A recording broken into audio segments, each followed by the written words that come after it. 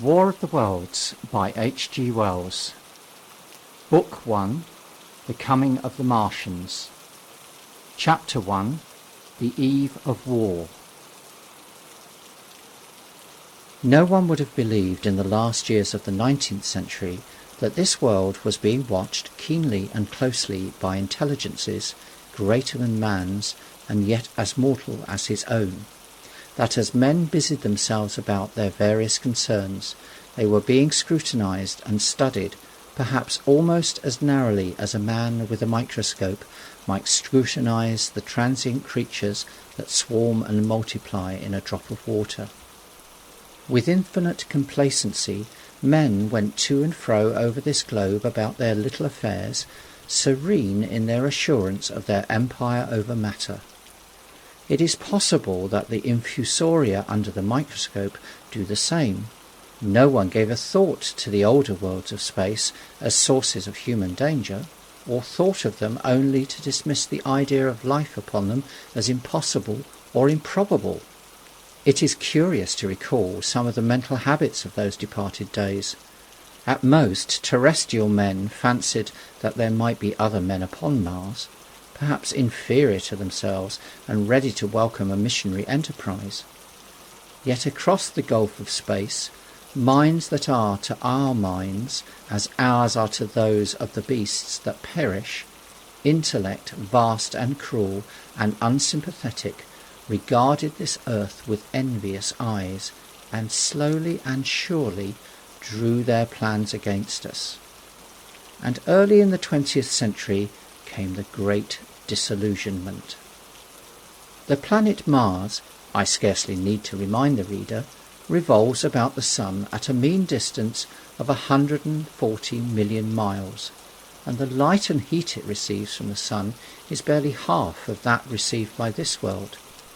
It must be, if the nebular hypothesis has any truth, older than our world, and long before this Earth ceased to be molten, life upon its surface must have begun its course. The fact that it is scarcely 1/7 of the volume of the Earth must have accelerated its cooling to the temperature at which life could begin.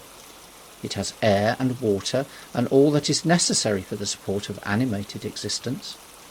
Yet so vain is man and so blinded by his vanity that no writer up to the very end of the 19th century expressed any idea that intelligent life might have developed there far, and indeed at all, beyond its earthly level.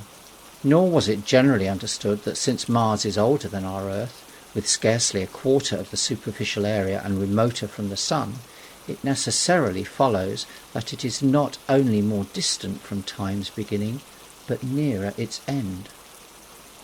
The secular cooling that must some day overtake our planet has already gone far indeed with our neighbour.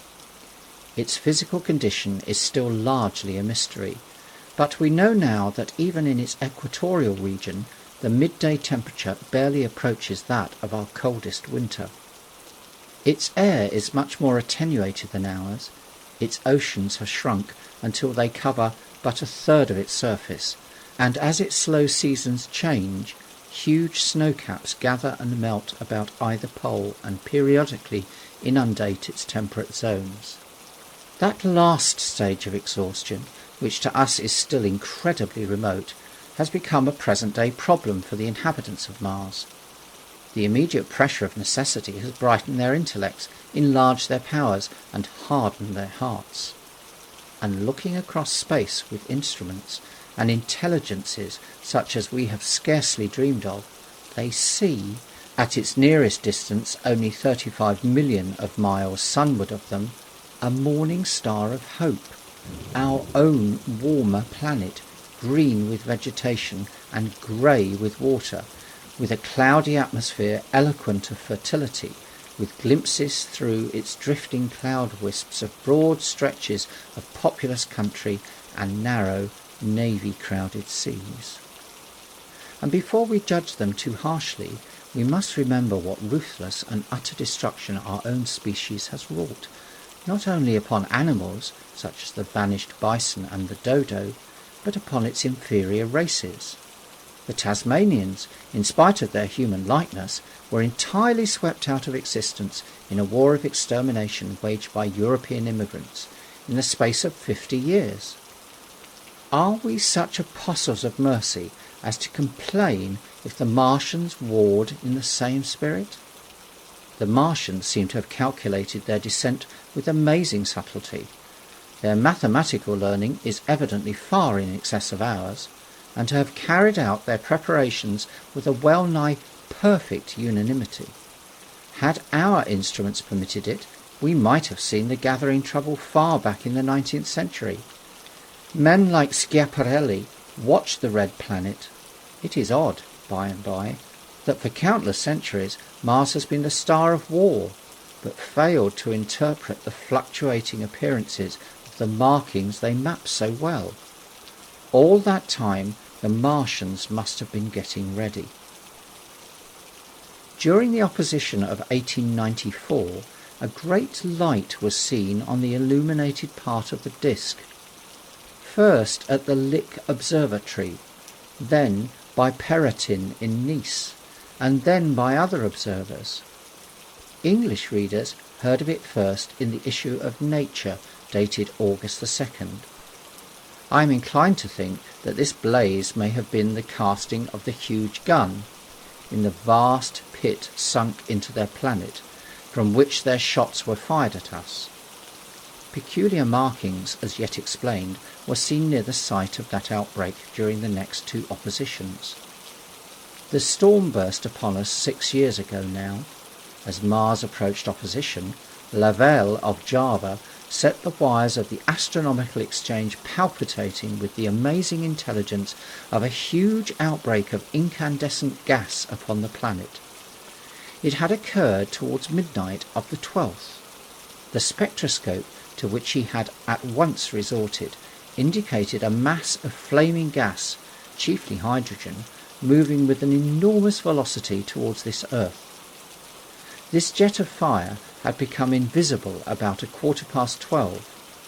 He compared it to a colossal puff of flame suddenly and violently squirted out of the planet, as flaming gases rushed out of a gun. A singularly appropriate phrase it proved. Yet the next day there was nothing of this in the papers except a little note in the Daily Telegraph, and the world went in ignorance of one of the gravest dangers that ever threatened the human race. I might not have heard of the eruption at all had I not met Ogilvy and the well-known astronomer at Ottershaw. He was immensely excited at the news, and in the excess of his feelings invited me up to take a turn with him that night in the scrutiny of the red planet. In spite of all that had happened since, I still remember that vigil very distinctly. The black and silent observatory, the shadowed lantern throwing a feeble glow upon the floor in the corner, the steady ticking of the clockwork of the telescope, the little slit in the roof, an oblong profundity with the stardust streaked across it. Ogilvy moved about, invisible but audible. Looking through the telescope, one saw a circle of deep blue, and the little round planet swimming in the field. It seemed such a little thing, so bright and small and still, faintly marked with transverse stripes and slightly flattened from the perfect round. But so little it was, so silvery warm, a pinhead of light. It was as if it quivered, but really this was the telescope vibrating with the activity of the clockwork that kept the planet in view. As I watched, the planet seemed to grow larger and smaller, and to advance and recede, but that was simply that my eye was tired. 40 millions of miles it was from us, more than 40 millions of miles of void. Few people realise the immensity of vacancy in which the dust of the material universe swims. Near it in the field, I remember, were 3 faint points of light, 3 telescopic stars infinitely remote, and all around it was the unfathomable, darkness of empty space. You know how that blackness looks on a frosty starlight night. In a telescope it seems far profounder, and invisible to me because it was so remote and small, flying swiftly and steadily towards me across that incredible distance, drawing nearer every minute by so many thousands of miles, came the thing they were sending us, the thing that was to bring so much struggle and calamity and death to the earth. I never dreamed of it then as I watched. No one on earth dreamed of that unerring missile. That night too there was another jetting out of gas from the distant planet. I saw it. A reddish flash at the edge, the slightest projection of the outline just as the chronometer struck midnight. And at that I told Ogilvy, and he took my place. The night was warm and I was thirsty, and I went stretching my legs clumsily and feeling my way in the darkness to the little table where the siphon stood, while Ogilvy exclaimed at the streamer of gas that came out towards us. That night another invisible missile started on its way to Earth from Mars, just a second or so under 24 hours after the first one. I remember how I sat on the table there in the blackness, with patches of green and crimson swimming before my eyes. I wished I had a light to smoke by, little suspecting the meaning of the minute gleam I had seen, and all that it would presently bring me.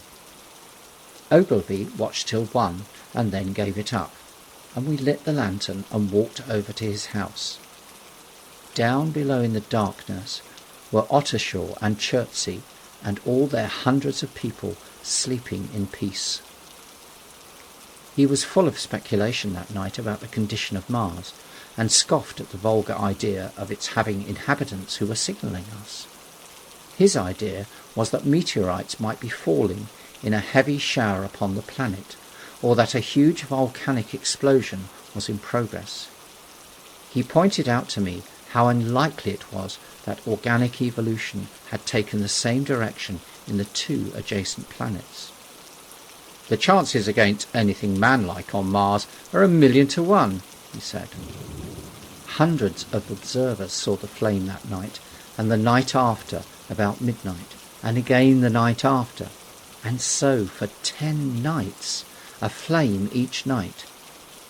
Why the shot ceased after the 10th, no one on Earth has attempted to explain. It may be the gases of the firing caused the Martians inconvenience. Dense clouds of smoke or dust, visible through a powerful telescope on Earth as little grey fluctuating patches, spread through the clearness of the planet's atmosphere and obscured its more familiar features. Even the daily papers woke up to the disturbances at last, and popular notes appeared here, there, and everywhere concerning the volcanoes upon Mars. The serio-comic periodical Punch, I remember, made a happy use of it in the political cartoon. And all unsuspected, those missiles the Martians had fired at us drew earthward, rushing now at a pace of many miles a second through the empty gulf of space, hour by hour and day by day, nearer and nearer. It seems to me now almost incredibly wonderful that with that swift fate hanging over us, men could go about their pretty concerns as they did. I remember how jubilant Narkom was at securing a new photograph of the planet for the illustrated paper he edited in those days. People in these latter times scarcely realise the abundance and enterprise of our 19th century papers. For my part, I was much occupied in learning to ride the bicycle and busy upon a series of papers discussing the probable developments of moral ideas as civilization progressed. One night, the first missile then could scarcely have been 10 million miles away, I went for a walk with my wife. It was starlight, and I explained the signs of the zodiac to her and pointed out Mars, a bright dot of light creeping zenithward, towards which so many telescopes were pointed. It was a warm night. Coming home, a party of excursionists from Chertsey or Isleworth passed us singing and playing music. There were lights in the upper windows of the houses as the people went to bed. From the railway station in the distance came the sound of shunting trains, ringing and rumbling, softened almost into melody by the distance. My wife pointed out to me the brightness of the red, green and yellow signal lights hanging in a framework against the sky. It seemed so safe and tranquil.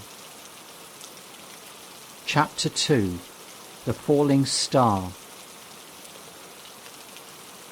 Then came the night of the first falling star. It was seen early in the morning, rushing over Winchester eastward, a line of flame high in the atmosphere. Hundreds must have seen it and taken it for an ordinary falling star. Albin described it as leaving a greenish streak behind it that glowed for some seconds. Denning, our greatest authority on meteorites, stated that the height of its first appearance was about 90 or 100 miles. It seemed to him that it fell to earth about 100 miles east of him. I was at home that hour and writing in my study, and although my French windows faced towards Ottershaw and the blind was up, for I loved in those days to look up at the night sky, I saw nothing of it. Yet this strangest of all things that ever came to earth from outer space must have fallen while I was sitting there, visible to me had I only looked up as it passed. Some of those who saw its flight say it travelled with a hissing sound. I myself heard nothing of that. Many people in Berkshire, Surrey and Middlesex must have seen the fall of it, and, at most, have thought that another meteorite had descended. No one seems to have troubled to look for the fallen mass that night. But very early in the morning, poor Ogilvy, who had seen the shooting star, and who was persuaded that a meteorite lay somewhere on the common between Horsell, Ottershaw and Woking, rose early with the idea of finding it. Find it he did, soon after dawn, and not far from the sand pits. An enormous hole had been made by the impact of the projectile, and the sand and gravel had been flung violently in every direction over the heath, forming heaps visible a mile and a half away. The heather was on fire eastward, and a thin blue smoke rose against the dawn.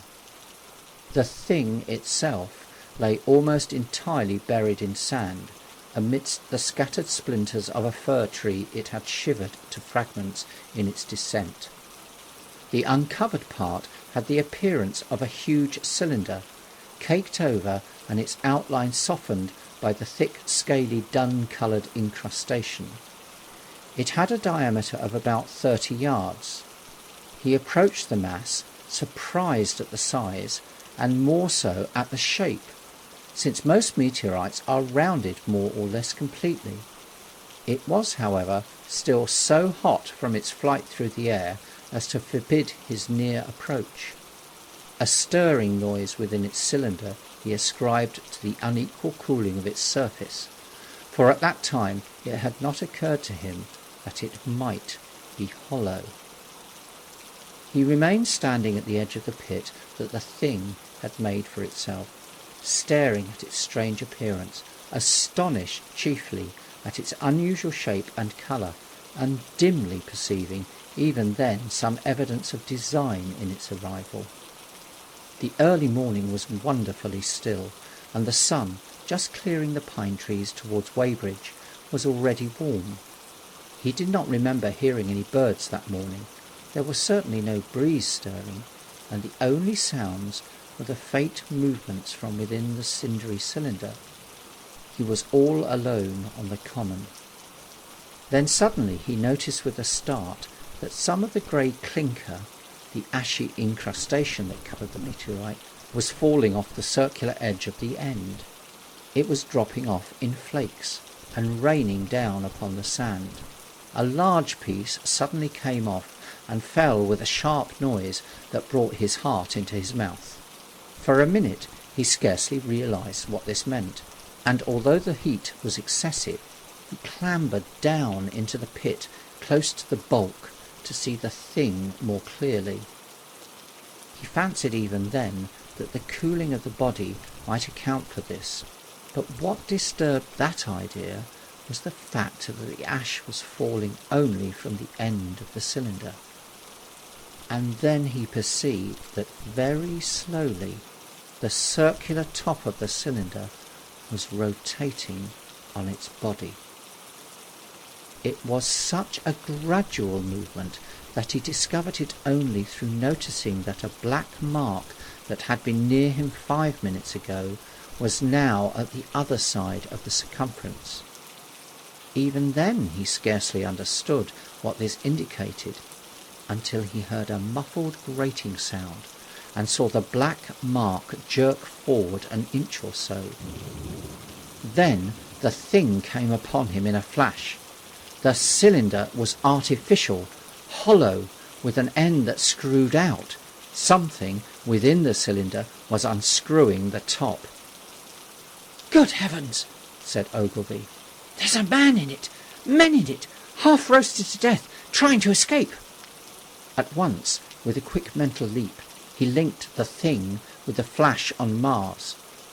The thought of the confined creature was so dreadful to him that he forgot the heat and went forward to the cylinder to help turn. But luckily the dull radiation arrested him before he could burn his hands on the still glowing metal. At that he stood irresolute for a moment, then turned, scrambled out of the pit, and set off running wildly into Woking.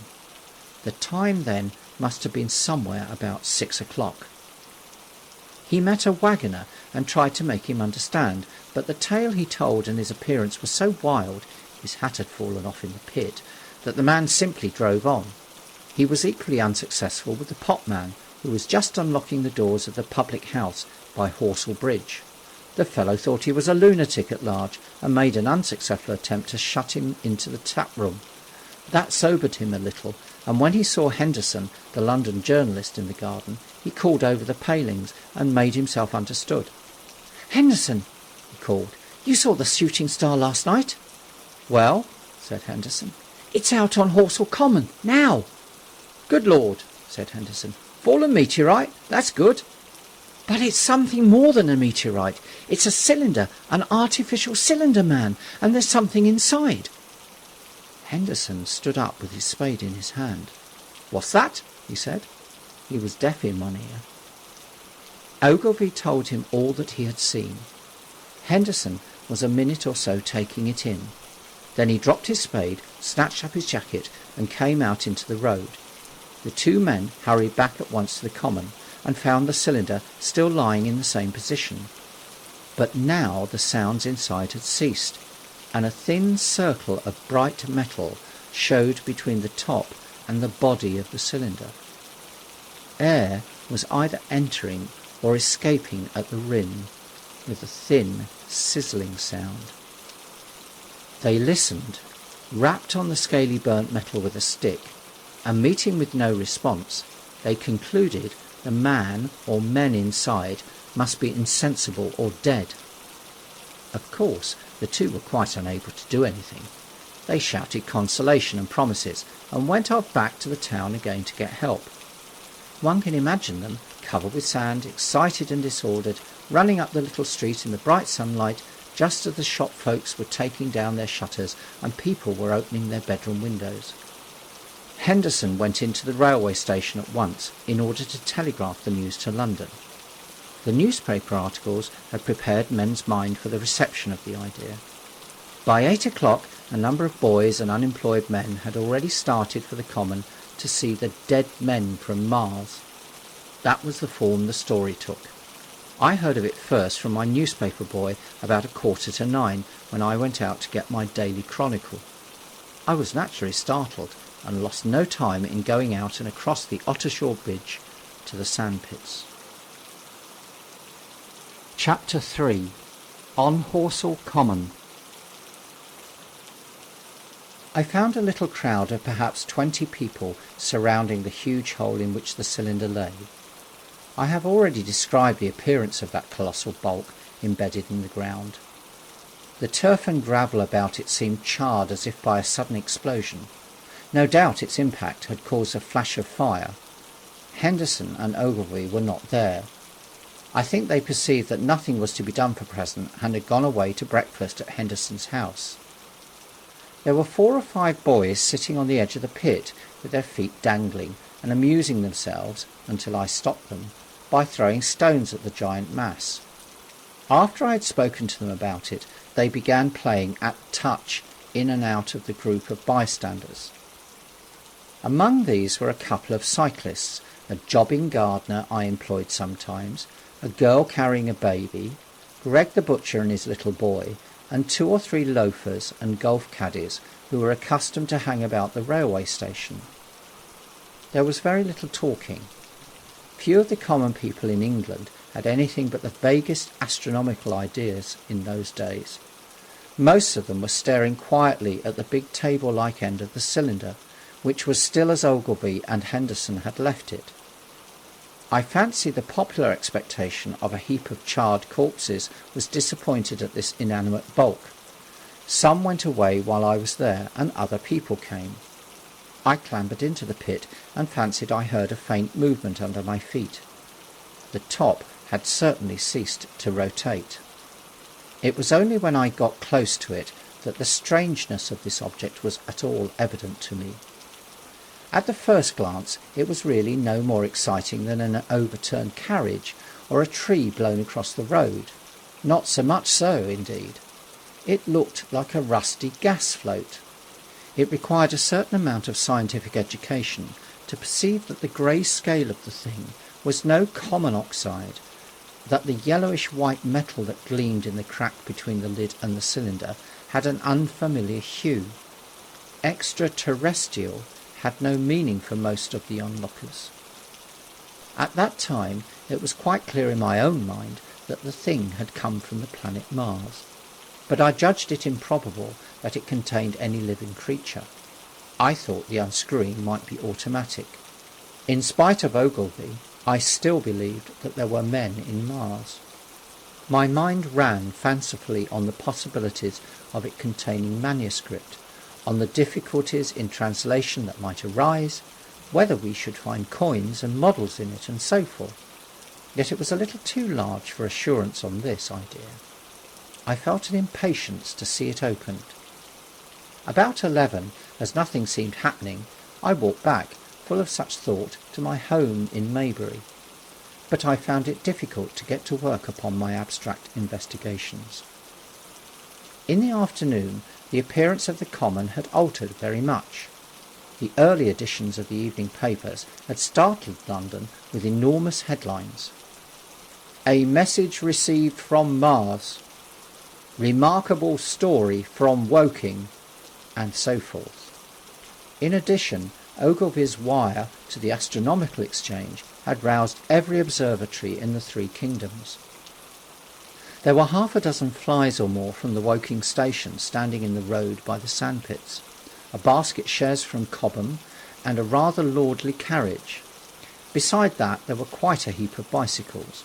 In addition, a large number of people must have walked, in spite of the heat of the day, from Woking and Chertsey, so that there were altogether quite a considerable crowd, 1 or 2 gaily dressed ladies among the others. It was glaringly hot, not a cloud in the sky nor a breath of wind, and the only shadow was that of the few scattered pine trees. The burning heather had been extinguished, but the level ground towards Ottershaw was blackened as far as one could see, and still giving off vertical streamers of smoke. An enterprising sweetstuff dealer in the Cobham Road had sent up his son with a barrow-load of green apples and ginger beer.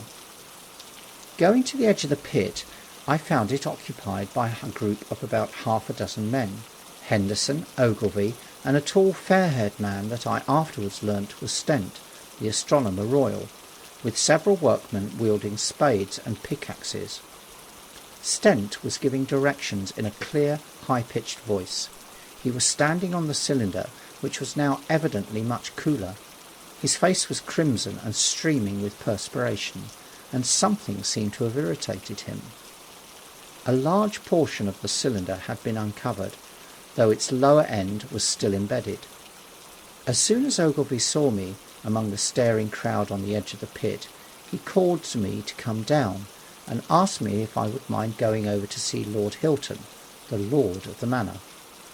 The growing crowd, he said, was becoming a serious impediment to their excavations, especially the boys. They wanted a light railing put up and help to keep the people back.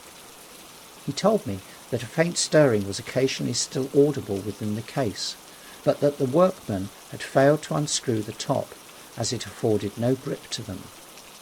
The case appeared to be enormously thick, and it was possible that the faint sounds we heard represented a noisy tumult in the interior. I was very glad to do as he asked, and so become one of the privileged spectators within the contemplated enclosure. I failed to find Lord Hilton at his house, but I was told he was expected from London by the 6 o'clock train from Waterloo, and as it was then about 5:15, I went home and had some tea, and walked up to the station to waylay him. Chapter 4. The cylinder opens. When I returned to the common, the sun was setting. Scattered groups were hurrying from the direction of Woking, and 1 or 2 persons were returning.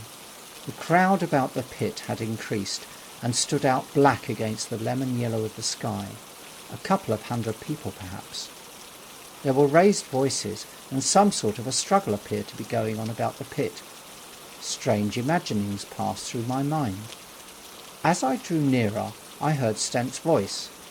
"Keep back! Keep back!" A boy came running towards me. "It's moving," he said to me as he passed. "A screwing, and a screwing out. I don't like it. I'm going home, I am." I went on to the crowd.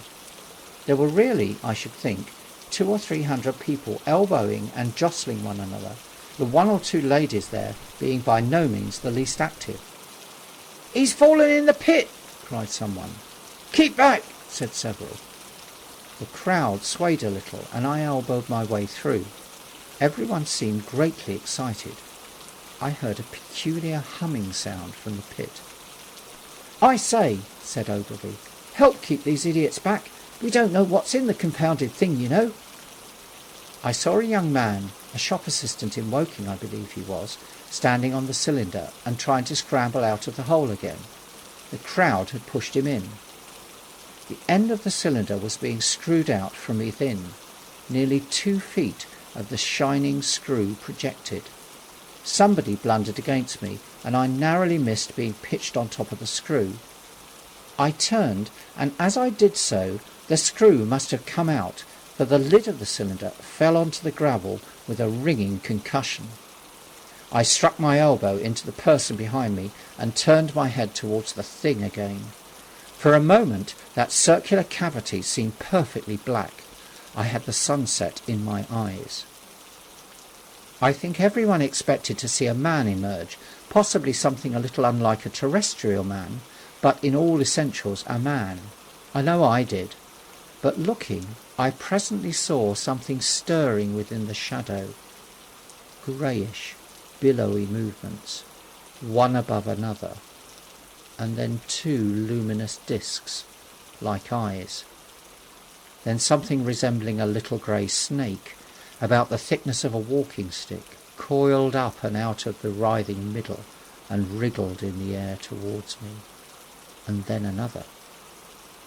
A sudden chill came over me. There was a loud shriek from a woman behind. I half turned, keeping my eyes fixed upon the cylinder still, from which other tentacles were now projecting, and began pushing my way back from the edge of the pit. I saw astonishment giving place to horror on the faces of the people about me.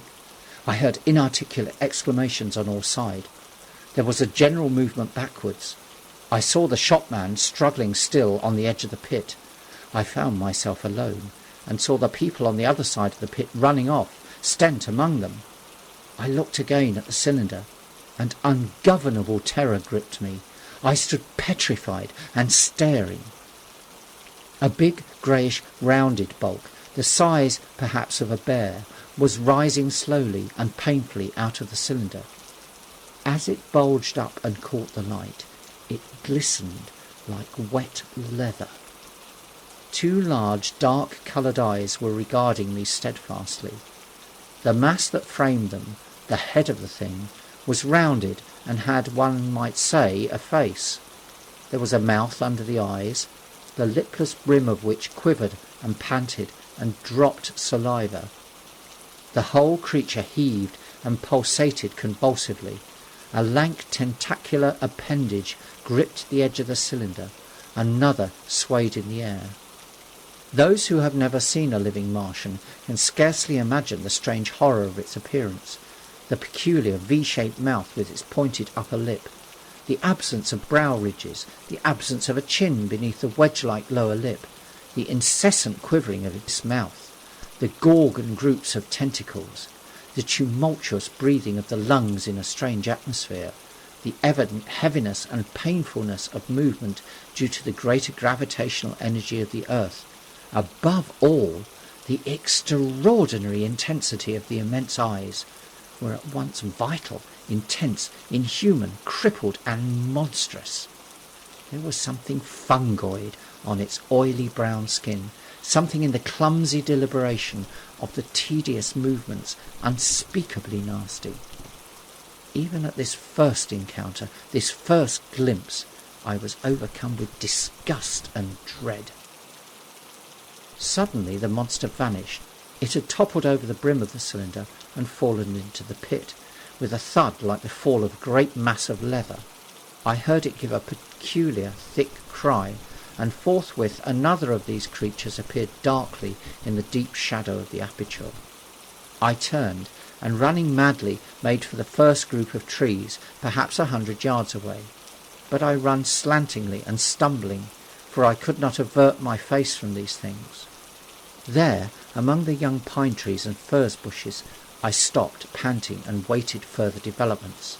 The common round the sand pits was dotted with people, standing like myself in a half-fascinated terror, staring at these creatures, or rather at the heaped gravel at the edge of the pit in which they lay. And then, with a renewed horror, I saw a round black object bobbing up and down on the edge of the pit. It was the head of the shopman who had fallen in, but showing as a little black object against the hot western sun. Now he got his shoulder and knee up, and again he seemed to slip back until only his head was visible. Suddenly he vanished, and I could have fancied a faint shriek had reached me. I had a momentary impulse to go back and help him, that my fears overruled. Everything was then quite invisible, hidden by the deep pit and the heap of sand that the fall of the cylinder had made. Anyone coming along the road from Cobham or Woking would have been amazed at the sight. A dwindling multitude of perhaps 100 people or more, standing in a great irregular circle, in ditches, behind bushes, behind gates and hedges, saying little to one another, and that, in short, excited shouts, and staring hard at a few heaps of sand. The barrow of ginger beer stood, a queer derelict, black against the burning sky, and in the sandpits was a row of deserted vehicles with their horses feeding out of nosebags or pawing the ground. Chapter 5. The Heat Ray. After the glimpse I had had of the Martians emerging from the cylinder in which they had come to the earth from their planet, a kind of fascination paralysed my actions. I remained standing knee-deep in the heather, staring at the mound that hid them. I was a battleground of fear and curiosity. I did not dare to go back towards the pit, but I felt a passionate longing to peer into it. I began walking, therefore, in a big curve, seeking some point of vantage, and continually looking at the sand heaps that hid these newcomers to our earth. Once a leash of thin black whips, like the arms of an octopus, flashed across the sunset and was immediately withdrawn. And afterwards a thin rod rose, joint by joint, bearing at its apex a circular disc that spun with a wobbling motion. What could be going on there? Most of the spectators had gathered in one or two groups. One, a little crowd towards Woking, and the other a knot of people in the direction of Cobham. Evidently they shared my mental conflict. There were few near me. One man I approached. He was, I perceived, a neighbour of mine, though I did not know his name. and accosted him. But it was scarcely a time for articulate conversation. "What ugly brutes!" he said. "Good God, what ugly brutes!" He repeated this over and over again. "Did you see the man in the pit?" I said. But he made no answer to that. We became silent and stood watching for a time, side by side, deriving, I fancy, a certain comfort in one another's company. Then I shifted my position to a little knoll that gave me an advantage of a yard or more of elevation, and when I looked for him presently, he was walking towards Woking. The sunset faded to twilight before anything further happened. The crowd far away on the left towards Woking seemed to grow, and I heard now a faint murmur from it. The little knot of people towards Cobham dispersed. There was scarcely an intimation of movement from the pit. It was this, as much as anything, that gave people courage, and I suppose the new arrivals from Woking also helped to restore confidence. At any rate, as the dusk came on a slow, intermittent movement from the sandpits began, a movement that seemed to gather force as the stillness of the evening about the cylinder remained unbroken. Vertical black figures in twos and threes would advance, stop, watch, and advance again, spreading out as they did so in a thin, irregular crescent that promised to enclose the pit in its attendant horns. I too, on my side, began to move towards the pit. Then I saw some cabmen and others had walked boldly into the sandpits and heard the clatter of hoofs and the grind of wheels. I saw a lad trundling off the barrel of apples, and then, within 30 yards of the pit, advancing from the direction of Horsell, I noted a little black knot of men, the foremost of whom was waving a white flag. This was the deputation. There had been a hasty consultation, and since the Martians were evidently, in spite of their repulsive forms, intelligent creatures, it had been resolved to show them, by approaching them with signals, that we too were intelligent. Flutter, flutter went the flag, first to the right, then to the left. It was too far for me to recognise anyone there, but afterwards I learned that Ogilvy, Stent and Henderson were with others in this attempt at communication. This little group had in its advance dragged inward, so to speak, the circumference of the now almost complete circle of people, and a number of dim black figures followed at a discreet distance. Suddenly there was a flash of light, and a quantity of luminous greenish smoke came out of the pit in 3 distinct puffs, which drove up, one after the other, straight into the still air. This smoke, or flame perhaps would be the better word for it, was so bright that the deep blue sky overhead and the hazy stretches of brown common towards Chertsey, set with black pine trees, seemed to darken abruptly as these puffs arose, and to remain the darker after the dispersal. At the same time a faint hissing sound became audible. Beyond the pit stood the little wedge of people with the white flag at its apex, arrested by these phenomena, a little knot of small, vertical black shapes upon the black ground. As the green smoke arose, their faces flashed out pallid green, and faded again as it vanished. Then slowly the hissing passed into a humming, into a long, loud, droning noise. Slowly a humped shape rose out of the pit, and the ghost of a beam of light seemed to flicker out from it. Forthwith flashes of actual flame, a bright glare leaping from one to another, sprang from the scattered group of men. It was as if some invisible jet impinged upon them and flashed into white flame. It was as if each man was suddenly and momentarily turned into fire. Then, by the light of their own destruction, I saw them staggering and falling, and their supporters turning to run. I stood staring, not as yet realising that this was death leaping from man to man in that little distant crowd. All I felt was that it was something very strange, an almost noiseless and blinding flash of light, and a man fell headlong and lay still, and as the unseen shaft of heat passed over them, pine trees burst into fire, and every dry furze bush became with one dull thud a mass of flames.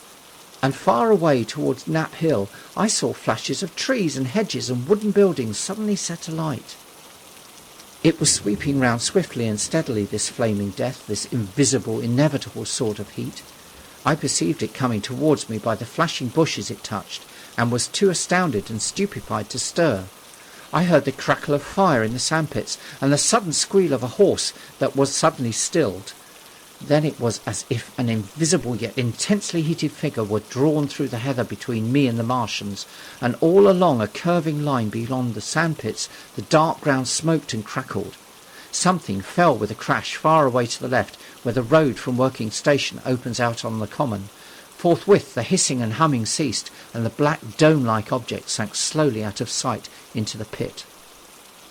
All of this had happened with such swiftness that I had stopped motionless, dumbfounded and dazzled by the flashes of light. Had that death swept through a full circle, it must have inevitably slain me in my surprise. But it passed and spared me, and left the night about me suddenly dark and unfamiliar.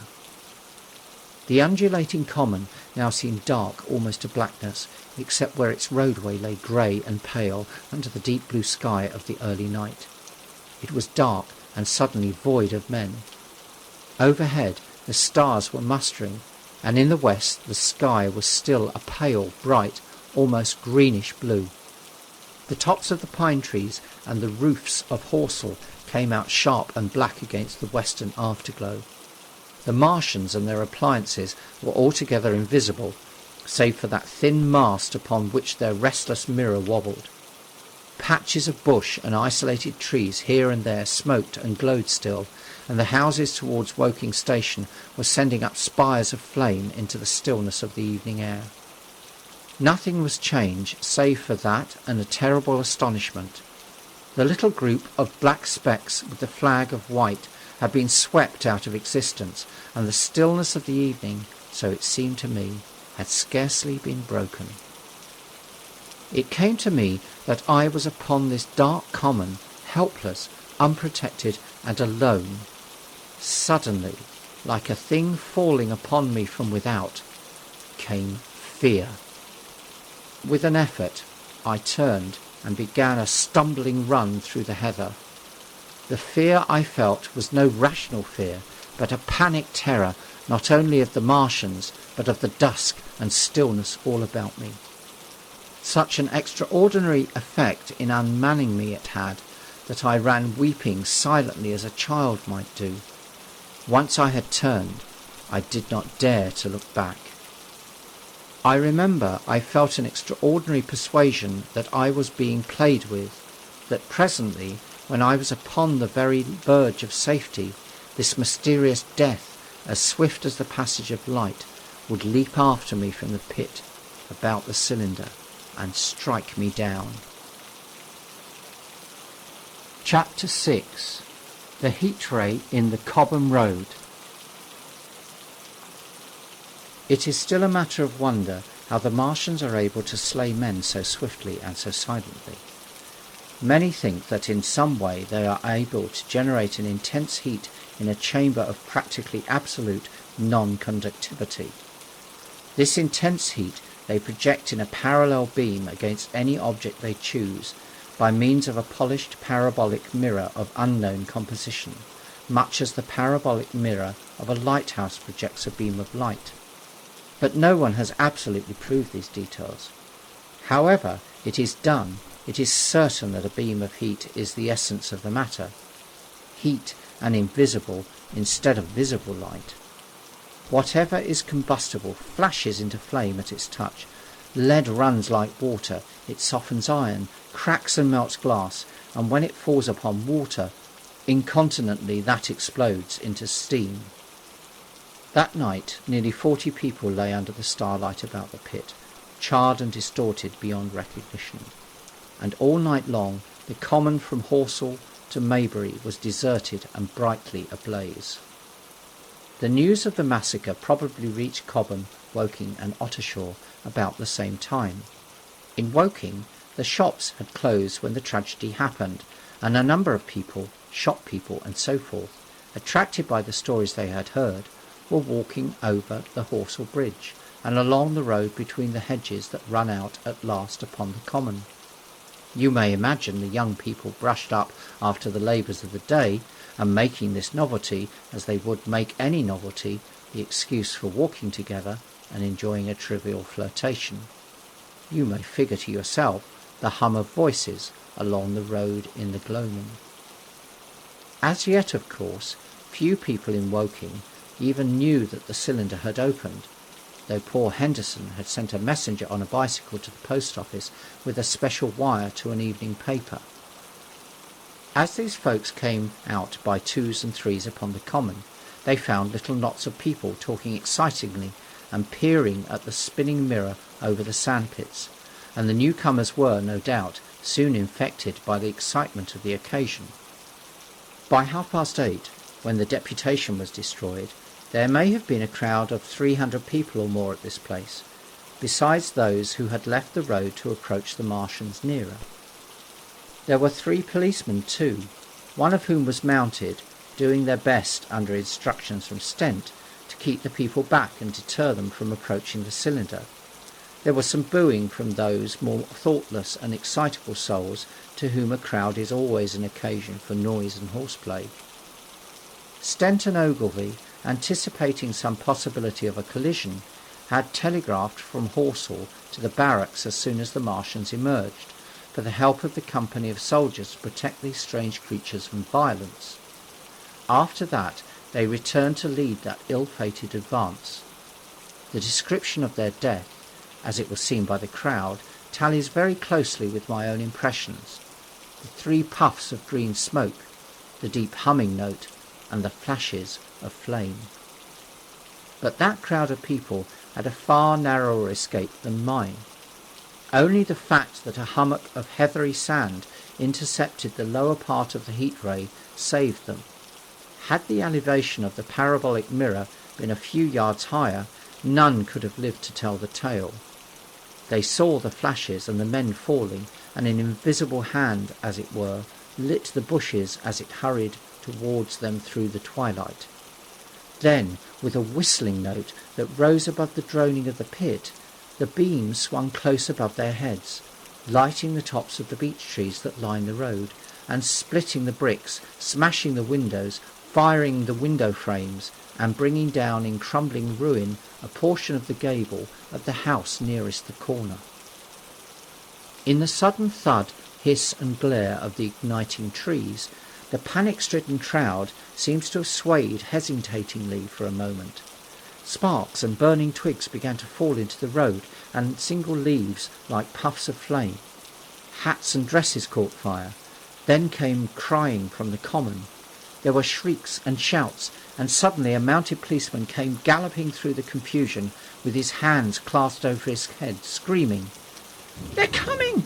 a woman shrieked, and incontinently everyone was turning and pushing at those behind in order to clear their way to Woking again. They must have bolted as blindingly as a flock of sheep. Where the road grows narrow and black between the high banks, the crowd jammed, and a desperate struggle occurred. All that crowd did not escape. 3 persons at least, 2 women and a little boy, were crushed and trampled there, and left to die amid the terror and the darkness. Chapter 7. How I Reached Home. For my own part, I remember nothing of my flight except the stress of blundering against trees and stumbling through the heather. All about me gathered the invisible terrors of the Martians. That pitiless sword of heat seemed whirling to and fro, flourishing overhead before it descended and smote me out of life. I came into the road between the crossroads and Horsell, and ran along this to the crossroads. At last I could go no further. I was exhausted with the violence of my emotion and of my flight, and I staggered and fell by the wayside. That was near the bridge that crosses the canal by the gasworks. I fell and lay still. I must have remained there for some time. I sat up, strangely perplexed. For a moment, perhaps, I could not clearly understand how I came there. My terror had fallen from me like a garment. My hat had gone and my collar had burst away from its fastener. A few minutes before, there had only been 3 real things before me: the immensity of the night and space and nature, my own feebleness and anguish, and the near approach of death. Now it was as if something turned over, and the point of view altered abruptly. There was no sensible transition from one state of mind to the other. I was immediately the self of every day again, a decent, ordinary citizen. The silent common, the impulse of my flight, the starting flames, were as if they had been in a dream. I asked myself, had these latter things indeed happened? I could not credit it. I rose and walked unsteadily up the steep incline of the bridge. My mind was blank wonder. My muscles and nerves seemed drained of their strength. I dare say I staggered drunkenly. A head rose over the arch, and the figure of a workman carrying a basket appeared. Beside him ran a little boy. He passed me, wishing me good night. I was minded to speak to him, but did not. I answered his greeting with a meaningless mumble and went over the bridge. Over the Maybury Arch a train, a billowing tumult of white, firelit smoke, and a long caterpillar of lighted windows went flying south. Clatter, clatter, clap, rap, and it had gone. A dim group of people talked in the gate of one of the houses in the pretty little row of gables that was called Oriental Terrace. It was all so real and so familiar. And that behind me? It was frantic, fantastic. Such things, I told myself, could not be. Perhaps I am a man of exceptional moods. I do not know how far my experience is common. At times I suffer from the strangest sense of detachment from myself and the world about me. I seem to watch it all from the outside, from somewhere inconceivably remote, out of time, out of space, out of the stress and tragedy of it all. This feeling was very strong upon me that night. Here was another side of my dream. But the trouble was the blank incongruity of this serenity and the swift death flying yonder, not 2 miles away. There was a noise of business from the gasworks, and the electric lamps were all alight. I stopped at the group of people. "What news from the common?" said I. There were 2 men and a woman at the gate. "Eh?" said one of the men, turning. "What news from the common?" I said. "Ain't you just been there?" asked the men. "People seem fair silly about the common," said the woman over the gate. "What's it all about?" "Haven't you heard of the men from Mars?" said I. "The creatures from Mars?" "Quite enough," said the woman over the gate. "Thanks," and all 3 of them laughed. I felt foolish and angry. I tried and found I could not tell them what I had seen. They laughed again at my broken sentences. "You'll hear more yet," I said, and went on to my home. I startled my wife at the doorway, so haggard was I. I went into the dining room, sat down, drank some wine, and as soon as I could collect myself sufficiently, I told her the things I had seen. The dinner, which was a cold one, had already been served, and remained neglected on the table while I told my story. "There is one thing," I said, to allay the fears I had aroused. "They are the most sluggish things I ever saw crawl. They may keep the pit and kill people who come near them, but they cannot get out of it. But the horror of them!" "Don't, dear," said my wife, knitting her brows and putting a hand in mine. "Poor Ogilvy," I said. "To think he may be lying dead there." My wife, at least, did not find my experience incredible. When I saw how deadly white her face was, I ceased abruptly. "They may come here," she said again and again. I pressed her to take wine, and tried to reassure her. "They can scarcely move," I said. I began to comfort her and myself by repeating all that Ogilvy had told me of the impossibility of the Martians establishing themselves on the earth. In particular, I laid stress on the gravitational difficulty. On the surface of the earth, the force of gravity is 3 times what it is on the surface of Mars. A Martian, therefore, would weigh 3 times more than on Mars, albeit his muscular strength would be the same. His own body would be a cope of lead to him. That, indeed, was the general opinion. Both the Times and the Daily Telegraph, for instance, insisted on it the next morning, and both overlooked, just as I did, two obvious modifying influences. The atmosphere of the Earth, we now know, contains far more oxygen or far less argon, whichever way one likes to put it, than does Mars. The invigorating influences of this excess of oxygen upon the Martians indisputably did much to counterbalance the increased weight of their bodies. And in the second place, we all overlook the fact that such mechanical intelligence as the Martian possessed was quite able to dispense with muscular exertion at a pinch. But I did not consider these points at the time, and so my reasoning was dead against the chances of the invaders. With wine and food, the confidence of my own table, and the necessity of reassuring my wife, I grew by insensible degrees courageous and secure.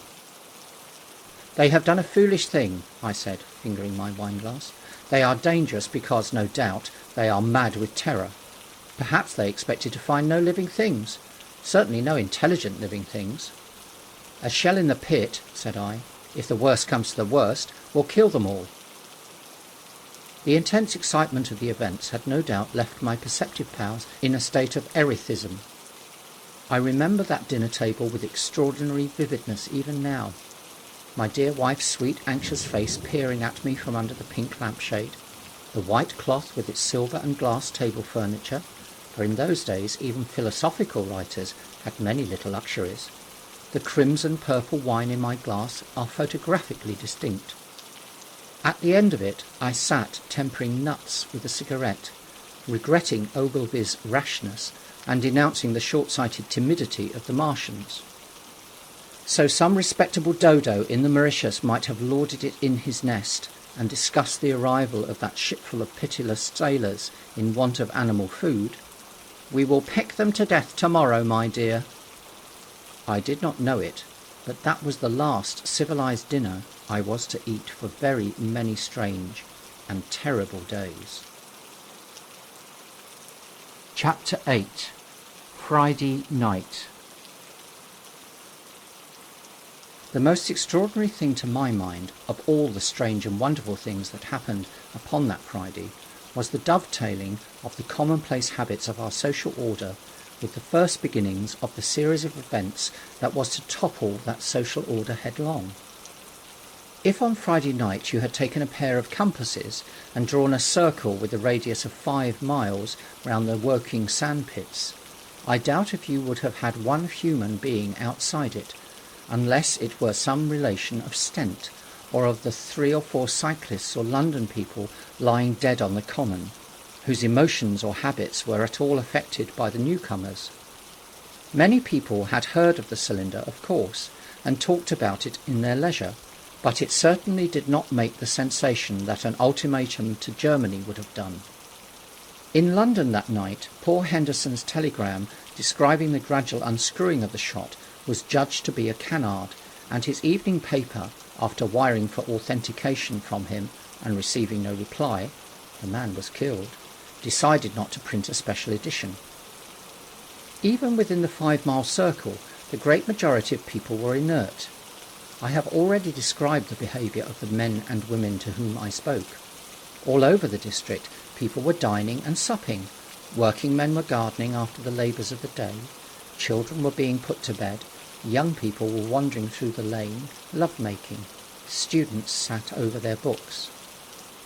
Maybe there was a murmur in the village streets, a novel and dominant topic in the public houses, and here and there a messenger, or even an eyewitness of the later occurrences, caused a whirl of excitement, a shouting, and a running to and fro.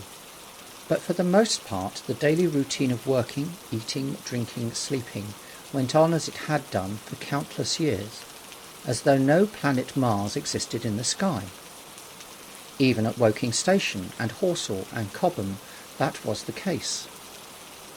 In Woking Junction until a late hour trains were stopping and going on, others were shunting on the sidings, passengers were alighting and waiting, and everything was proceeding in the most ordinary way.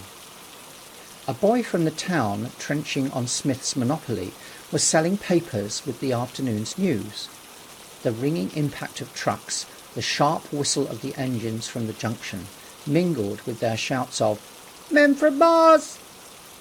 Excited men came into the station about 9 o'clock with incredible tidings, and caused no more disturbance than drunkards might have done. People rattling Londonwards peered into the darkness outside the carriage windows, and saw only a rare, flickering, vanishing spark dance up from the direction of Horsell.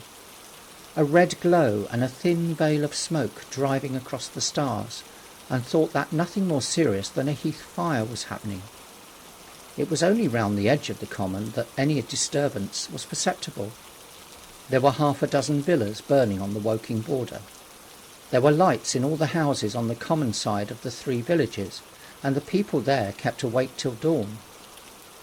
A curious crowd lingered restlessly, people coming and going, but the crowd remaining, both on the common and Horsell bridges. 1 or 2 adventurous souls, it was afterwards found, went into the darkness and crawled quite near the Martians, but they never returned, for now and again a light ray, like the beam of a warship's searchlight, swept the common, and the heat ray was ready to follow. Save for such, that big area of common was silent and desolate, and the charred bodies lay about on it all night under the stars, and all the next day. A noise of hammering from the pit was heard by many people. So you have the state of things on Friday night.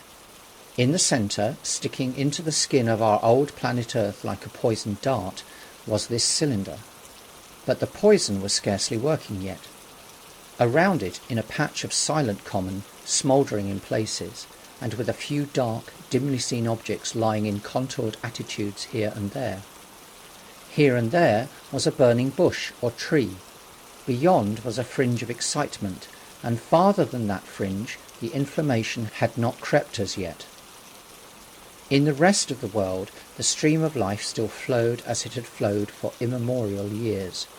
The fever of war that will presently clog vein and artery, deaden nerve and destroy brain, had still to develop. All night long the Martians were hammering and stirring, sleepless, indefatigable, at work upon the machines they were making ready, and ever and again a puff of greenish-white smoke whirled up to the starlit sky. About 11, a company of soldiers came through Horsell and deployed along the edge of the common to form a cordon. Later, a second company marched through Cobham to deploy on the north side of the common. Several officers from the Inkerman barracks had been on the common earlier in the day, and one, Major Eden, was reported to be missing. The colonel of the regiment came to the Cobham Bridge and was busy questioning the crowd at midnight. The military authorities were certainly alive to the seriousness of the business. About 11, the next morning's papers were able to say, "A squadron of hussars, 2 Maxims, and about 400 men of the Cardigan Regiment started from Aldershot." A few seconds after midnight, the crowd in the Chertsey Road, Woking, saw a star fall from heaven into the pine woods to the northwest. It had a greenish colour, and caused a silent brightness like summer lightning. This was the second cylinder. Chapter 9. The fighting begins. Saturday lives in my memory as a day of suspense. It was a day of lassitude, too hot and close, with, I am told, a rapidly fluctuating barometer. I had slept but little, though my wife had succeeded in sleeping, and I rose early. I went into my garden before breakfast and stood listening, but toward the common there was nothing stirring but a lark. The milkman came as usual. I heard the rattle of his chariot, and I went round to the side gate to ask the latest news. He told me that during the night the Martians had been surrounded by troops, and that guns were expected. Then a familiar, reassuring note. I heard a train running towards Woking. "They aren't to be killed," said the milkman, "if that can possibly be avoided." I saw my neighbour gardening, chatted with him for a while, and then strolled into breakfast. It was a most unexceptional morning. My neighbour was of opinion that the troops would be able to capture or to destroy the Martians during the day. "It's a pity they make themselves so unapproachable," he said. "It would be curious to know how they live on another planet. We might learn a thing or two." He came up to the fence and extended a handful of strawberries, for his gardening was as generous as it was enthusiastic. At the same time he told me of the burning of the pine woods about the Byfleet golf links.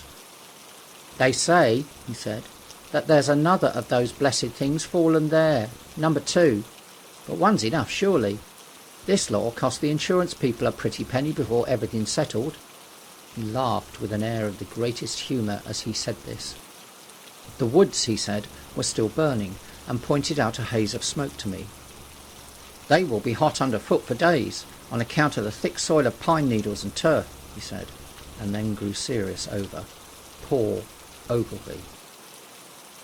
After breakfast, instead of working, I decided to walk down towards the common.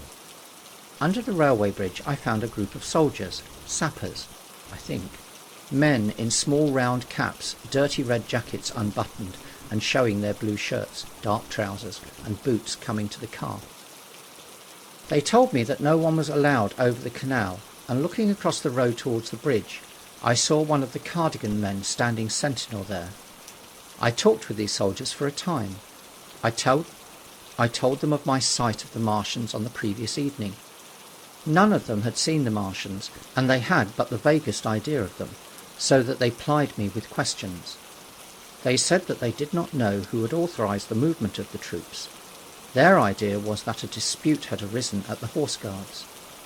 The ordinary sapper is a great deal better educated than the common soldier, and they discussed the peculiar conditions of the possible fight with some acuteness. I described the heat ray to them, and they began to argue among themselves. "Crawl up under cover and rush 'em, say I," said one. "Get out," said another. "What's cover against this here heat? Sticks to cook you. What we got to do is to go as near as the ground'll let us, and then drive a trench." "Blow your trenches! You always want trenches. You ought to have been born a rabbit, Snippy."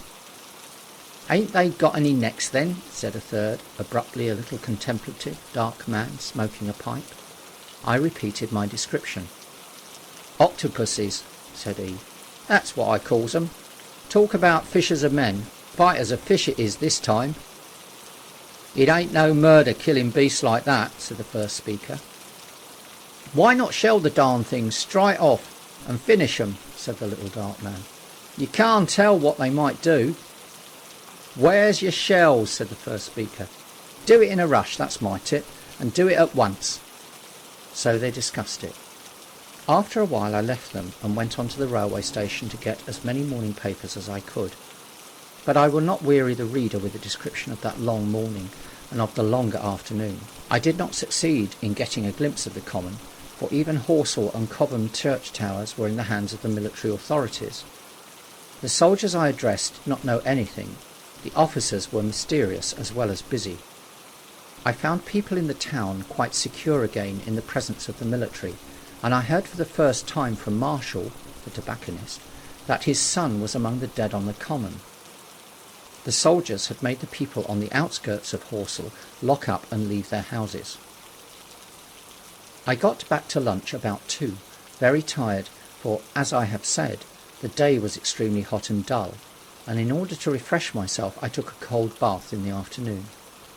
About 4:30 I went up to the railway station to get an evening paper, for the morning papers had contained only a very inaccurate description of the killing of Stent, Henderson, Ogilvy and the others, but there was little I didn't know. The Martians did not show an inch of themselves. They seemed busy in their pit, and there was a sound of hammering and an almost continuous streamer of smoke. Apparently they were busy getting ready for a struggle. "Fresh attempts have been made to signal, but without success," was the stereotyped formula of the papers.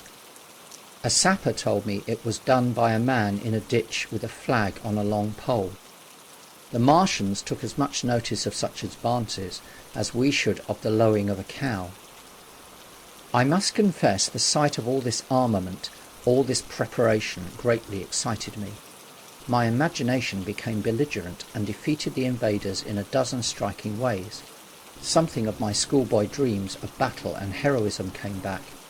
It hardly seemed a fair fight to me at that time. They seemed very helpless in that pit of theirs. About 3 o'clock there began the thud of a gun at measured intervals from Chertsey or Addleston. I learned that the smouldering pine wood into which the second cylinder had fallen was being shelled in the hope of destroying that object before it opened. It was only about 5, however, that a field gun reached Cobham for use against the first body of Martians. About 6 in the evening, as I sat at tea with my wife in the summer house, talking vigorously about the battle that was lowering upon us, I heard a muffled detonation from the common, and immediately after a gust of firing. Close on the heels of that came a violent, rattling crash, quite close to us, that shook the ground, and, starting out upon the lawn, I saw the tops of the trees about the Oriental College burst into smoky red flame, and the tower of the little church beside it slide down into ruin. The pinnacle of the mosque had vanished, and the roof line of the college itself looked as if a 100-ton gun had been at work upon it. One of our chimneys cracked as if a shot had hit it, flew, and a piece of it came clattering down the tiles and made a heap of broken red fragments upon the flower bed at my study window. I and my wife stood amazed. Then I realised that the crest of Maybury Hill must be within range of the Martians' heat ray now that the college was cleared out of the way. At that I gripped my wife's arm and without ceremony ran her out into the road. Then I fetched out the servant, telling her I would go upstairs myself for the box she was clamouring for. "We can't possibly stay here," I said, and as I spoke the firing reopened for a moment upon the common. "But where are we to go?" said my wife in terror. I thought, perplexed. Then I remembered her cousins in Leatherhead. "Leatherhead!" I shouted above the sudden noise. She looked away from me downhill. The people were coming out of their houses, astonished. "How are we to get to Leatherhead?" she said. Down the hill I saw a bevy of hussars ride under the railway bridge. 3 galloped through the open gates of the Oriental College. 2 others dismounted and began running from house to house. The sun, shining through the smoke that drove up the tops of the trees, seemed blood-red and threw an unfamiliar, lurid light upon everything. "Stop here," I said. "You are safe here." And I started off at once for the Spotted Dog, for I knew the landlord had a horse and dog-cart. I ran, for I perceived that in a moment everyone upon this side of the hill would be moving. I found him in his bar, quite unaware of what was going on behind his house. A man stood with his back to me, talking to him. "I must have £1," said the landlord, "and I've no one to drive it." "I'll give you 2, said I over the stranger's shoulder. "For what?" "And I'll bring it back by midnight," I said. "Lord," said the landlord, "what's the hurry?" "I'm selling my bit of a pig." £2 and you'll bring it back? What's going on now?" I explained hastily that I had to leave my home, and so secured the dog-cart. At the time it did not seem to me nearly so urgent that the landlord should leave his. I took care to have the cart there and then, drove it off down the road, and leaving it in the charge of my wife and servant, rushed into my house and packed a few valuables, such plate as we had, and so forth. The beech trees below the house were burning while I did this, and the palings up the road glowed red. While I was occupied in this way, one of the dismounted hussars came running up. He was going from house to house, warning people to leave. He was going on as I came out of my front door, lugging my treasures, done up in a tablecloth. I shouted after him, "What news?" He turned, stared, bawled something about crawling out in a thing like a dish cover, and ran on to the gate of the house at the crest. A sudden whirl of black smoke driving across the road hid him for a moment. I ran to my neighbour's door and rapped to satisfy myself of what I already knew, that his wife had gone to London with him and had locked up their house. I went in again, according to my promise, to get my servant's box, lugged it out, clapped it beside her on the tail of the dog-cart, and then caught the reins and jumped up into the driver's seat beside my wife. In another moment we were clear of the smoke and noise, and spanking down the opposite slope of Maybury Hill towards Old Woking. In front was a quiet, sunny landscape, a wheat field ahead on either side of the road, and the Maybury Inn with its swinging sign. I saw the doctor's cart ahead of me. At the bottom of the hill I turned my head to look up the hillside I was leaving. Thick streamers of black smoke, shot with threads of red fire, were driving up into the still air and throwing dark shadows upon the green tree tops eastward. The smoke already extended far away to the east and west, to the Byfleet pine woods eastward, and to Woking on the west. The road was dotted with people running towards us. And very faint now, but very distinct through the hot, quiet air, one heard the whir of a machine gun that was presently stilled, and an intermittent cracking of rifles. Apparently the Martians were setting fire to everything within range of their heat ray. I am not an expert driver, and I had immediately to turn my attention to the horse. When I looked back again, the second hill had hidden the black smoke. I slashed the horse with the whip and gave him a loose rein until Woking and Send lay between us and that quivering tumult. I overtook and passed the doctor between Woking and Send. Chapter 10. In the Storm. Leatherhead is about 12 miles from Maybury Hill. The scent of hay was in the air through the lush meadows beyond Pireford, and the hedges on either side were sweet and gay with multitudes of dog roses.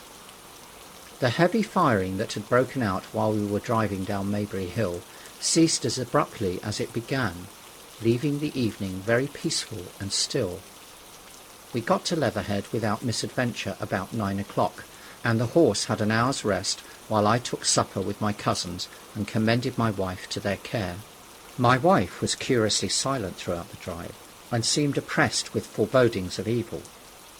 I talked to her reassuringly, pointing out that the Martians were tied to the pit by sheer heaviness, and at the utmost could not but crawl a little out of it.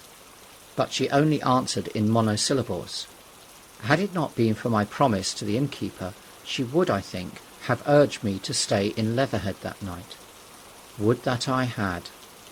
Her face, I remember, was very white as we parted. For my own part, I had been feverishly excited all day. Something very like the war fever that occasionally runs through a civilized community had got into my blood, and in my heart I was not so very sorry that I had to return to Maybury that night. I was even afraid that the last fusillade that I heard might mean the extermination of our invaders from Mars. I can best express my state of mind by saying that I wanted to be in at the death. It was nearly 11 when I started to return. The night was unexpectedly dark to me. Walking out of the lighted passage of my cousin's house, it seemed indeed black, and it was as hot and close as the day. Overhead the clouds were driving fast, albeit not a breath stirred the shrubs about us. My cousin's man lit both lamps. Happily I knew the road intimately. My wife stood in the light of the doorway and watched me until I jumped up into the dog-cart. Then abruptly she turned and went in, leaving my cousins side by side wishing me good hap. I was a little depressed at first with the contagion of my wife's fears, but very soon my thoughts reverted to the Martians. At that time I was absolutely in the dark as to the course of the evening's fighting. I did not know even the circumstances that had precipitated the conflict. As I came through Ockham, for that was the way I returned, and not through Send and Old Woking, I saw along the western horizon a blood-red glow, which as I drew nearer crept slowly up the sky. The driving clouds of the gathering thunderstorm mingled there with masses of black and red smoke. Ripley Street was deserted, and except for a lighted window or so the village showed not a sign of life. But I narrowly escaped an accident at the corner of the road to Pireford, where a knot of people stood with their backs to me. They said nothing to me as I passed. I do not know what they knew of the things happening beyond the hill, nor do I know if the silent houses I passed on my way was sleeping securely, or deserted and empty, or harassed and watching against the terror of the night. From Ripley until I came through Pireford, I was in the valley of the Wey, and the red glare was hidden from me. As I ascended the little hill beyond Pireford Church, the glare came into view again, and the trees about me shivered with the first intimation of the storm that was upon me. Then I heard midnight pealing out from Pireford Church behind me, and then came the silhouette of Maybury Hill, with its tree-tops and roofs black and sharp against the road. Even as I beheld this, a lurid green glare lit the road about me, and showed the distant woods towards Addlestone. I felt a tug at the reins. I saw that the driving clouds had been pierced, as it were, by a thread of green fire, suddenly lighting their confusion and falling into the field to my left. It was the third falling star. Close on its apparition, and blindingly violent by contrast, danced out of the first lightning of the gathering storm, and the thunder burst like a rocket overhead.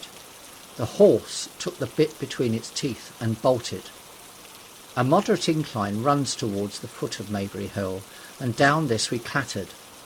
Once the lightning had begun, it went on in as rapid a succession of flashes as I have ever seen. The thunder clapped, treading one on the heels of another, and with a strange crackling accompaniment, sounded more like the working of a gigantic electric machine than the usual detonating reverberations. The flickering light was blinding and confusing, and a thin hail smote gustily at my face as I drove down the slope. At first I regarded little but the road before me, and then abruptly my attention was arrested by something that was moving rapidly down the opposite slope of Maybury Hill. At first I took it for the wet roof of a house, but one flash following another showed it to be in swift rolling movement. It was an elusive vision. A moment of bewildering darkness, and then, in a flash like daylight, the red masses of the orphanage near the crest of the hill, the green tops of the pine trees, and this problematical object came out clear and sharp and bright. And this thing I saw, how can I describe it? A monstrous tripod, higher than many houses, striding over the young pine trees and smashing them aside in its career, a walking engine of glittering metal, striding now across the heather, articulate ropes of steel dangling from it, and the clattering tumult of its passage mingling with the riot of the thunder. A flash, and it came out vividly, heeling over one way with 2 feet in the air, to vanish and reappear, almost instantly as it seemed, with the next flash 100 yards nearer. Can you imagine a milking stool tilted and bowled violently along the ground? That was the impression these instant flashes gave. But instead of a milking stool, imagine it a great body of machinery on a tripod stand. Then suddenly the trees in the pine wood ahead of me were parted, as brittle reeds were parted by a man thrusting through them. They were snapped off and driven headlong, and a second huge tripod appeared, rushing, as it seemed, headlong towards me, and I was galloping hard to meet it. At the sight of the second monster, my nerve went altogether. Not stopping to look round again, I wrenched the horse's head hard round to the right, and in another moment the dog-cart had heeled over upon the horse. The shaft smashed noisily, and I was flung sideways and fell heavily into a shallow pool of water. I crawled out immediately and crouched, my feet still in the water, under a clump of firs. The horse lay motionless. His neck was broken, poor brute, and by the lightning flashes I saw the black bull of the overturned dog-cart and the silhouette of the wheel still spinning slowly. In another moment the colossal mechanism went striding by me and passed uphill towards Pireford. Seen nearer, the thing was incredibly strange, for it was no mere insensate machine driving on its way. Machine it was, with a ringing metal pace and long, flexible, glittering tentacles, one of which gripped a young pine tree, swinging and rattling about its strange body. It picked its road as it went striding along, and the brazen hood that surmounted it moved to and fro with the inevitable suggestion of a head looking about. Behind the main body was a huge mass of white metal like a gigantic fisherman's basket, and puffs of green smoke squirted out from the joints of the limbs as the monster swept by me, and in an instant it was gone. So much I saw then, all vaguely from the flickering of the lightning, in blinding highlights and dense black shadows. As it passed, it set up an exultant, deafening howl that drowned the thunder. "Halloo! Halloo!" And in another minute it was with its companion, half a mile away, stooping over something in the field. I had no doubt this thing in the field was the third of the 10 cylinders they had fired at us from Mars. For some minutes I lay there in the rain and darkness, watching, by the intermittent light, these monstrous beings of metal moving about in the distance over the hedge tops. A thin hail was now beginning, and as it came and went, their figures grew misty and then flashed into clearness again. Now and then came a gap in the lightning, and the night swallowed them up. I was soaked with hail above and puddle water below. It was some time before my blank astonishment would let me struggle up the bank to a drier position or think at all about my imminent peril.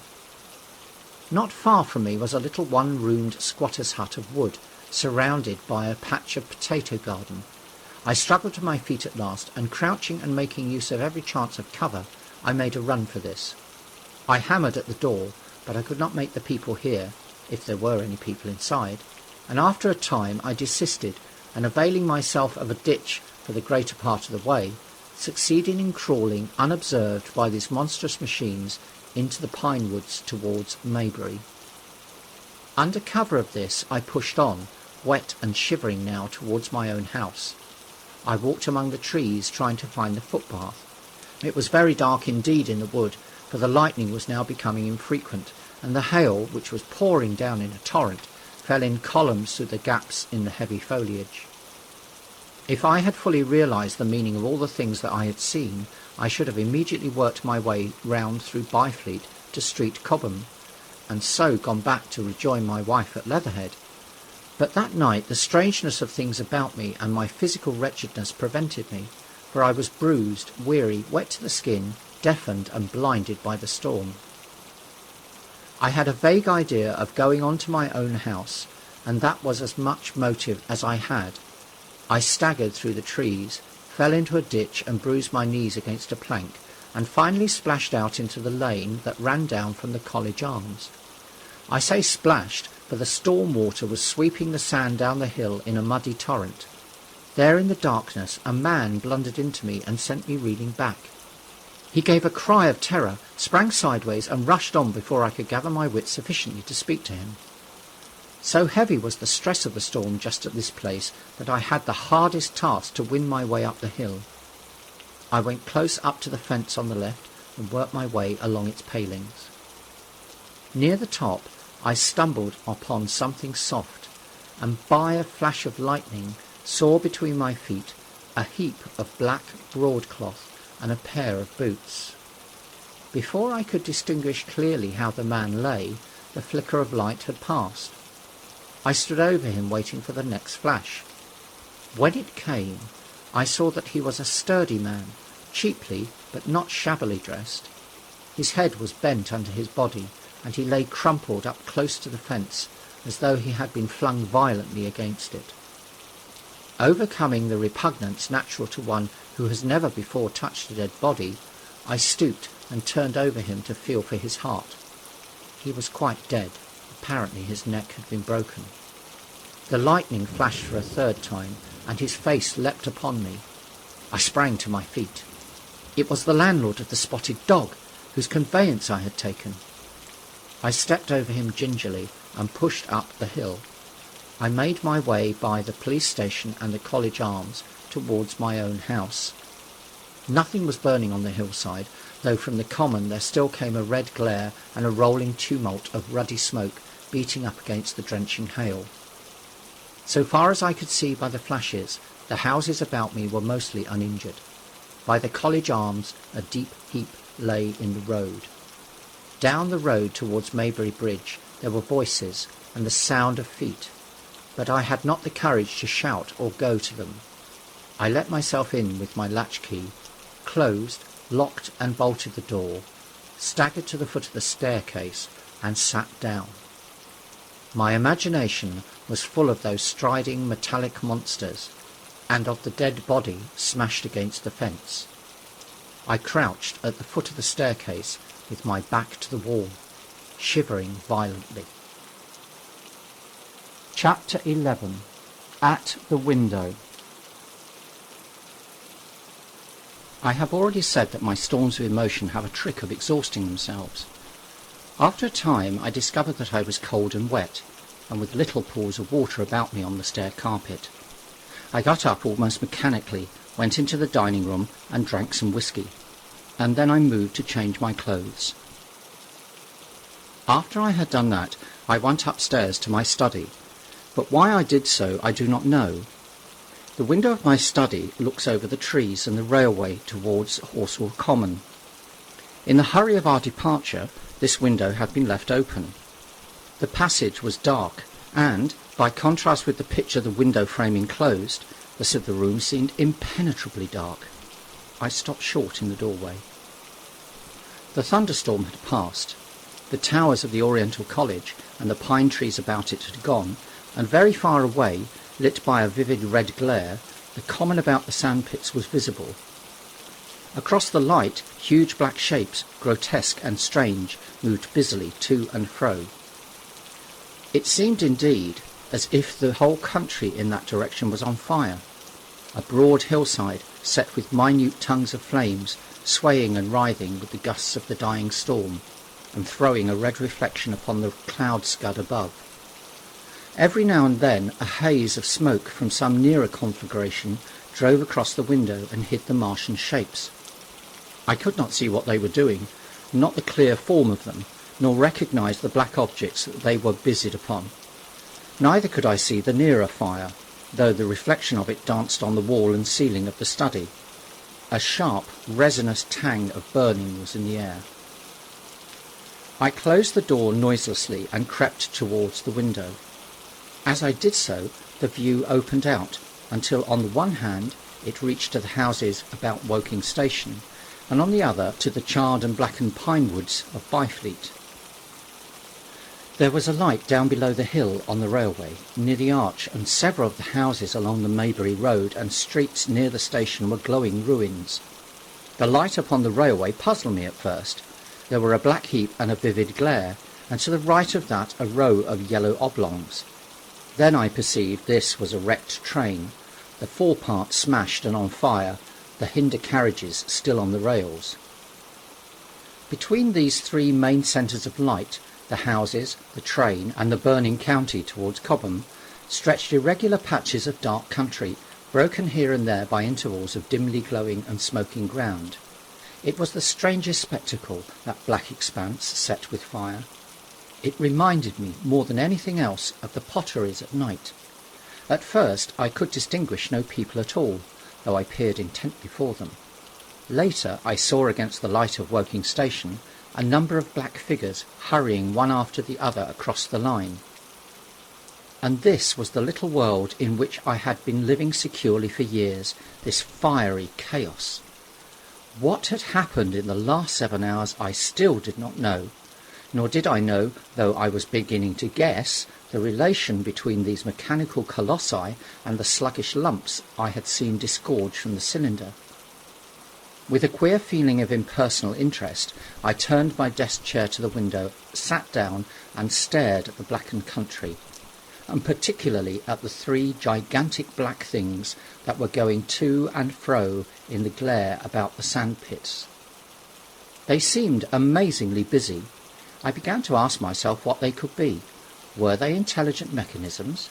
Such a thing I felt was impossible. Or did a Martian sit within each, ruling, directing, using, much as a man's brain sits and rules in his body? I began to compare the things to human machines, to ask myself for the first time in my life how an ironclad or a steam engine would seem to an intelligent lower animal. The storm had left the sky clear, and over the smoke of the burning land the little fading pinpoint of Mars was dropping into the west, when a soldier came into my garden. I heard a slight scraping at the fence, and rousing myself from the lethargy that had fallen upon me, I looked down and saw him dimly, clambering over the palings. At the sight of another human being, my torpor passed, and I leaned out of the window eagerly. "Sst," said I in a whisper. He stopped astride of the fence in doubt. Then he came over and across the lawn to the corner of the house. He bent down and stepped softly. "Who's there?" he said, also whispering, standing under the window and peering up. "Where are you going?" I asked. "God knows." "Are you trying to hide?" "That's it." "Come into the house," I said. I went down, unfastened the door and let him in, and locked the door again. I could not see his face. He was hatless, and his coat was unbuttoned. "My God," he said, as I drew him in. "What has happened?" I asked. "What hasn't?" In the obscurity, I could see he made a gesture of despair. "They wiped us out, simply wiped us out," he repeated again and again. He followed me, almost mechanically, into the dining room. "Take some whiskey," I said, pouring out a stiff dose. He drank it. Then he abruptly sat down before the table, put his head on his arms, and began to sob and weep like a little boy, in a perfect passion of emotion, while I, with a curious forgetfulness of my own recent despair, stood beside him, wondering. It was a long time before he could steady his nerves to answer my questions, and then he answered perplexingly and brokenly. He was a driver in the artillery and had only come into action about 7.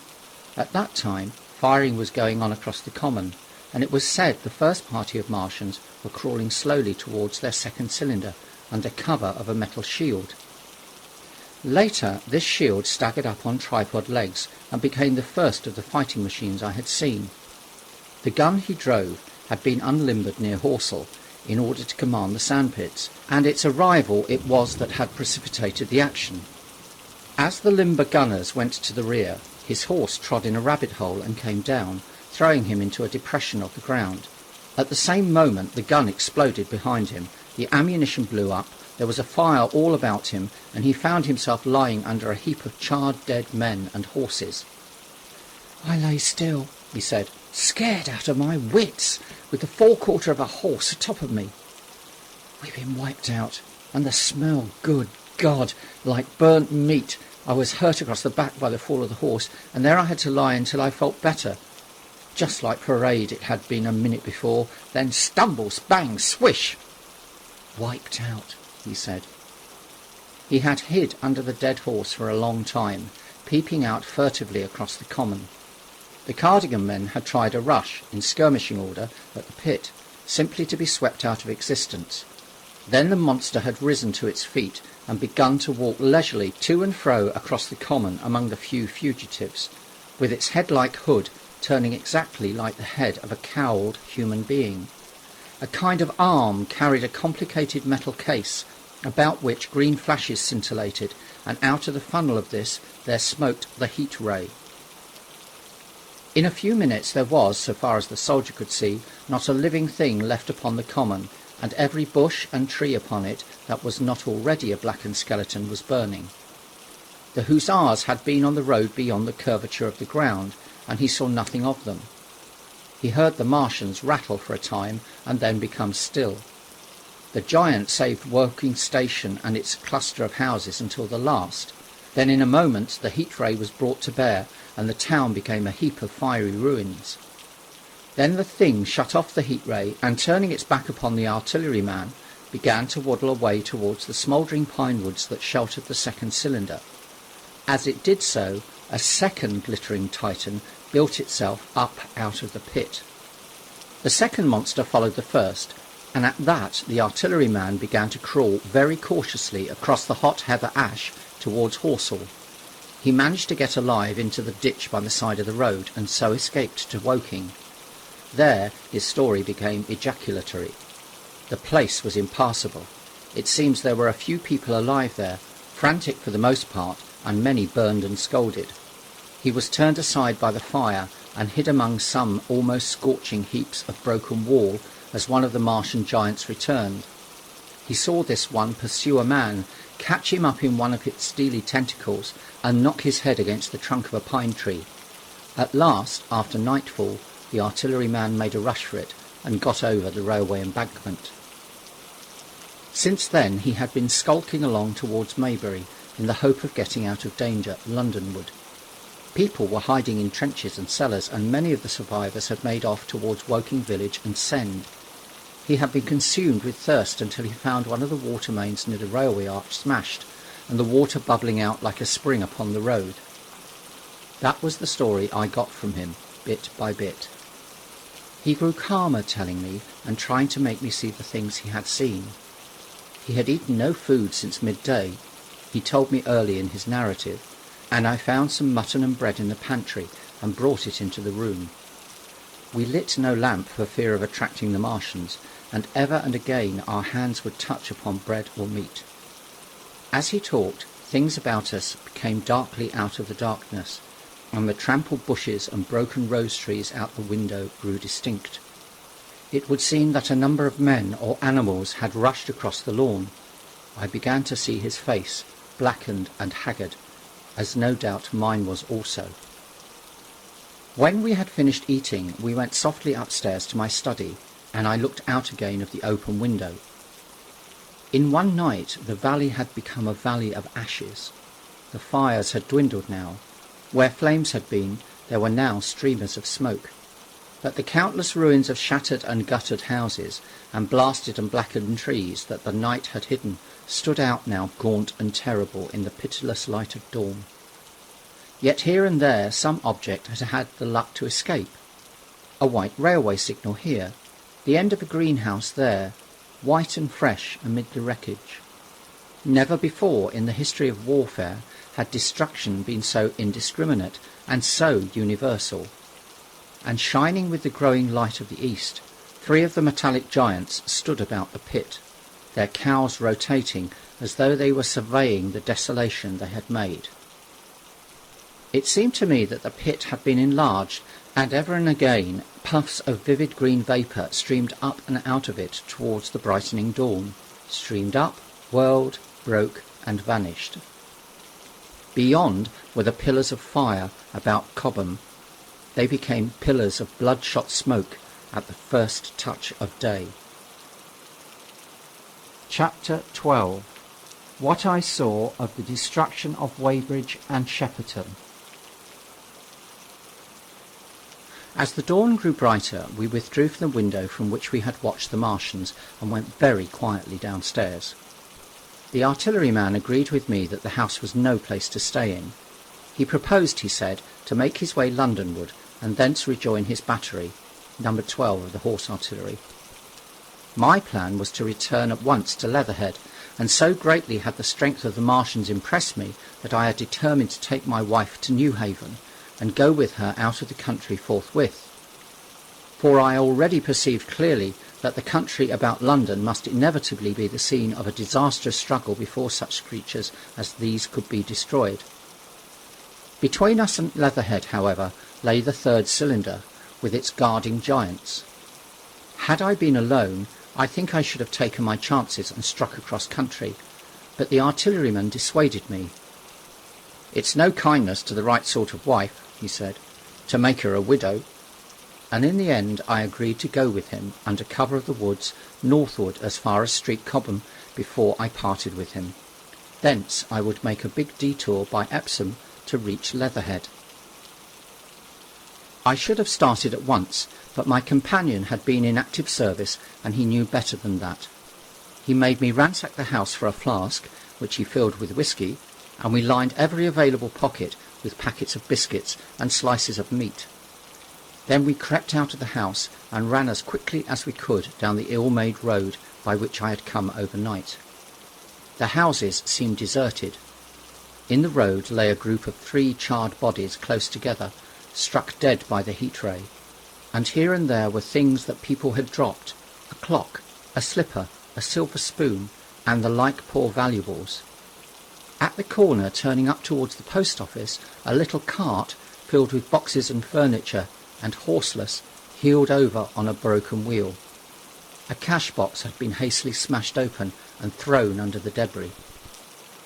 Except the lodge at the orphanage, which was still on fire, none of the houses had suffered very greatly here.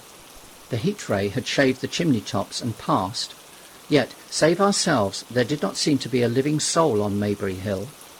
The majority of the inhabitants had escaped, I suppose, by way of the old Woking road, the road I had taken when I drove to Leatherhead, or they had hidden. We went down the lane, by the body of the man in black, sodden now from the overnight hail, and broke into the woods at the foot of the hill.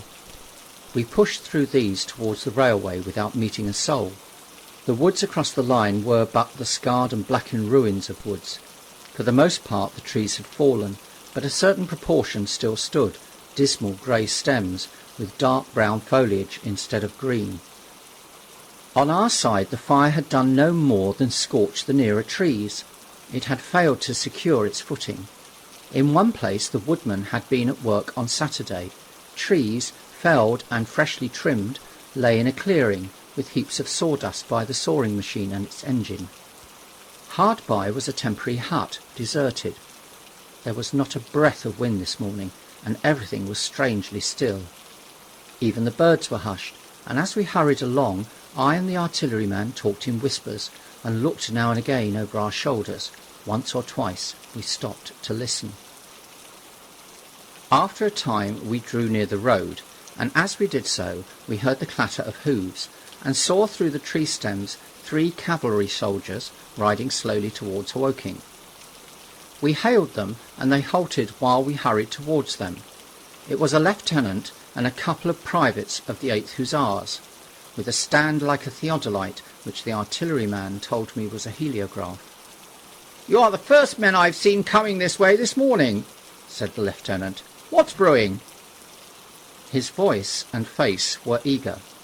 The men behind him stared curiously. The artilleryman jumped down the bank into the road and saluted. "Gun destroyed last night, sir. Have been hiding. Trying to rejoin battery, sir. You'll come in sight of the Martians, I expect, about half a mile along this road." "What the dickens are they like?" asked the lieutenant. "Giants in armour, sir. 100 feet high, 3 legs and a body like aluminium, with a mighty great head in a hood, sir." "Get out," said the lieutenant.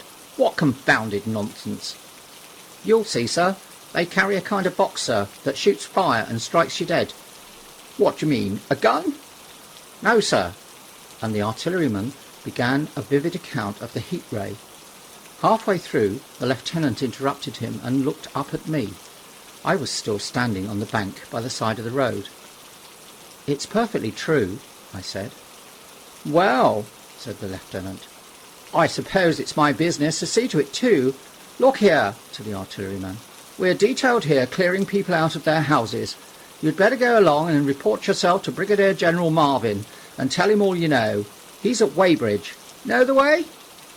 "I do," I said, and he turned his horse southward again. "Half a mile, you say?" said he. "At most," I answered, and pointed over the tree-tops southward. He thanked me and rode on, and we saw them no more. Farther along we came upon a group of 3 women and 2 children in the road, busy clearing out a labourer's cottage. They had got hold of a little hand truck and were piling it up with unclean-looking bundles and shabby furniture.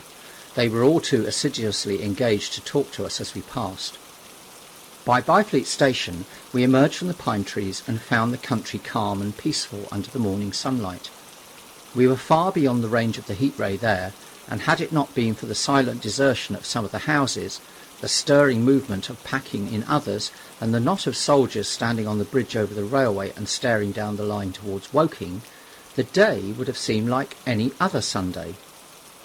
Several farm wagons and carts were moving creakily along the road to Addlestone, and suddenly through the gate of a field we saw, across a stretch of flat meadow, 6 12-pounders standing neatly at equal distances pointing towards Woking. The gunners stood by the guns waiting, and the ammunition wagons were at a business-like distance. The men stood almost as if under inspection. "That's good," said I. "They will get one fair shot at any rate." The artilleryman hesitated at the gate. "I shall go on," he said. Farther on towards Weybridge, just over the bridge, there were a number of men in white fatigue jackets throwing up a long rampart, and more guns behind. "It's bows and arrows against the lightning anyhow," said the artilleryman. "They haven't seen that fire beam yet." The officers who were not actively engaged stood and stared over the treetops southwestward, and the men digging would stop every now and again to stare in the same direction. Byfleet was in tumult, people packing, and a score of hussars, some of them dismounted, some on horseback, were hunting them about. 3 or 4 black government wagons with crosses in white circles and an old omnibus, among other vehicles, were being loaded in the village street. There were scores of people, most of them sufficiently sabbatical to have assumed their best clothes. The soldiers were having the greatest difficulty in making them realise the gravity of their position. We saw one shrivelled old fellow with a huge box and a score or more of flower pots containing orchids, angrily expostulating with the corporal who would leave them behind. I stopped and gripped his arm. "Do you know what's over there?" I said, pointing at the pine trees that hid the Martians. "Eh?" said he, turning. "I was explaining. These is valuable." "Death!" I shouted. "Death is coming! Death!" And leaving him to digest that if he could, I hurried on after the artilleryman. At the corner I looked back. The soldier had left him, and he was still standing by his box with the pots of orchids on the lid of it, and staring vaguely over the trees. No one in Weybridge could tell us where the headquarters were established. The whole place was in such confusion as I have never seen in any town before. Carts, carriages everywhere, the most astonishing miscellany of conveyances and horseflesh.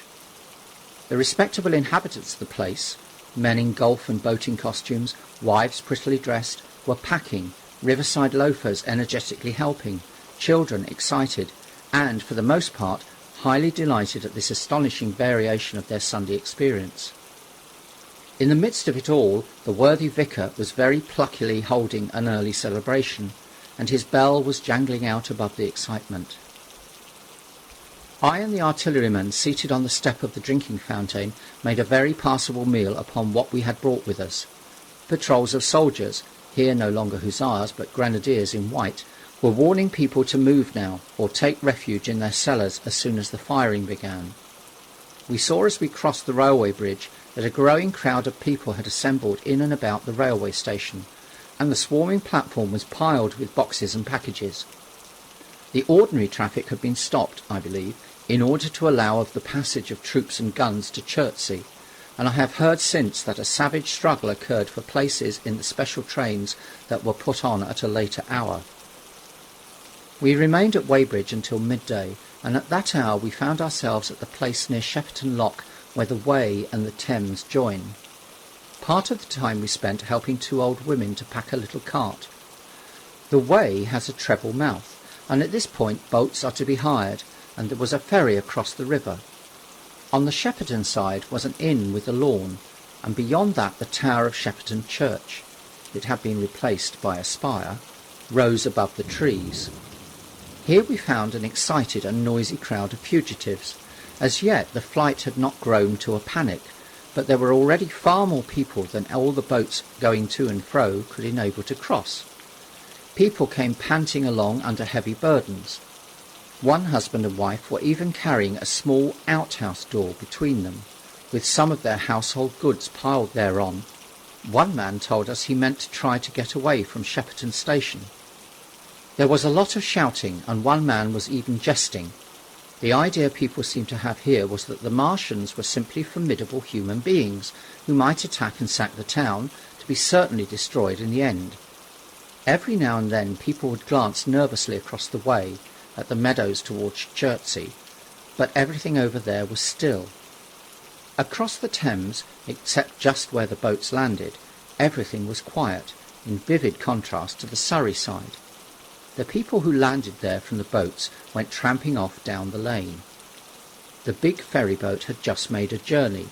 3 or 4 soldiers stood on the lawn of the inn, staring and jesting at the fugitives, without offering to help. The inn was closed, as it was now within prohibited hours.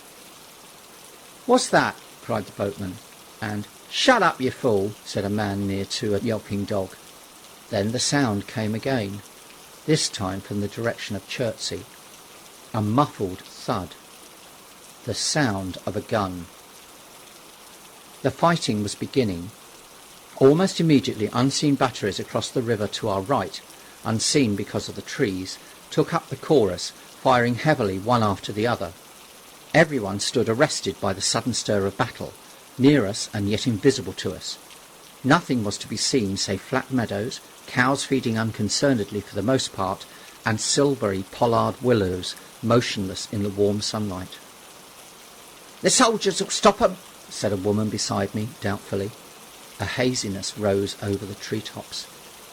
Then suddenly we saw a rush of smoke far away up the river, a puff of smoke that jerked up into the air and hung, and forthwith the ground heaved underfoot and a heavy explosion shook the air, smashing 2 or 3 windows in the houses near and leaving us astonished. "Here they are!" shouted a man in a blue jersey. "Yonder! Do you see 'em? Yonder!" Quickly, one after the other, 1, 2, 3, 4 of the armoured Martians appeared, far away over the little trees, across the flat meadows that stretched towards Chertsey, and striding hurriedly towards the river. Little cowled figures they seemed at first, going with a rolling motion, as fast as flying birds. Then advancing obliquely towards us came a 5th. Their armoured bodies glittered in the sun as they swept swiftly forward upon the guns, growing rapidly larger as they drew nearer. One on the extreme left, the remotest that is, flourished a huge case high in the air, and the ghostly, terrible heat ray I had already seen on Friday night smote towards Chertsey and struck the town. At the sight of these strange, swift and terrible creatures, the crowd near the water's edge seemed to me to be for the moment horror-struck. There was no screaming or shouting, but a silence. Then a hoarse murmur and a movement of feet, a splashing from the water. A man, too frightened to drop the portmanteau he carried on his shoulder, swung round and sent me staggering with a blow from the corner of his burden. A woman thrust at me with her hand and rushed past me. I turned with the rush of the people, but I was not too terrified for thought. The terrible heat ray was in my mind. To get under water, that was it. "Get under water!" I shouted, unheeded. I faced about again and rushed towards the approaching Martians, rushed right down the gravelly beach and headlong into the water. Others did the same. A boatload of people putting back came leaping out as I rushed past. The stones under my feet were muddy and slippery, and the river was so low that I ran perhaps 20 feet, scarcely waist deep. Then, as the Martian towered overhead, scarcely a couple of 100 yards away, I flung myself forward under the surface. The splashes of the people in the boats leaping into the river sounded like thunderclaps in my ears. People were landing hastily on both sides of the river, but the Martian machine took no more notice of the moment of the people running this way and that than a man would of the confusion of ants in a nest against which his foot had kicked.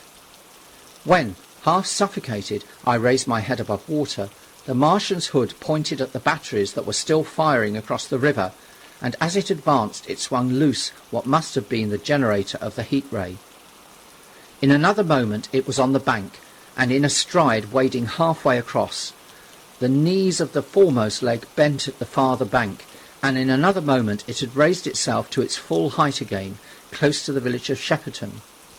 Forthwith the 6 guns, which unknown to anyone on the right bank had been hidden behind the outskirts of the village, fired simultaneously. The sudden near concussion, the last close upon the first, made my heart jump. The monster was already raising the case generating the heat ray as the first shell burst 6 yards above the hood. I gave a cry of astonishment. I saw and thought nothing of the other 4 Martian monsters. My attention was riveted on the nearest incident.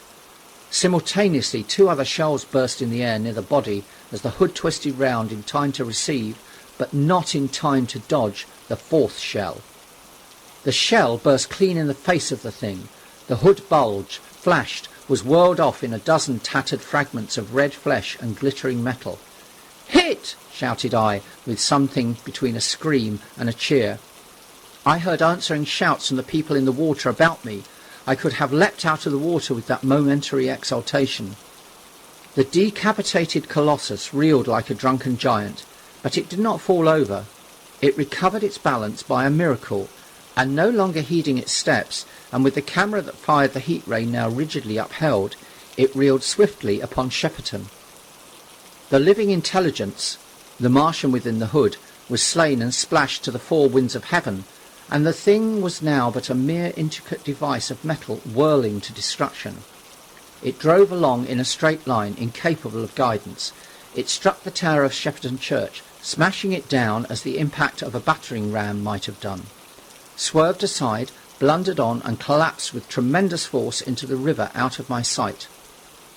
A violent explosion shook the air, and a spout of water, steam, mud, and shattered metal shot far up into the sky.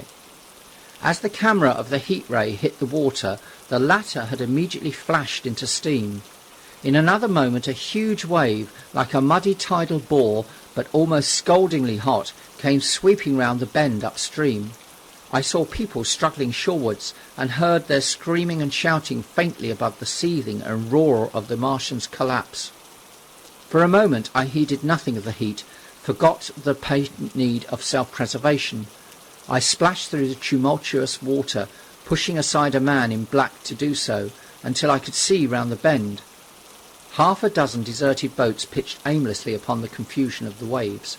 The fallen Martian came into sight downstream, lying across the river and for the most part submerged. Thick clouds of steam were pouring off the wreckage, and through the tumultuously whirling wisps I could see intermittently and vaguely the gigantic limbs churning the water and flinging a splash and spray of mud and froth into the air. The tentacles swayed and struck like living arms, and save for the helpless purposelessness of these movements, it was as if some wounded thing were struggling for its life amid the waves. Enormous quantities of a ruddy brown fluid were spurting up in noisy jets out of the machine. My attention was diverted from this death flurry by a furious yelling, like that of the thing called a siren in our manufacturing towns. A man, knee-deep near the towing path, was shouting inaudibly to me and pointed. Looking back, I saw the other Martians advancing with gigantic strides down the riverbank from the direction of Chertsey. The Shepperton guns spoke this time unavailingly. At that I ducked at once under the water, and holding my breath until movement was an agony, blundered painfully ahead under the surface as long as I could. The water was a tumult about me, and rapidly growing hotter. When for a moment I raised my head to take breath and throw the hair and water from my eyes, the steam was rising in a whirling white fog that at first hid the Martians altogether. The noise was deafening. Then I saw them dimly, colossal figures of grey, magnified by the mist. They had passed by me, and two were stooping over the frothing, tumultuous ruins of their comrade. The third and fourth stood beside him in the water, one perhaps 200 yards from me, and the other towards Laleham. The generators of the heat rays waved high, and the hissing beams smote down this way and that. The air was full of sound, a deafening and confusing conflict of noises, the clangorous din of the Martians, the crash of falling houses, the thud of trees, fences, sheds flashing into flame, and the crackling and roaring of fire. Dense black smoke was leaping up to mingle with the steam from the river, and as the heat ray went to and fro over Weybridge, its impact was marked by flashes of incandescent white that gave place at once to a smoky dance of lurid flames. The nearer houses stood still intact, awaiting their fate, shadowy, faint and pallid in the steam, with the fire behind them going to and fro. For a moment perhaps I stood there, breast high in the almost boiling water, dumbfounded at my position, hopeless of escape. Through the reek I could see the people who had been with me in the river scrambling out of the water through the reeds, like little frogs hurrying through the grass from the advance of a man, or running to and fro in utter dismay on the towpath. Then suddenly the white flashes of the heat ray came leaping towards me. The houses caved in as they dissolved at its touch and darted out flames. The trees changed to fire with a roar. The ray flickered up and down the towing path, licking off the people who ran this way and that, and came down to the water's edge not 50 yards from where I stood. It swept across the river to Shepperton, and the water in its track rose in a boiling wheel, crested with steam. I turned shoreward. In another moment the huge wave, well nigh at the boiling point, had rushed upon me. I screamed aloud and scolded, half-blinded, agonized. I staggered through the leaping, hissing water towards the shore. Had my foot stumbled, it would have been the end. I fell helplessly, in full sight of the Martians, upon the broad, bare, gravelly spit that runs down to mark the angle of the Wey and the Thames. I expected nothing but death. I have a dim memory of the foot of a Martian coming down within a score of yards of my head, driving straight into the loose gravel, whirling it this way and that, and lifting again. Of a long suspense, and then of the four carrying the debris of their comrade between them, now clear and then presently faint through the veil of smoke, receding interminably, as it seemed to me, across a vast space of river and meadow. And then, very slowly, I realized that by a miracle I had escaped. Chapter 13. How I Fell In with the Curate. After getting this sudden lesson in the power of terrestrial weapons, the Martians retreated to their original position on Horsell Common, and in their haste, and encumbered with the debris of their smashed companion, they no doubt overlooked many such a stray and negligible victim as myself. Had they left their comrade and pushed on forthwith, there was nothing at that time between them and London but batteries of 12-pounder guns, and they would certainly have reached the capital in advance of the tidings of their approach, as sudden, dreadful and destructive their advent would have been as the earthquake that destroyed Lisbon a century ago. But they were in no hurry.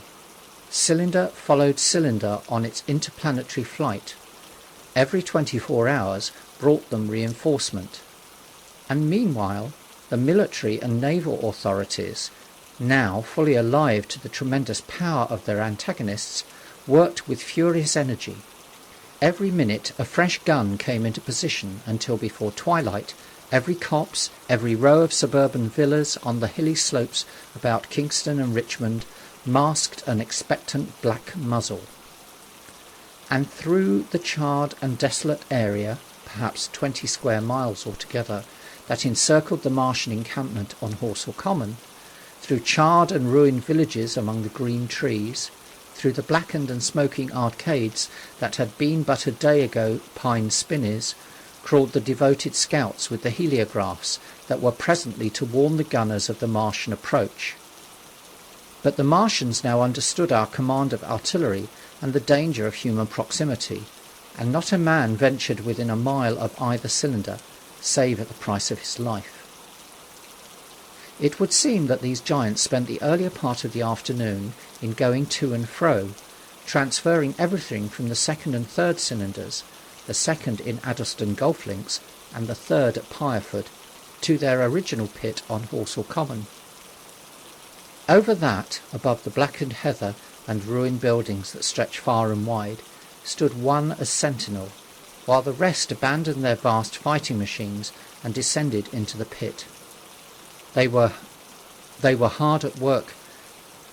They were hard at work there far into the night, and the towering pillar of dense green smoke that rose therefrom could be seen from the hills about Merrow, and even, it is said, from Banstead and Epsom Downs. And while the Martians behind me were thus preparing for their next sally, and in front of me humanity gathered for the battle, I made my way with infinite pains and labour from the fire and smoke of burning Weybridge towards London. I saw an abandoned boat, very small and remote, drifting downstream, and throwing off the most of my sodden clothes, I went after it and gained it, and so escaped out of that destruction. There were no oars in the boat, but I contrived to paddle, as well as my parboard hands would allow, down the river towards Halliford and Walton, going very tediously and continually looking behind me, as you may well understand. I followed the river because I considered that the water gave me the best chance of escape should these giants return. The hot water from the Martians' overthrow drifted downstream with me, so that for the best part of a mile I could see little of either bank. Once, however, I made out a string of black figures hurrying across the meadows from the direction of Weybridge. Halliford, it seems, was deserted, and several of the houses facing the river were on fire. It was strange to see the place quite tranquil, quite desolate under the hot blue sky, with the smoke and little threads of flame going straight up into the heat of the afternoon. Never before had I seen houses burning without the accompaniment of an obstructive crowd. A little farther on, the dry reeds up the bank were smoking and glowing, and a line of fire inland was marching steadily across a late field of hay. For a long time I drifted, so painful and weary was I after the violence I had been through, and so intense the heat upon the water. Then my fears got the better of me again, and I resumed my paddling. The sun scorched my bare back. At last, as the bridge at Walton was coming into sight round the bend, my fever and faintness overcame my fears, and I landed on the Middlesex bank and lay down, deadly sick, among the long grass. I suppose the time was then about 4 or 5 o'clock. I got up presently, walked perhaps half a mile without meeting a soul, and then lay down again in the shadow of a hedge. I seem to remember talking wonderingly to myself during that last spurt. I was also very thirsty, and bitterly regretted I had drunk no more water. It is a curious thing that I felt angry with my wife. I cannot account for it, but my impotent desire to reach Leatherhead worried me excessively. I do not clearly remember the arrival of the curate, so that probably I dozed. I became aware of him as a seated figure in a soot-smudged shirt-sleeves, and with his upturned, clean-shaven face staring at a faint flickering that danced over the sky. The sky was what is called a mackerel sky, rows and rows of faint down plumes of cloud, just tinted with the midsummer sunset. I sat up, and at the rustle of my motion he looked at me quickly. "Have you any water?" I asked abruptly. He shook his head. "You have been asking for water for the last hour," he said. For a moment we were silent, taking stock of each other. I dare say he found me a strange enough figure, naked, save for my water-soaked trousers and socks, scalded, and my face and shoulders blackened by the smoke. His face was a fair weakness, his chin retreated, and his hair lay in crisp, almost flaxen curls on his low forehead. His eyes were rather large, pale blue, and blankly staring. He spoke abruptly, looking vacantly away from me. "What does this mean?" he said.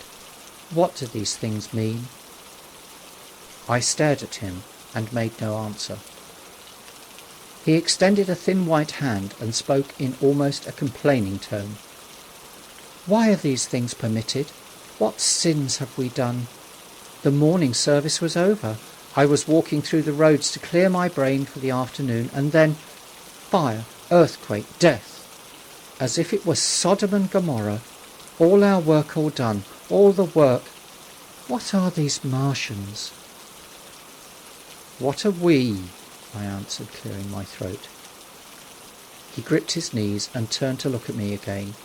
For half a minute, perhaps, he stared silently.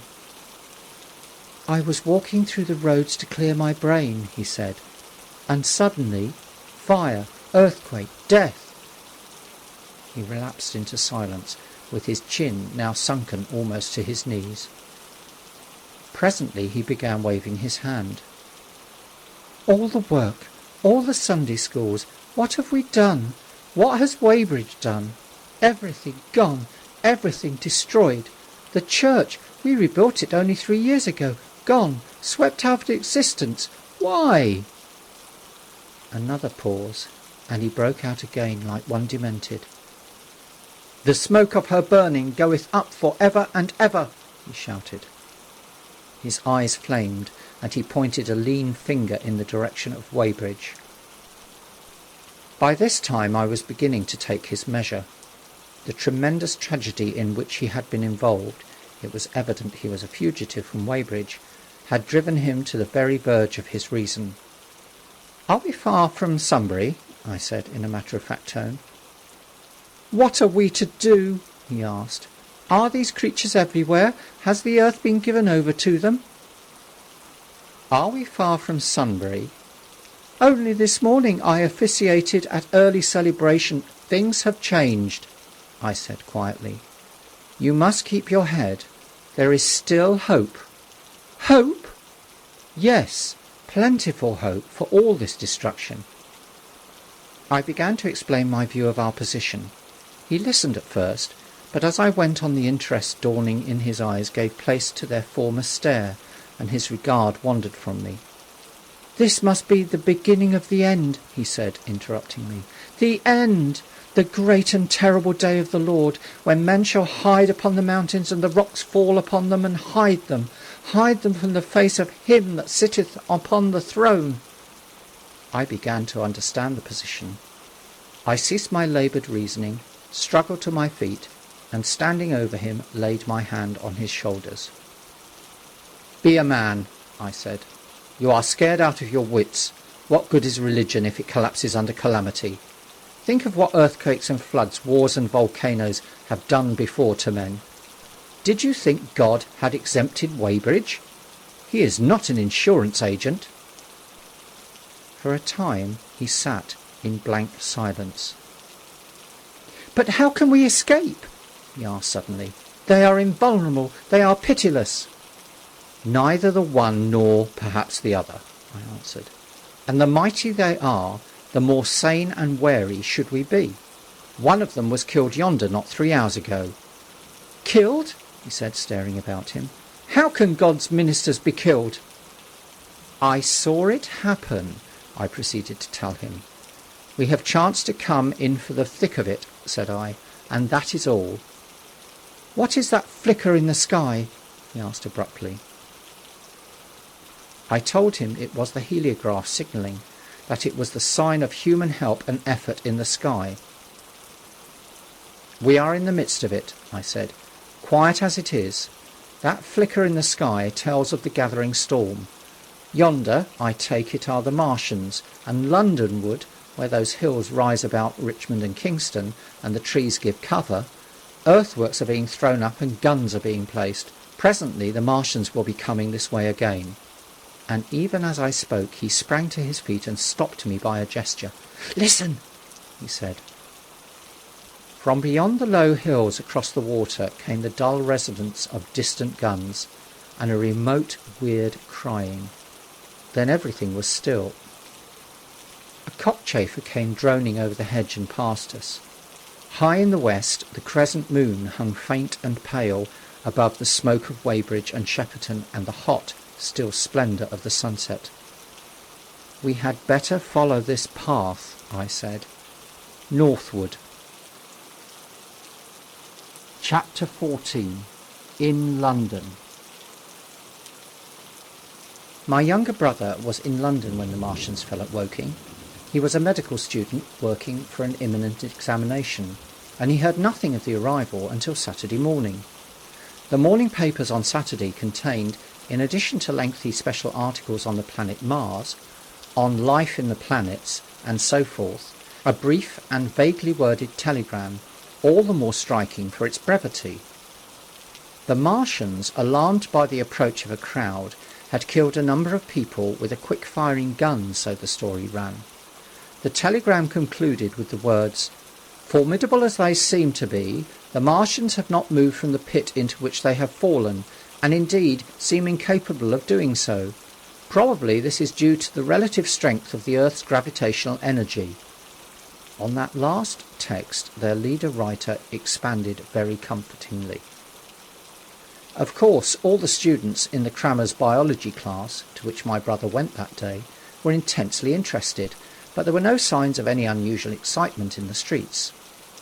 The afternoon papers puffed scraps of news under big headlines. They had nothing to tell beyond the movements of troops about the Common and the burning of the pine woods between Woking and Weybridge until 8.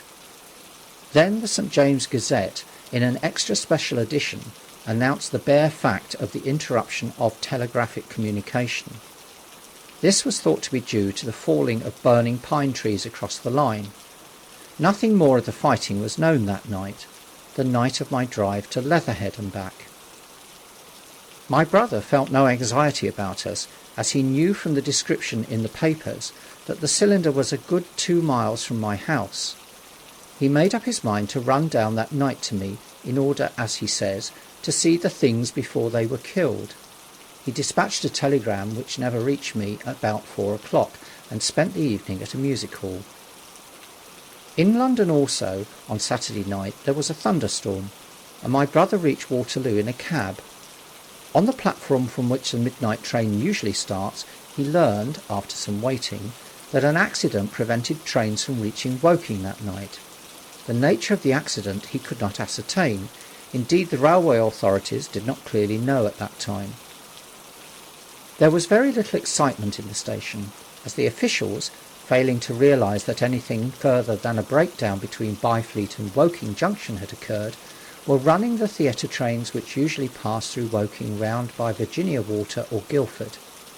They were busy making the necessary arrangements to alter the routes of the Southampton and Portsmouth Sunday League excursions.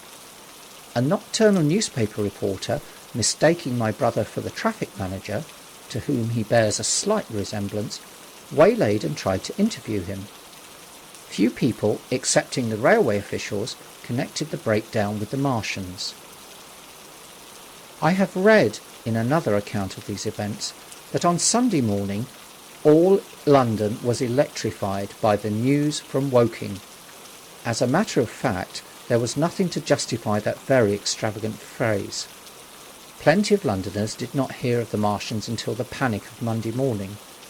Those who did took some time to realise all that the hastily worded telegrams in the Sunday papers conveyed. The majority of people in London do not read Sunday papers. The habit of personal security, moreover, is so deeply fixed in the Londoner's mind, and startling intelligence so much a matter of course in the papers, that they could read without any personal tremors. About 7 o'clock last night, the Martians came out of the cylinder, and, having moved about under an armour of metallic shields, have completely wrecked Woking Station with the adjacent houses, and massacred an entire battalion of the Cardigan Regiment. No details are known.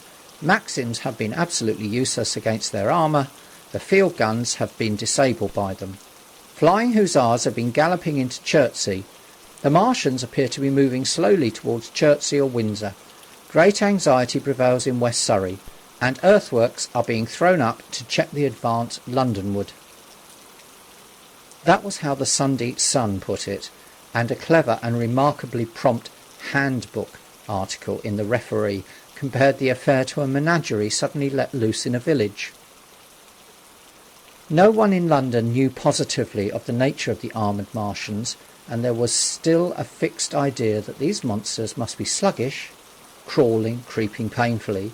Such expressions occurred in almost all the earlier reports.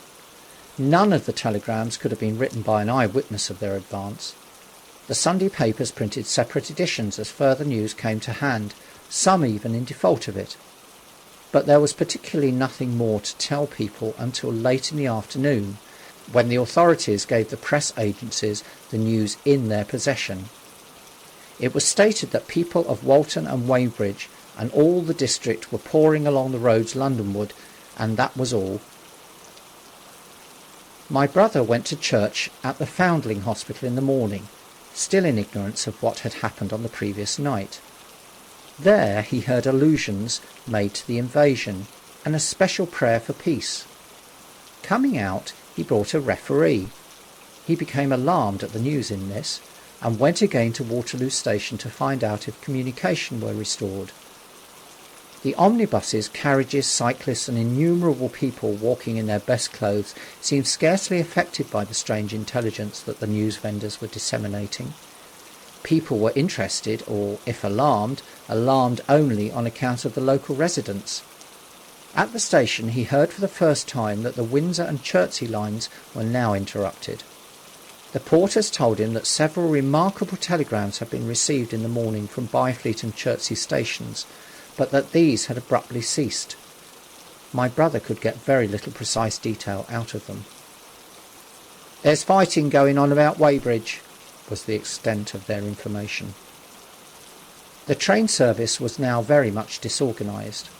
Quite a number of people who had been expecting friends from places on the southwestern network were standing about the station. One grey-headed old gentleman came and abused the southwestern company bitterly to my brother. "It wants showing up," he said. One or two trains came in from Richmond, Putney and Kingston, containing people who had gone for a day's boating and found the locks closed, and a feeling of panic in the air. A man in a blue and white blazer addressed my brother, full of strange tidings.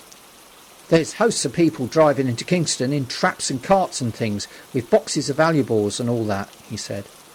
"They come from Moseley and Weybridge and Walton, and they say there's been guns heard at Chertsey, heavy firing, and mounted soldiers have told them to get off at once because the Martians are coming. We heard guns firing at Hampton Court Station, but we thought it was thunder. What the dickens does it all mean? The Martians can't get out of their pit, can they?" My brother could not tell him. Afterwards he found that the vague feeling of alarm had spread to the clients of the Underground Railway, and that the Sunday excursionists began to return from all over the southwestern Lung, Barnes, Wimbledon, Richmond Park, Kew, and so forth, at unnaturally early hours, but not a soul had anything more than vague hearsay to tell of. Everyone connected with the terminus seemed ill-tempered. About 5 o'clock the gathering crowd in the station was immensely excited by the opening of the line of communication, which is almost invariably closed, between the south-eastern and the south-western stations, and the passage of carriage trucks bearing huge guns and carriages crammed with soldiers. These were the guns that were brought up from Woolwich and Chatham to cover Kingston.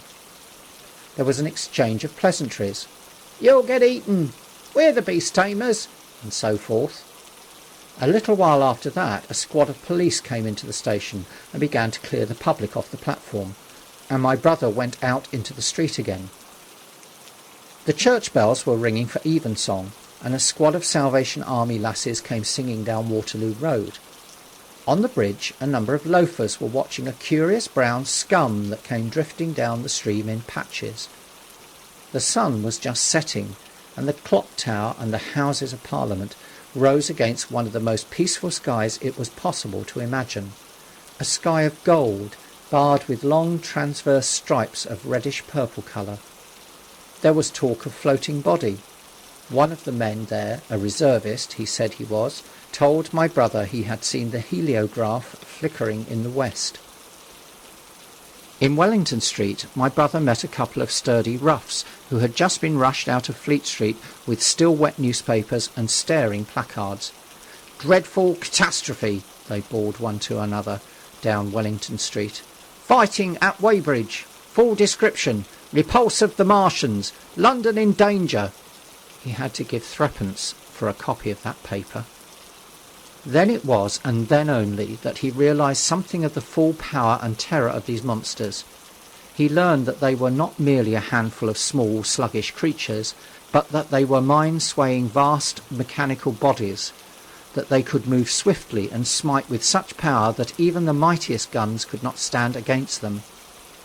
They were described as vast spider-like machines, nearly 100 feet high, capable of the speed of an express train and able to shoot out a beam of intense heat.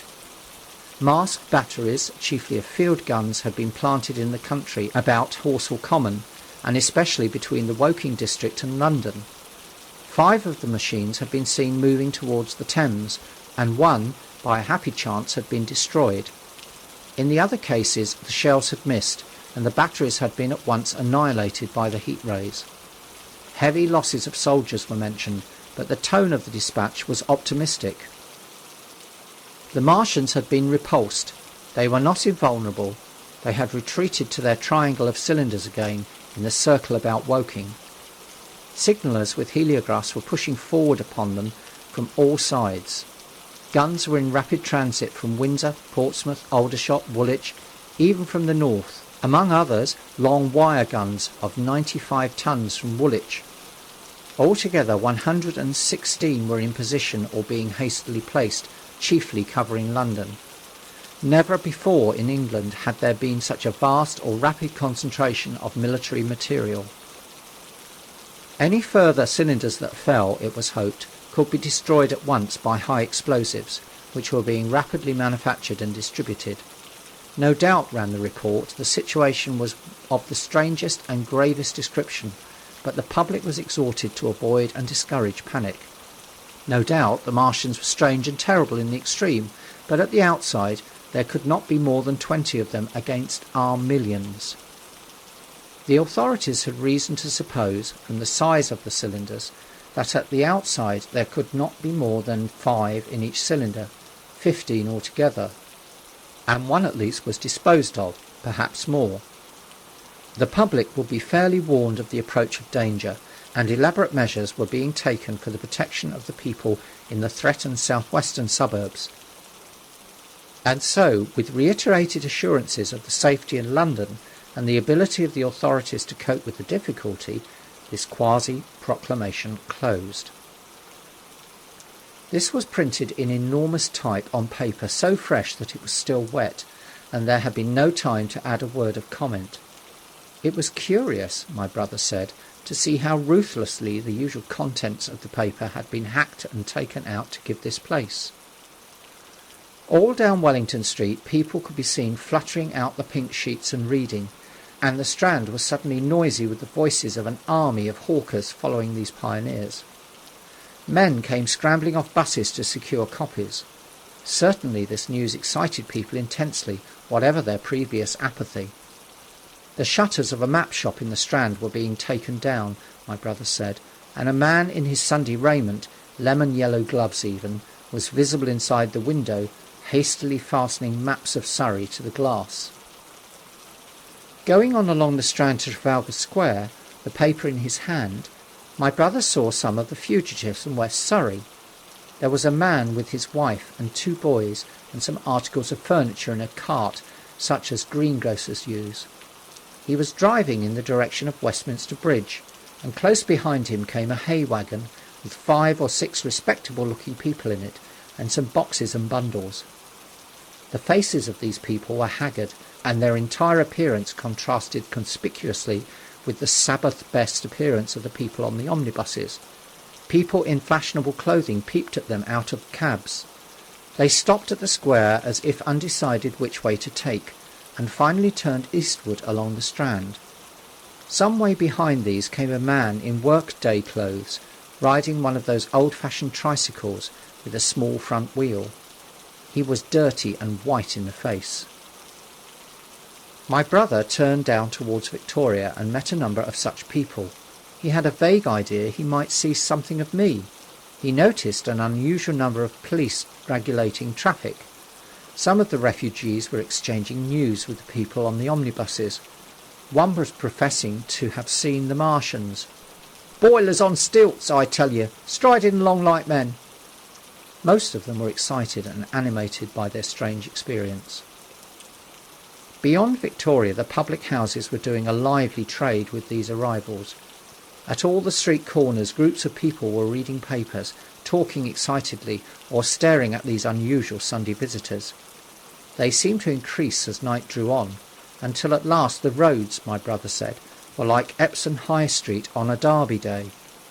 My brother addressed several of these fugitives and got unsatisfactory answers from most. None of them could tell him any news of Woking except one man, who assured him that Woking had been entirely destroyed on the previous night. "I come from Byfleet," he said. "Man on a bicycle came through the place in the early morning and ran from door to door warning us to come away. Then came soldiers. We went out to look, and there were clouds of smoke to the south, nothing but smoke, and not a soul coming that way. Then we heard the guns at Chertsey, and folks coming from Weybridge. So I've locked up my house and come on." At the time, there was a strong feeling in the streets that the authorities were to blame for their incapacity to dispose of the invaders without all this inconvenience. About 8 o'clock, a noise of heavy firing was distantly audible all over the south of London. My brother could not hear it for the traffic in the main thoroughfares, but by striking through the quiet back streets to the river, he was able to distinguish it quite plainly. He walked from Westminster to his apartments near Regent's Park, about 2. He was now very anxious on my account, and disturbed at the evident magnitude of the trouble. His mind was inclined to run, even as mine had run on Saturday, on military details. He thought of all those silent, expectant guns, of the suddenly nomadic countryside. He tried to imagine boilers on stilts 100 feet high. There were 1 or 2 cartloads of refugees passing along Oxford Street and several in the Marylebone Road, but so slowly was the news spreading that Regent Street and Portland Place were full of their usual Sunday night promenaders, albeit they talked in groups, and along the edge of Regent's Park there were as many silent couples walking out together under the scattered gas lamps as ever there had been. The night was warm and still, and a little oppressive. The sound of guns continued intermittently, and after midnight there seemed to be sheet lightning in the south. He read and reread the paper, fearing the worst had happened to me. He was restless, and after supper prowled out again aimlessly. He returned and tried in vain to divert his attention to his examination notes. He went to bed a little after midnight and was awakened from lurid dreams in the small hours of Monday by the sound of door knockers, feet running in the street, distant drumming and a clamour of bells. Red reflections danced on the ceiling. For a moment he lay astonished, wondering whether day had come or the world had gone mad. Then he jumped out of bed and ran to the window. His room was an attic, and as he thrust his head out, up and down the street there were a dozen echoes of the noise of his window sash, and heads in every kind of night disarray appeared. Inquiries were being shouted. "They are coming!" bawled a policeman, hammering at the door. "The Martians are coming!" and hurried to the next door. The sound of drumming and trumpeting came from the Albany Street barracks, and every church within earshot was hard at work killing sleep with a vehement, disorderly tocsin. There was a noise of doors opening, and window after window in the houses opposite flashed from darkness into yellow illumination. Up the street came galloping a closed carriage, bursting abruptly into noise at the corner, rising into a clattering climax under the window, and dying away slowly in the distance. Close on the rear of this came a couple of cabs, the forerunners of a long procession of flying vehicles, going for the most part to Chalk Farm Station, where the North Western special trains were loading up, instead of coming down the gradient into Euston. For a long time my brother stared out of the window in blank astonishment, watching the policemen hammering at door after door and delivering their incomprehensible message. Then the door behind him opened, and the man who lodged across the landing came in, dressed only in shirt, trousers and slippers, his braces loose about his waist, his hair disordered from his pillow. "What the devil is it?" he asked. "A fire? What devil of a row?" They both craned their heads out of the window, straining to hear what the policemen were shouting. People were coming out of the side streets and standing in groups at the corners talking. "What the devil's it all about?" said my brother's fellow lodger. My brother answered him vaguely and began to dress, running with each garment to the window in order to miss nothing of the growing excitement, and presently men selling unnaturally early newspapers came bawling into the street. "London in danger of suffocation! The Kingston and Richmond defences forced! Fearful massacre in the Thames Valley!" And all about him, in the rooms below, in the houses on each side and across the road, and behind in the park terraces, and in the 100 other streets of that part of Marylebone, and the Westbourne Park district and St Pancras, and westward and northward in Kilburn and St John's Wood and Hampstead, and eastward in Shoreditch and Highbury and Haggerton and Hoxton, and indeed through all the vastness of London from Ealing to East Ham, people were rubbing their eyes and opening windows to stare out and ask aimless questions, dressing hastily as the first breath of the coming storm of fear blew through the streets. It was the dawn of the Great Panic. London, which had gone to bed on Sunday night oblivious and inert, was awakened in the small hours of Monday morning to a vivid sense of danger. Unable from his window to learn what was happening, my brother went down and out into the street, just as the sky between the parapets of the houses grew pink with the early dawn. The flying people on foot and in vehicles grew more numerous every moment. "Black smoke!" he heard people crying, and again, "Black smoke!" The contagion of such an unanimous fear was inevitable. As my brother hesitated on the doorstep, he saw another news vendor approaching and got a paper forthwith. The man was running away with the rest and selling his papers for $1 each as he ran, a grotesque mingling of profit and panic. And from this paper my brother read that catastrophic dispatch of the Commander-in-Chief. The Martians are able to discharge enormous clouds of a black and poisonous vapour by means of rockets. They have smothered our batteries, destroyed Richmond, Kingston and Wimbledon, and are advancing slowly towards London, destroying everything on the way. It is impossible to stop them. There is no safety from the black smoke but in instant flight. That was all, but it was enough. The whole population of the great 6 million city was stirring, slipping, running. Presently it would be pouring en masse northward. "Black smoke!" the voices cried. "Fire!" The bells of the neighbouring church made a jangling tumult. A cart, carelessly driven, smashed, amid shrieks and curses, against the water trough up the street. Sickly yellow lights went to and fro in the houses, and some of the passing cabs flaunted unextinguished lamps. And overhead the dawn was growing brighter, clear and steady and calm. He heard footsteps running to and fro in the rooms, and up and down stairs behind him. His landlady came into the door, loosely wrapped in a dressing gown and shawl. Her husband followed, ejaculating.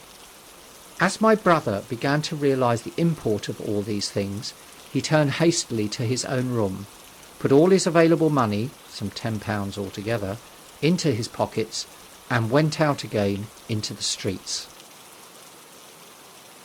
Chapter 15. What had happened in Surrey. It was while the curate had sat and talked so wildly to me under the hedge in the flat meadows near Halliford, and while my brother was watching the fugitives stream over Westminster Bridge, that the Martians had resumed the offensive. So far as one can ascertain from the conflicting accounts that have been put forth, the majority of them remained busied with preparations in the Horsell pit until 9 that night, hurrying on some operation that disengaged huge volumes of green smoke.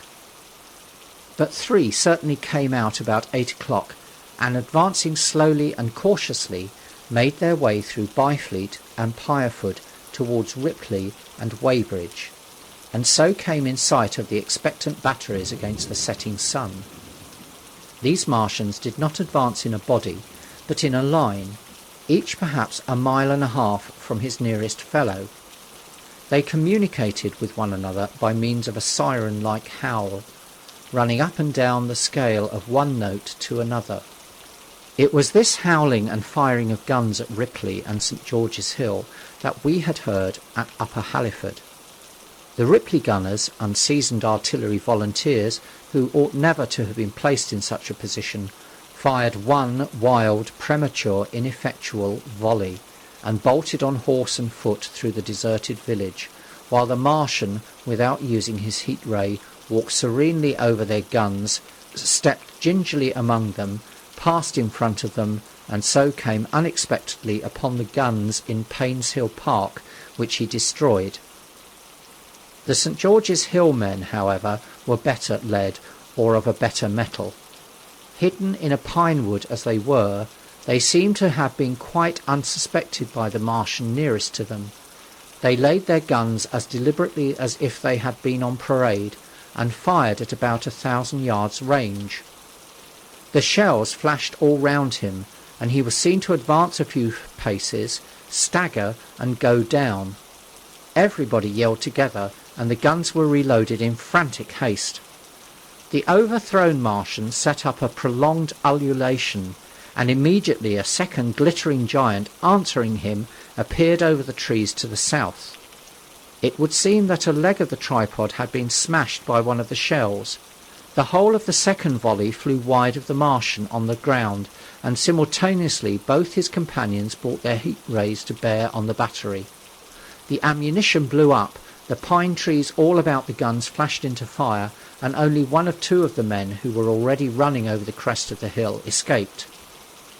After this it would seem that the 3 took counsel together and halted, and the scouts who were watching them reported that they remained absolutely stationary for the next half hour. The Martian who had been overthrown crawled tediously out of his hood, a small brown figure, oddly suggestive from that distance of a speck of light, and apparently engaged in the repair of his support. About 9 he had finished, for his cowl was then seen above the trees again. It was a few minutes past 9 that night when these 3 sentinels were joined by 4 other Martians, each carrying a thick black tube.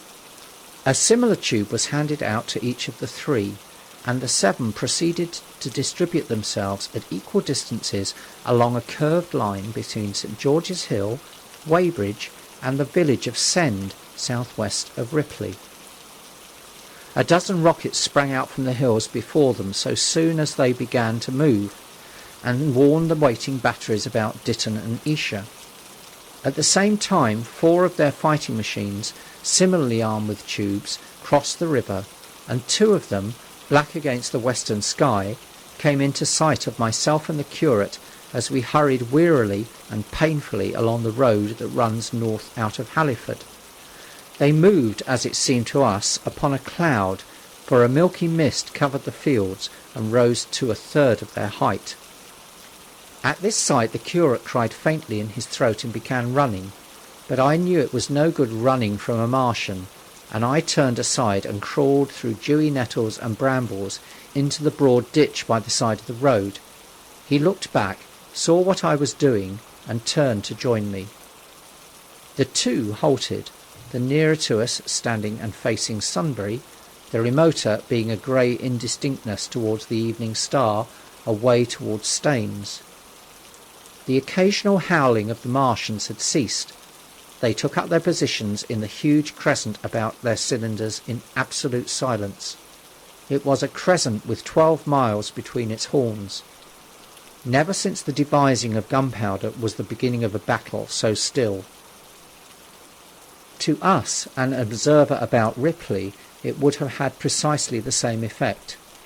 The Martians seemed in solitary possession of the darkling night, lit only as it was by the slender moon, the stars, the afterglow of the daylight, and the ruddy glare from St George's Hill and the woods of Payne's Hill. But facing that crescent elsewhere, at Staines, Hounslow, Ditton, Esher, Ockham, behind hills and woods south of the river, and across the flat grass meadows to the north of it, wherever a cluster of trees or village houses gave sufficient cover, the guns were waiting. The signal rockets burst and rained their sparks through the night and vanished, and the spirit of all those watching batteries rose to a tense expectation. The Martians had but to advance into the line of fire, and instantly those motionless black forms of men, those guns glittering so darkly in the early night, would explode into a thunderous fury of battle. No doubt the thought that was uppermost in 1,000 of those vigilant minds, even as it was uppermost in mine, was the riddle how much they understood of us. Did they grasp that we in our millions were organised, disciplined, working together? Or did they interpret our spurts of fire, the sudden stinging of our shells, our steady investment of their encampment, as we should the furious unanimity of onslaught in a disturbed hive of bees? Did they dream they might exterminate us? At that time no one knew what food they needed. 100 such questions struggled together in my mind as I watched that vast sentinel shape, and in the back of my mind was the sense of all the huge unknown and hidden forces Londonward. Had they prepared pitfalls? Were the powder mills at Hounslow ready as a snare? Would the Londoners have the heart and courage to make a great Moscow of their mighty province of houses? Then, after an interminable time, as it seemed to us, crouching and peering through the hedge, came a sound like the distant concussion of a gun. Another nearer, and then another. And then the Martian beside us raised his tube on high and discharged it, gun-wise, with a heavy report that made the ground heave. The one towards Staines answered him. There was no flash, no smoke, simply that loaded detonation. I was so excited by these heavy, minute guns following one another that I so far forgot my personal safety and my scalded hands as to clamber up into the hedge and stare towards Sunbury. As I did so, a second report followed, and a big projectile hurtled overhead towards Hounslow. I expected at least to see smoke or fire, or some such evidence of its work, but all I saw was the deep blue sky above, with one solitary star, and the white mist spreading wide and low beneath. And there had been no crash, no answering explosion. The silence was restored. The minute lengthened to 3. "What's happened?" said the curate, standing up beside me. "Heaven knows," said I. A bat flickered by and vanished. A distant tumult of shouting began and ceased. I looked again at the Martian, and saw he was now moving eastward along the river bank, with a swift rolling motion. Every moment I expected the fire of some hidden battery to spring upon him, but the evening calm was unbroken. The figure of the Martian grew smaller as he receded, and presently the mist and the gathering night had swallowed him up. By a common impulse we clambered higher. Towards Sunbury was a dark appearance, as though a conical hill had suddenly come into being there, hiding our view of the farther country. And then, remoter across the river, over Walton, we saw another such summit. These hill-like forms grew lower and broader even as we stared. Moved by a sudden thought, I looked northward, and there I perceived a third of these cloudy black kopjes had risen. Everything had suddenly become very still. Far away to the southeast, marking the quiet, we heard the Martians hooting to one another, and then the air quivered again with the distant thud of their guns. But the earthly artillery made no reply. Now at that time we could not understand these things, but later I was to learn the meaning of these ominous kopjes that gathered in the twilight. Each of the Martians, standing in the great crescent I have described, had discharged, by means of a gun-like tube he carried, a huge canister over whatever hill, copse, cluster of houses, or other possible cover for guns chanced to be in front of him. Some fired only one of these, some 2, as in the case of one we had seen. The one at Ripley is said to have discharged no fewer of 5 at that time. These canisters smashed on striking the ground. They did not explode, and incontinently discharged an enormous volume of heavy, inky vapour, coiling and pouring upwards in a huge and ebony cumulus cloud. A gaseous hill that sank and spread itself slowly over the surrounding country.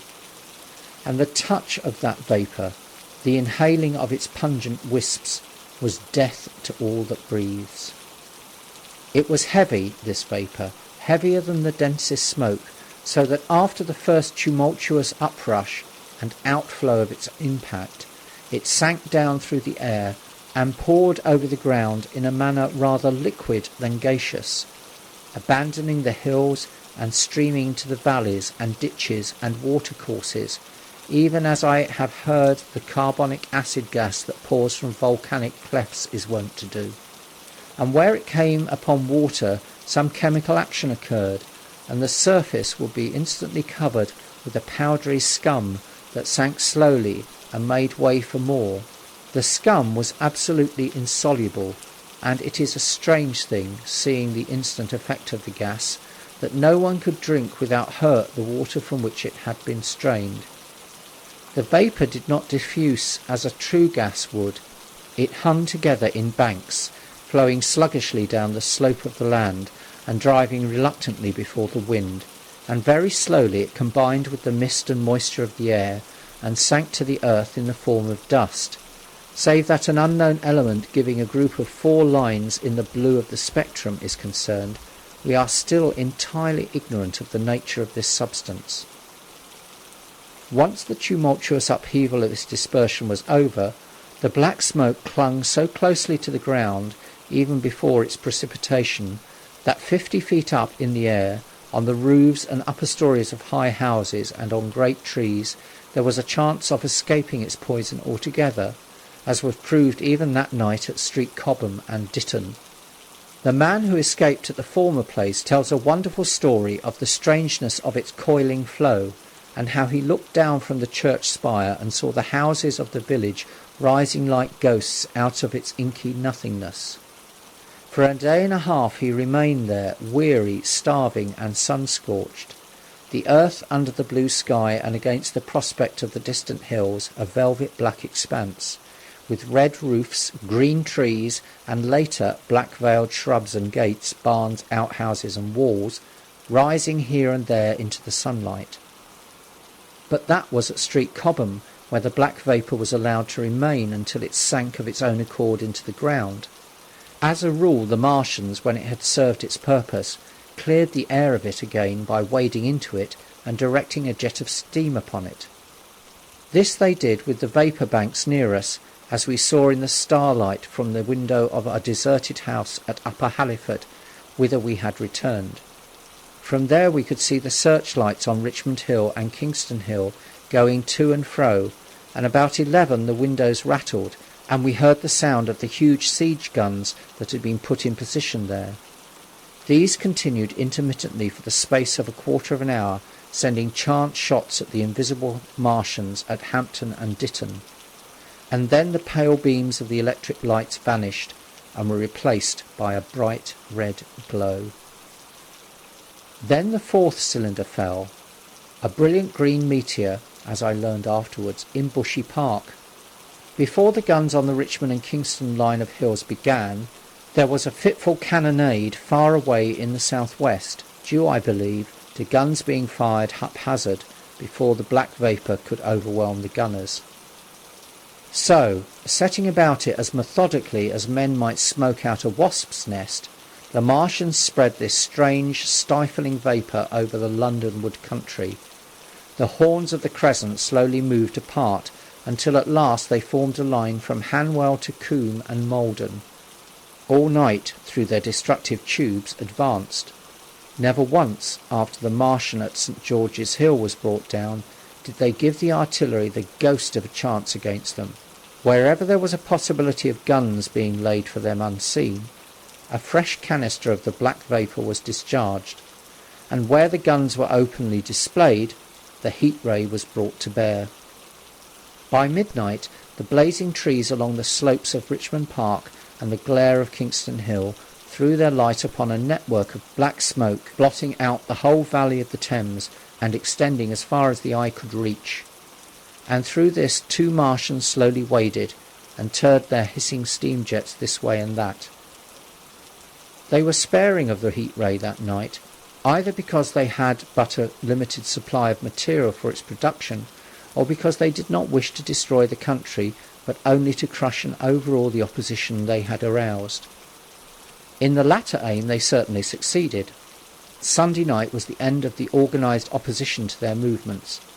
After that, no body of men would stand against them, so hopeless was the enterprise. Even the crews of the torpedo boats and destroyers that had brought their quick firers up the Thames refused to stop, mutinied, and went down again. The only offensive operation men ventured upon after that night was the preparation of mines and pitfalls, and even in that their energies were frantic and spasmodic. One has to imagine, as well as one may, the fate of those batteries towards Esher, waiting so tensely in the twilight. Survivors there were none. One may picture the orderly expectation, the officers alert and watchful, the gunners ready, the ammunition piled to hand, the limber gunners with their horses and wagons, the groups of civilian spectators standing as near as they were permitted, the evening stillness, the ambulances and hospital tents with the burned and wounded from Weybridge, then the dull resonance of the shots the Martians fired, and the clumsy projectile whirling over the trees and houses and smashing amid the neighbouring fields. One may picture too the sudden shifting of the attention, the swiftly spreading coils and bellyings of that blackness advancing headlong, towering heavenwards, turning the twilight into a palpable darkness, a strange and horrible antagonist of vapour striding upon its victims, men and horses, near it seen dimly, running, shrieking, falling headlong, shouts of dismay, the guns suddenly abandoned, men choking and writhing on the ground, and the swift broadening out of the opaque cone of smoke. And then night and extinction. Nothing but a silent mass of impenetrable vapour hiding its dead. Before dawn, the black vapour was pouring through the streets of Richmond, and the disintegrating organism of government was, with a last expiring effort, rousing the population of London to the necessity of flight. Chapter 16. The Exodus from London. So you understand the roaring wave of fear that swept through the greatest city in the world just as Monday was dawning. The stream of flight rising swiftly to a torrent, lashing in a foaming tumult round the railway stations, banked up into a horrible struggle about the shipping in the Thames, and hurrying by every available channel northward and eastward. By 10 o'clock, the police organisation, and by midday even the railway organisations, were losing coherence, losing shape and efficiency, guttering, softening, running at last in that swift liquefaction of the social body. All the railway lines north of the Thames and the south-eastern people at Cannon Street had been warned by midnight on Sunday, and trains were being filled. People were fighting savagely for standing room in the carriages even at 2 o'clock. By 3, people were being trampled and crushed even in Bishopgate Street, a couple of 100 yards or more from Liverpool Street Station.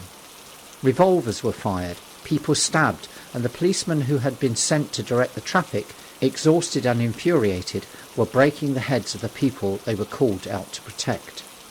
And as the day advanced, and the engine drivers and stokers refused to return to London, the pressure of the flight drove the people in an ever-thickening multitude away from the stations and along the northward running roads.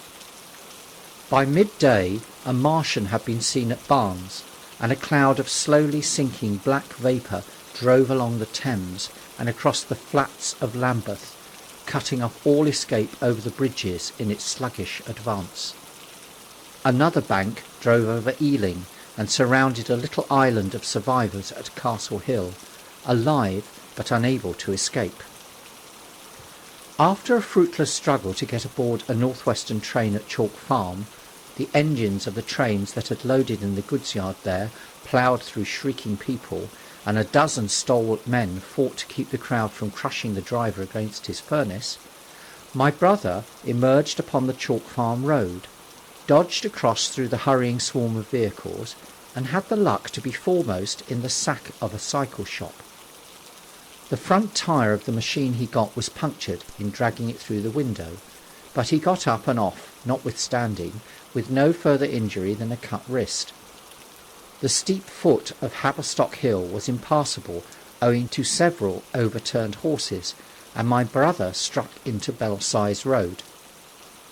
So he got out of the fury of the panic, and skirting the Edgware Road, reached Edgware about 7, fasting and wearied, but well ahead of the crowd. Along the road people were standing in the roadway, curious, wondering. He was passed by a number of cyclists, some horsemen and 2 motor cars. A mile from Edgware the rim of the wheel broke and the machine became unrideable. He left it by the roadside and trudged through the village. There were shops half opened in the main street of the place, and people crowded on the pavement and in the doorways and windows, staring astonished at this extraordinary procession of fugitives that was beginning. He succeeded in getting some food at an inn. For a time he remained in Edgware, not knowing what to do next. The flying people increased in number. Many of them, like my brother, seemed inclined to loiter in the place. There was no fresh news of the invaders from Mars. At that time the road was crowded, but as yet far from congested. Most of the fugitives at that hour were mounted on cycles, but there were soon motor cars, hansom cabs and carriages hurrying along, and the dust hung in heavy clouds along the road to St Albans. It was perhaps a vague idea of making his way to Chelmsford, where some friends of his lived, that at last induced my brother to strike into a quiet lane running eastward.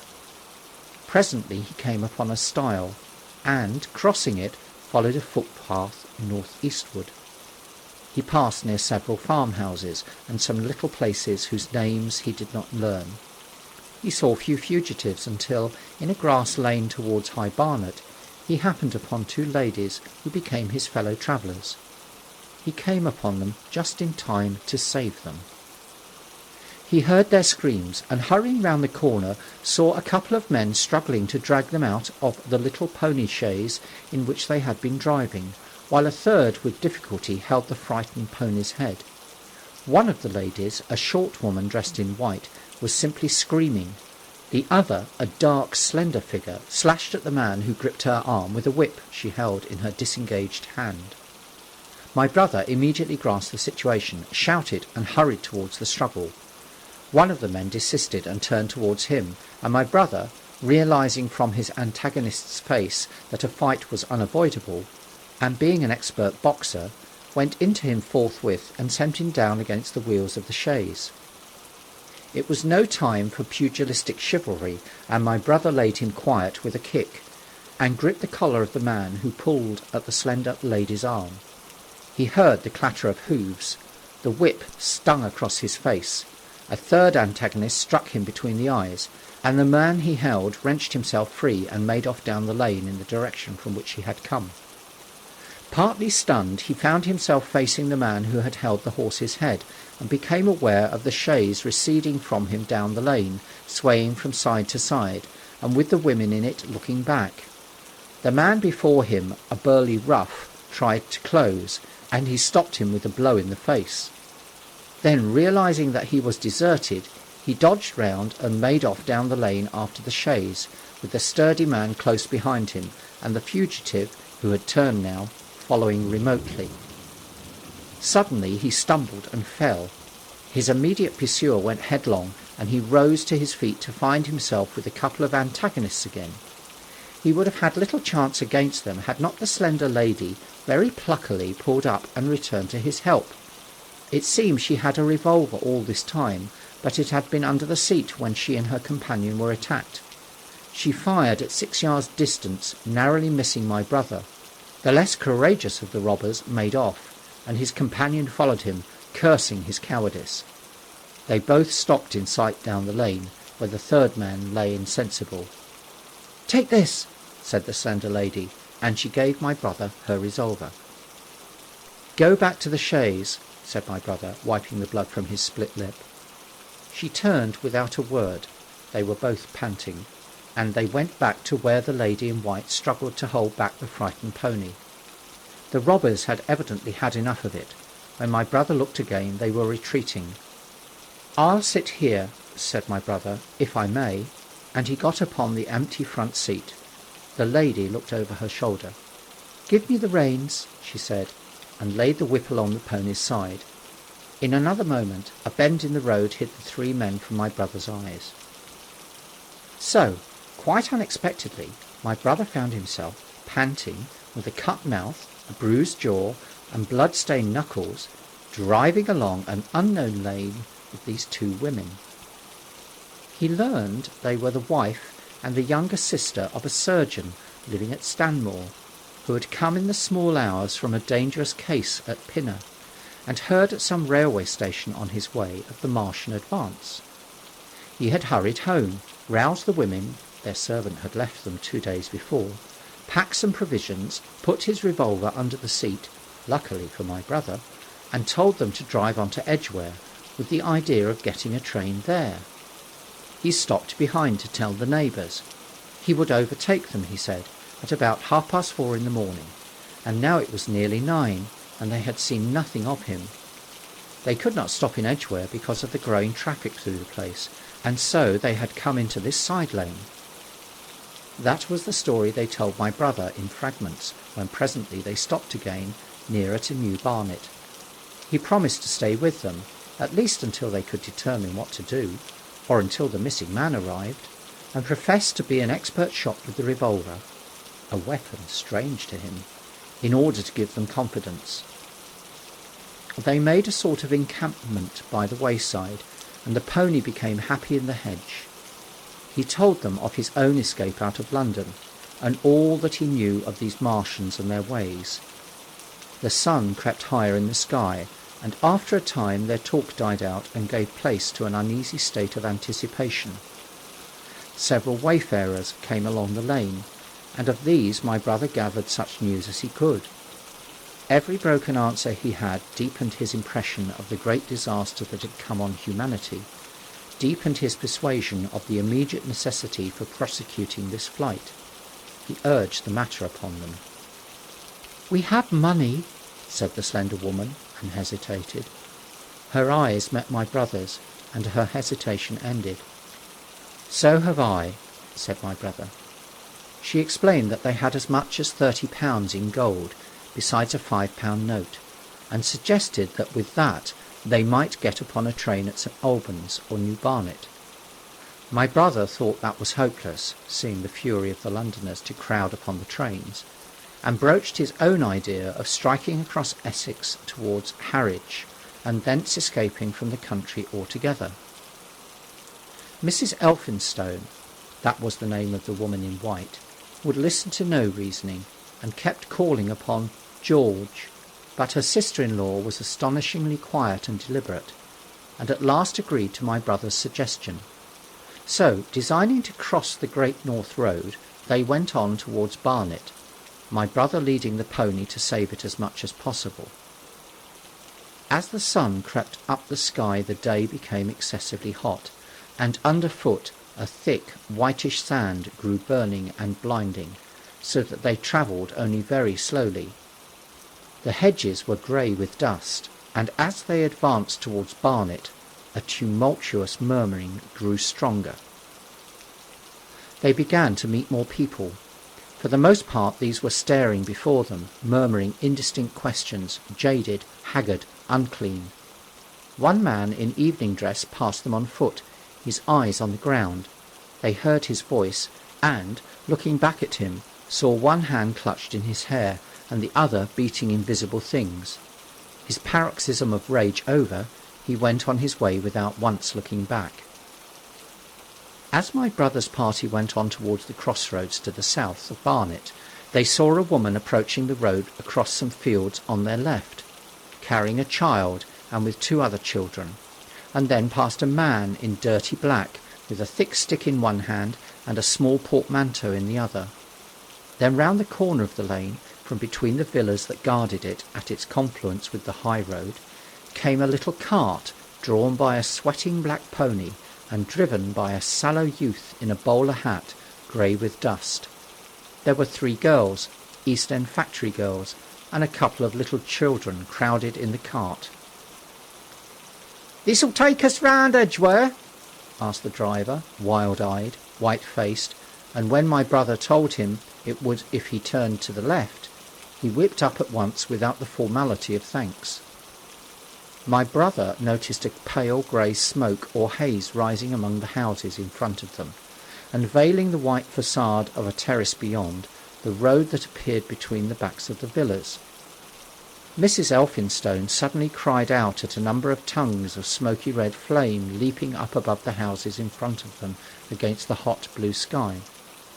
The tumultuous noise resolved itself now into the disorderly mingling of many voices, the grind of many wheels, the creaking of waggons, and the staccato of hoofs. The lane came round sharply not 50 yards from the crossroads. "Good heavens!" cried Mrs Elphinstone. "What is this you are driving us into?" My brother stopped. For the main road was a boiling stream of people, a torrent of human beings rushing northward, one pressing on another. A great bank of dust, white and luminous in the blaze of the sun, made everything within 20 feet of the ground grey and indistinct, and was perpetually renewed by the hurrying feet of a dense crowd of horses and of men and women on foot, and by the wheels of vehicles of every description. "Way!" my brother heard voices crying. Make way!" It was like riding into the smoke of a fire to approach the meeting point of the lane and the road. The crowd roared like a fire, and the dust was hot and pungent. And indeed, a little way up the road a villa was burning and sending rolling masses of black smoke across the road to add to the confusion. 2 men came past them, then a dirty woman carrying a heavy bundle and weeping. A lost retriever dog with hanging tongue circled dubiously round them, scared and wretched, and fled at my brother's threat.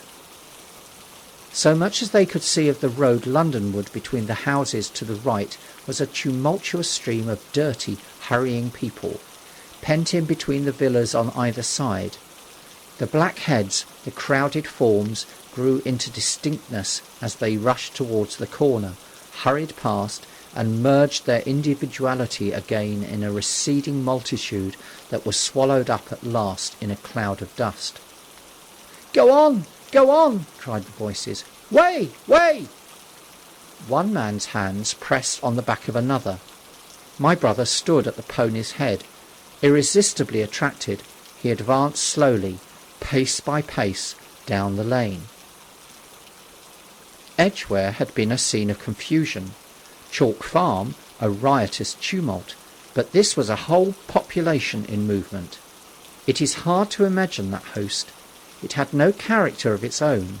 The figures poured out past the corner and receded with their backs to the group in the lane. Along the margin came those who were on foot, threatened by the wheels, stumbling in the ditches, blundering into one another.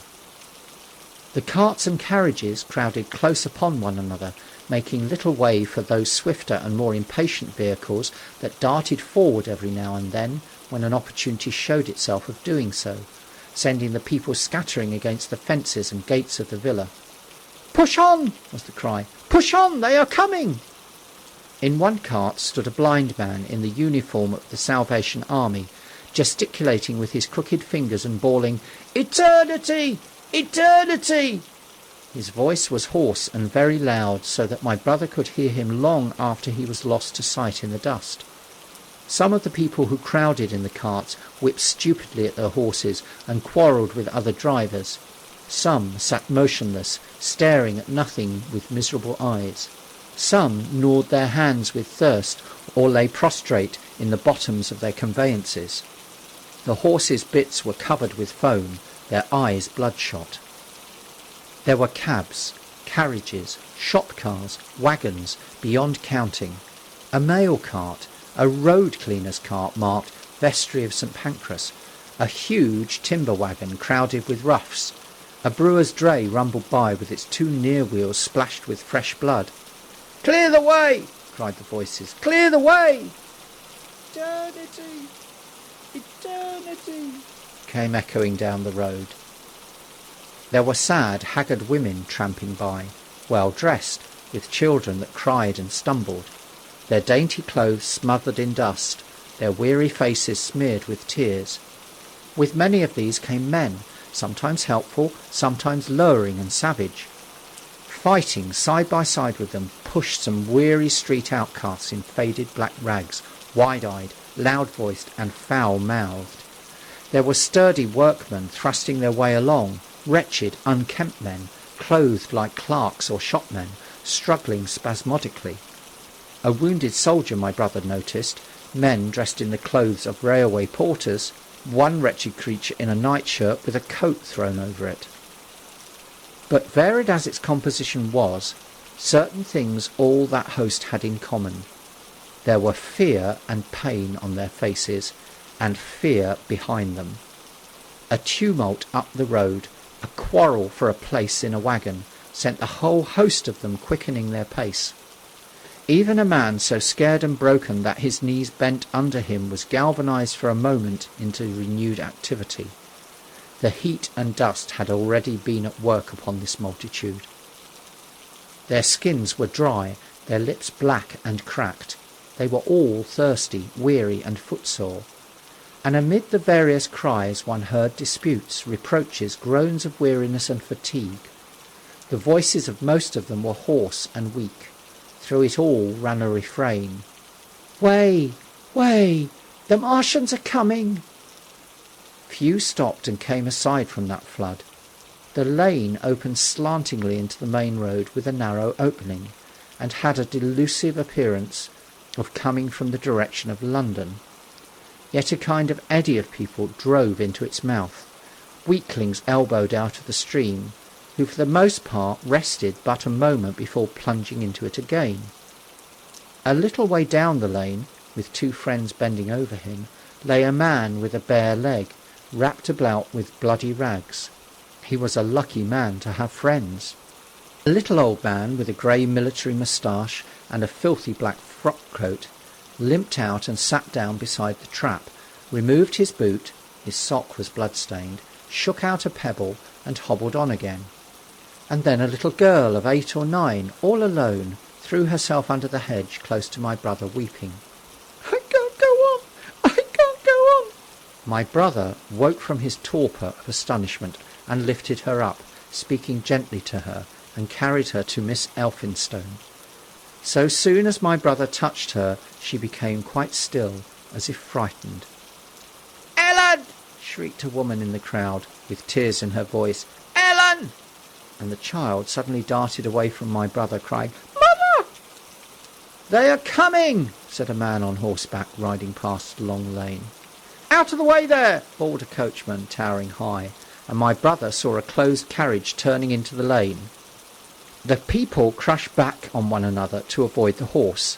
My brother pushed the pony and chaise back into the hedge, and the man drove by and stopped at the turn of the way. It was a carriage with a pole for a pair of horses, but only one was in the traces. My brother saw dimly through the dust that 2 men lifted out something on a white stretcher and put it gently on the grass beneath the privet hedge. One of the men came running to my brother. "Where is there any water?" he said. "He is dying fast and very thirsty. It is Lord Garrick." "Lord Garrick?" said my brother. "The Chief Justice?" "The water," he said. "There may be a tap," said my brother, "in some of the houses. We have no water. I dare not leave my people." The man pushed against the crowd towards the gate of the corner house. "Go on," said the people, thrusting at him. "They're coming. Go on."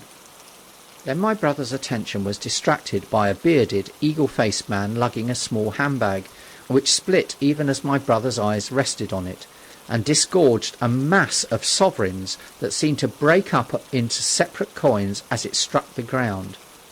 They rolled hither and thither among the struggling feet of men and horses. The man stopped and looked stupidly at the heap, and the shafts of a cab struck his shoulder and sent him reeling. He gave a shriek and dodged back, and a cartwheel shaved him narrowly. "Way!" cried the men all about him. "Make way!" So soon as the cab had passed, he flung himself with both hands open upon the heap of coins, and began thrusting handfuls in his pocket. A horse rose close upon him, and in another moment, half rising, he had been borne down under the horse's hoofs. "Stop!" screamed my brother, and pushing a woman out of his way, tried to clutch the bit of the horse. Before he could get to it, he heard a scream under the wheels, and saw through the dust the rim passing over the poor wretch's back. The driver of the cart slashed his whip at my brother, who ran round behind the cart. The multitudinous shouting confused his ears. The man was writhing in the dust among his scattered money, unable to rise, for the wheel had broken his back, and his lower limbs lay limp and dead. My brother stood up and yelled at the next driver, and a man on a black horse came to his assistance. "Get him out of the road," said he, and clutching the man's collar with his free hand, my brother lugged him sideways. But he still clutched after his money, and regarded my brother fiercely, hammering at his arm with his handful of gold. "Go on! Go on!" shouted angry voices behind. "Way! Way!" There was a smash as the pole of a carriage crashed into the cart that the man on horseback stopped. My brother looked up, and the man with the gold twisted his head round and bit the wrist that held his collar. There was a concussion, and the black horse came staggering sideways, and the cart horse pushed beside it. A hoof missed my brother's foot by a hair's breadth. He released his grip on the fallen man and jumped back. He saw anger change to terror on the face of the poor wretch on the ground, and in a moment he was hidden, and my brother was borne backwards and carried past the entrance of the lane, and had to fight hard in the torrent to recover it. He saw Miss Elphinstone covering her eyes, and a little child, with all the child's want of sympathetic imagination, staring with dilated eyes at a dusty something that lay black and still, ground and crushed under the rolling wheels. "Let us go back!" he shouted, and began turning the pony round. "We cannot cross this hell!" he said, and they went back 100 yards the way they had come, until the fighting crowd was hidden. As they passed the bend in the lane, my brother saw the face of the dying man in the ditch under the privet, deadly white and drawn, and shining with perspiration. The two women sat silent, crouching in their seat and shivering. Then beyond the bend my brother stopped again. Miss Elphinstone was white and pale, and her sister-in-law sat weeping, too wretched even to call upon George. My brother was horrified and perplexed. So soon as they had retreated, he realized how urgent and unavoidable it was to attempt this crossing. He turned to Miss Elphinstone, suddenly resolute. "We must go that way," he said, and led the pony round again. For the second time that day this girl proved her quality. To force their way into the torrent of people, my brother plunged into the traffic and held back a cab horse while she drove the pony across its head. A wagon locked wheels for a moment and ripped a long splinter from the chaise. In another moment they were caught and swept forward by the stream. My brother, with the cabman's whip marks red across his face and hands, scrambled into the chaise and took the reins from her. "Point the revolver at the man behind," he said, giving it to her. "If he presses us too hard—" "No, point it at his horse." Then he began to look out for a chance of edging to the right across the road, but once in the stream he seemed to lose volition, to become part of that dusty rout. They swept through Chipping Barnet with the torrent. They were nearly a mile beyond the centre of the town before they had fought across to the opposite side of the way.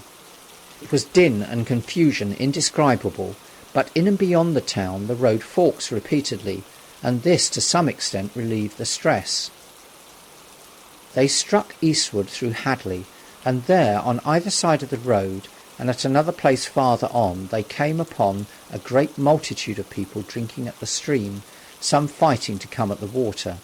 And farther on, from a lull near East Barnet, they saw two trains running slowly one after the other without signal or orders, trains swarming with people, with men even among the coals behind the engines, going northward along the Great Northern Railway. My brother supposes they must have filled outside London, for at that time the furious terror of the people had rendered the central termini impossible. Near this place they halted for the rest of the afternoon, for the violence of the day had already utterly exhausted all three of them. They began to suffer the beginnings of hunger. The night was cold, and none of them dared to sleep.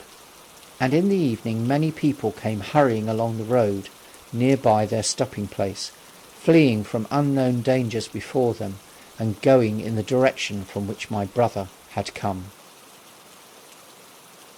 Chapter 17. The Thunder Child.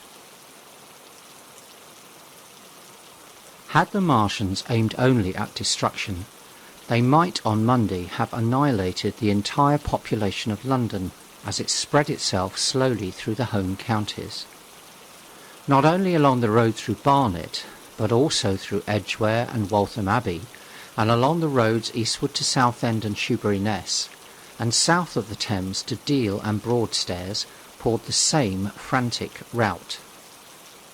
If one could have hung that June morning in a balloon in the blazing blue above London, every northward and eastward road running out of the tangled maze of streets would have seemed stippled black with the streaming fugitives. Each dot a human agony of terror and physical distress. I have set forth at length in the last chapter my brother's account of the road through Chipping Barnet, in order that my readers may realise how that swarming of black dots appeared to one of those concerned. Never before in the history of the world had such a mass of human beings moved and suffered together. The legendary hosts of Goths and Huns, the hugest armies Asia has ever seen, would have been but a drop in that current. And this was no disciplined march. It was a stampede gigantic and terrible, without order and without a goal. 6 million people, unarmed and unprovisioned, driving headlong. It was the beginning of the rout of civilization, of the massacre of mankind. Directly below him, the balloonist would have seen the network of streets, far and wide, houses, churches, squares, crescents, gardens, already derelict, spread out like a huge map, and in the southward blotted. Over Ealing, Richmond, Wimbledon, it would have seemed as if some monstrous pen had flung ink upon the chart. Steadily, incessantly, each black splash grew and spread, shooting out ramifications this way and that, now banking itself against rising ground, now pouring swiftly over a crest into a new-found valley, exactly as a gout of ink would spread itself upon blotting paper. And beyond, over the blue hills that rise southward of the river, the glittering Martians went to and fro, calmly and methodically spreading their poison cloud over this patch of country and then over that, laying it again with their steam jets when it had served its purpose, and taking possession of the conquered country. They do not seem to have aimed at extermination so much as at complete demoralization and the destruction of any opposition. They exploded any stores of powder they came upon, cut every telegraph, and wrecked the railways here and there. They were hamstringing mankind. They seemed in no hurry to extend the field of their operation, and did not come beyond the central part of London all that day. It is possible that a very considerable number of people in London stuck to their houses through Monday morning. Certain it is that many died at home, suffocated by the black smoke. Until about midday, the Pool of London was an astonishing scene. Steamboats and shipping of all sorts lay there, tempted by the enormous sums of money offered by fugitives, and it is said that many who swam out to these vessels were thrust off with boat-hooks and drowned. About 1 o'clock in the afternoon, the thinning remnant of the cloud of black vapour appeared between the arches of Blackfriars Bridge. At that the pool became a scene of mad confusion, fighting and collision, and for some time a multitude of boats and barges jammed in the northern arch of the Tower Bridge, and the sailors and lightermen had to fight savagely against the people who swarmed upon them from the riverfront. People were actually clambering down the piers of the bridge from above. When an hour later a Martian appeared beyond the clock tower and waded down the river, nothing but wreckage floated above Limehouse. Of the falling of the 5th cylinder I have presently to tell. The 6th star fell at Wimbledon. My brother, keeping watch beside the women in the chaise in a meadow, saw the green flash of it far beyond the hills. On Tuesday the little party, still set upon getting across the sea, made its way through the swarming country towards Colchester. The news that the Martians were now in possession of the whole of London was confirmed. They had been seen at Highgate, and even, it was said, at Neasden. But they did not come into my brother's view until the morrow. That day the scattered multitudes began to realise the urgent need of provisions. As they grew hungry, the rights of property ceased to be regarded. Farmers were out to defend their cattle sheds, granaries and ripening root crops with arms in their hands. A number of people now, like my brother, had their faces eastward, and there were some desperate souls even going back towards London to get food. These were chiefly people from the northern suburbs, whose knowledge of the black smoke came by hearsay. He heard that about half of the members of the government had gathered at Birmingham, and that enormous quantities of high explosives were being prepared to be used in automatic mines across the Midland counties.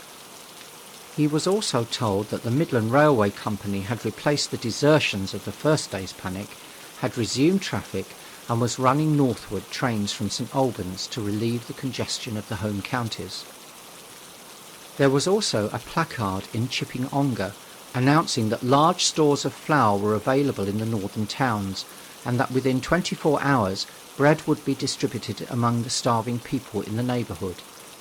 But this intelligence did not deter him from the plan of escape he had formed, and the three pressed eastward all day, and heard no more of the bread distribution than this promise. Nor, as a matter of fact, did anyone else hear more of it. That night fell the seventh star, falling upon Primrose Hill.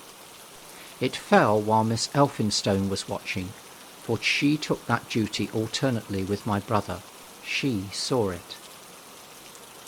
On Wednesday, the three fugitives, they had passed the night in a field of unripe wheat, reached Chelmsford, and there a body of the inhabitants, calling itself the Committee of Public Supply, seized the pony as provisions, and would give nothing in exchange for it but the promise of a share in it the next day.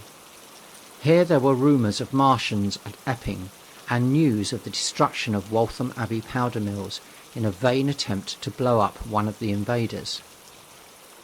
People were watching for Martians here from the church towers. My brother, very luckily for him as it chanced, preferred to push on at once to the coast rather than wait for food, although all three of them were very hungry. By midday they passed through Tillingham, which, strangely enough, seemed to be quite silent and deserted, save for a few furtive plunderers hunting for food. Near Tillingham they suddenly came in sight of the sea, and the most amazing crowd of shipping of all sorts that it is possible to imagine. For after the sailors could no longer come up the Thames, they came on to the Essex coast, to Harwich and Walton and Clacton, and afterwards to Foulness and Shoebury, to bring off the people. They lay in a huge sickle-shaped curve that vanished into mist at last towards the Naze. Close inshore was a multitude of fishing smacks, English, Scotch, French, Dutch and Swedish, steam launches from the Thames, yachts, electric boats, and beyond were ships of large burden, a multitude of filthy colliers, trim merchantmen, cattle ships, passenger boats, petroleum tanks, ocean tramps, an old white transport even, neat white and grey liners from Southampton and Hamburg, and along the blue coast, across the black water, my brother could make out dimly a dense swarm of boats chaffering with the people on the beach, a swarm which also extended up the Blackwater almost to Malden. About a couple of miles out lay an ironclad, very low in the water, almost to my brother's perception like a waterlogged ship. This was the ram Thunderchild. It was the only warship in sight, but far away to the right over the smooth surface of the sea, for that day there was a dead calm, lay a serpent of black smoke to mark the next ironclads of the Channel Fleet, which hovered in an extended line, steam up and ready for action across the Thames estuary during the course of the Martian conquest, vigilant and yet powerless to prevent it. At the first sight of the sea, Miss Elphinstone, in spite of the assurances of her sister-in-law, gave way to panic. She had never been out of England before. She would rather die than trust herself friendless in a foreign country, and so forth.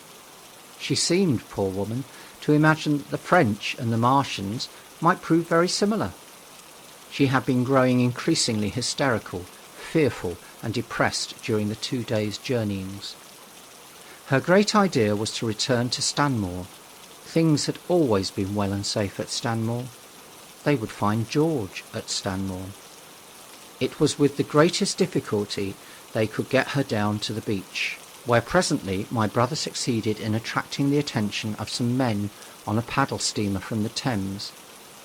They sent a boat and drove a bargain for £36 for the three. The steamer was going, these men said, to Ostend. It was about 2 o'clock when my brother, having paid their fares at the gangway, found himself safely aboard the steamboat with his charges. There was food aboard, albeit at exorbitant prices, and the three of them contrived to eat a meal on one of the seats forward.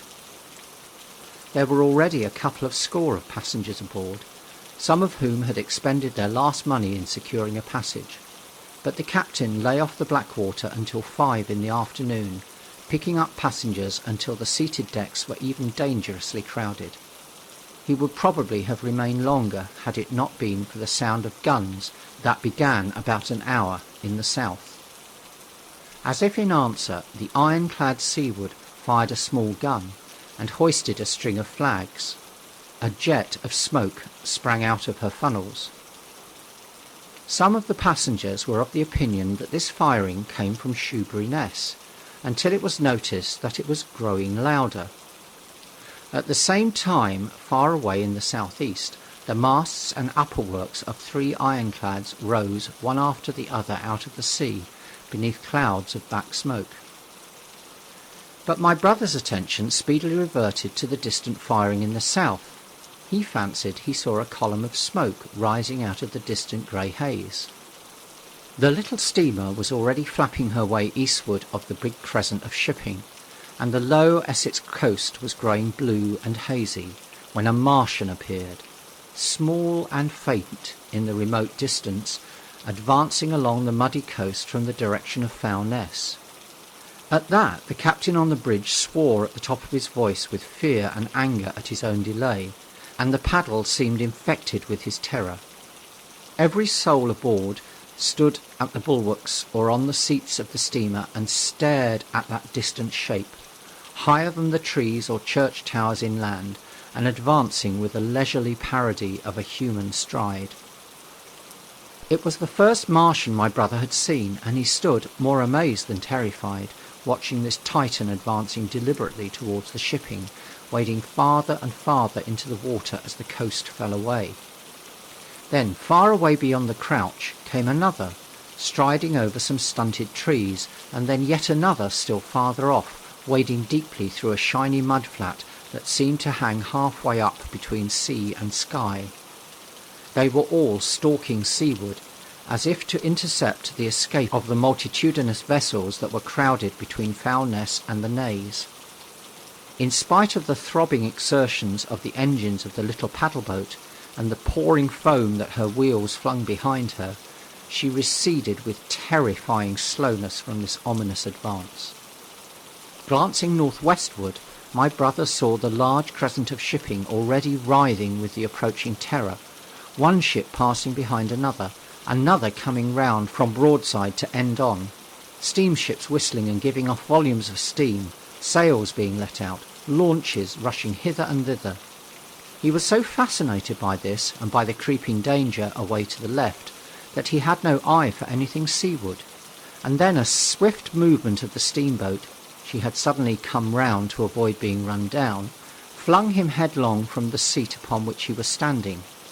There was a shouting all about him, a trampling of feet, and a cheer that seemed to be answered faintly. The steamboat lurched and rolled him over upon his hands. He sprang to his feet and saw to starboard, and not 100 yards from their heeling, pitching boat, a vast iron bulk like the blade of a plough tearing through the water, tossing it on either side in huge waves of foam that leapt towards the steamer, flinging her paddles helplessly in the air, then sucking her deck down almost to the waterline. A douche of spray blinded my brother for a moment. When his eyes were clear again, he saw the monster had passed and was rushing landward. Big iron upperworks rose out of this headlong structure, and from that twin funnels projected and spat a smoking blast shot with fire. It was the torpedo ram, Thunderchild, steaming headlong, coming to the rescue of the threatened shipping.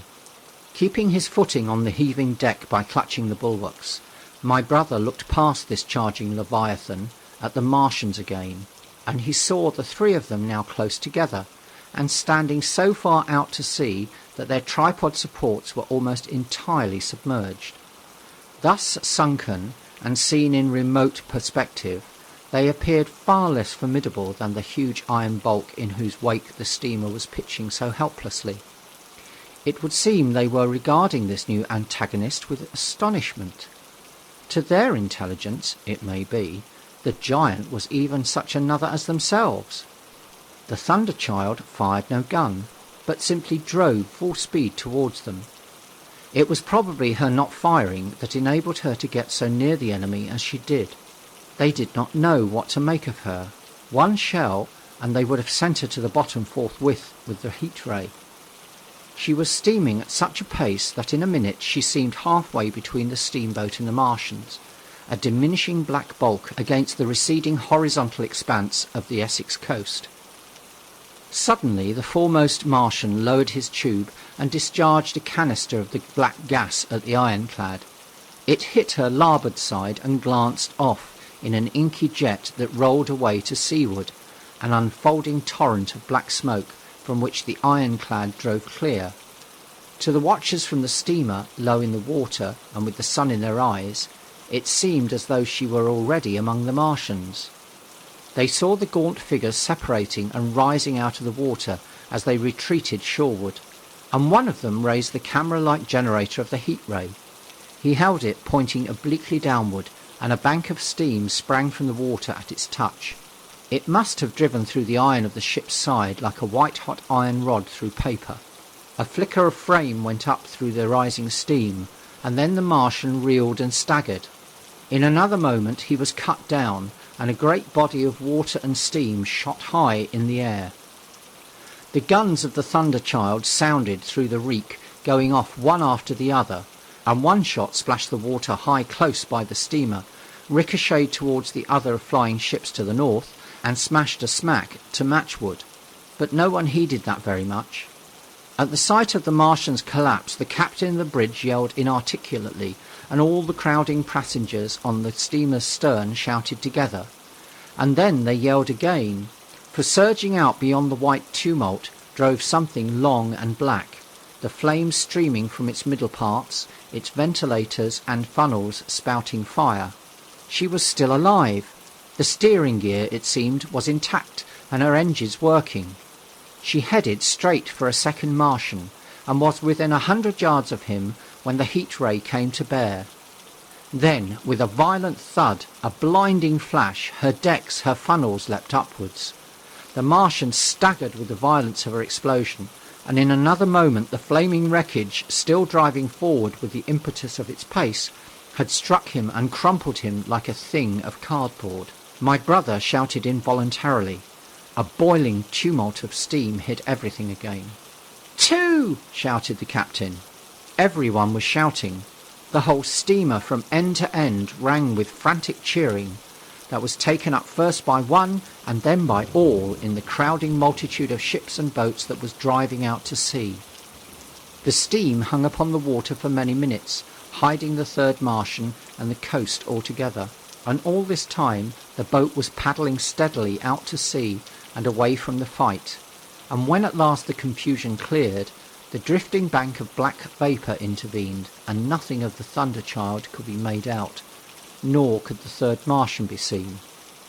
But the ironclads to seaward were now quite close and standing in towards shore past the steamboat.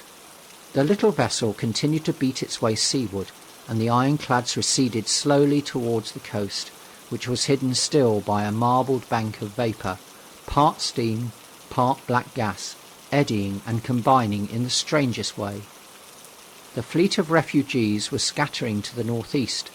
Several smacks were sailing between the ironclads and the steamboat.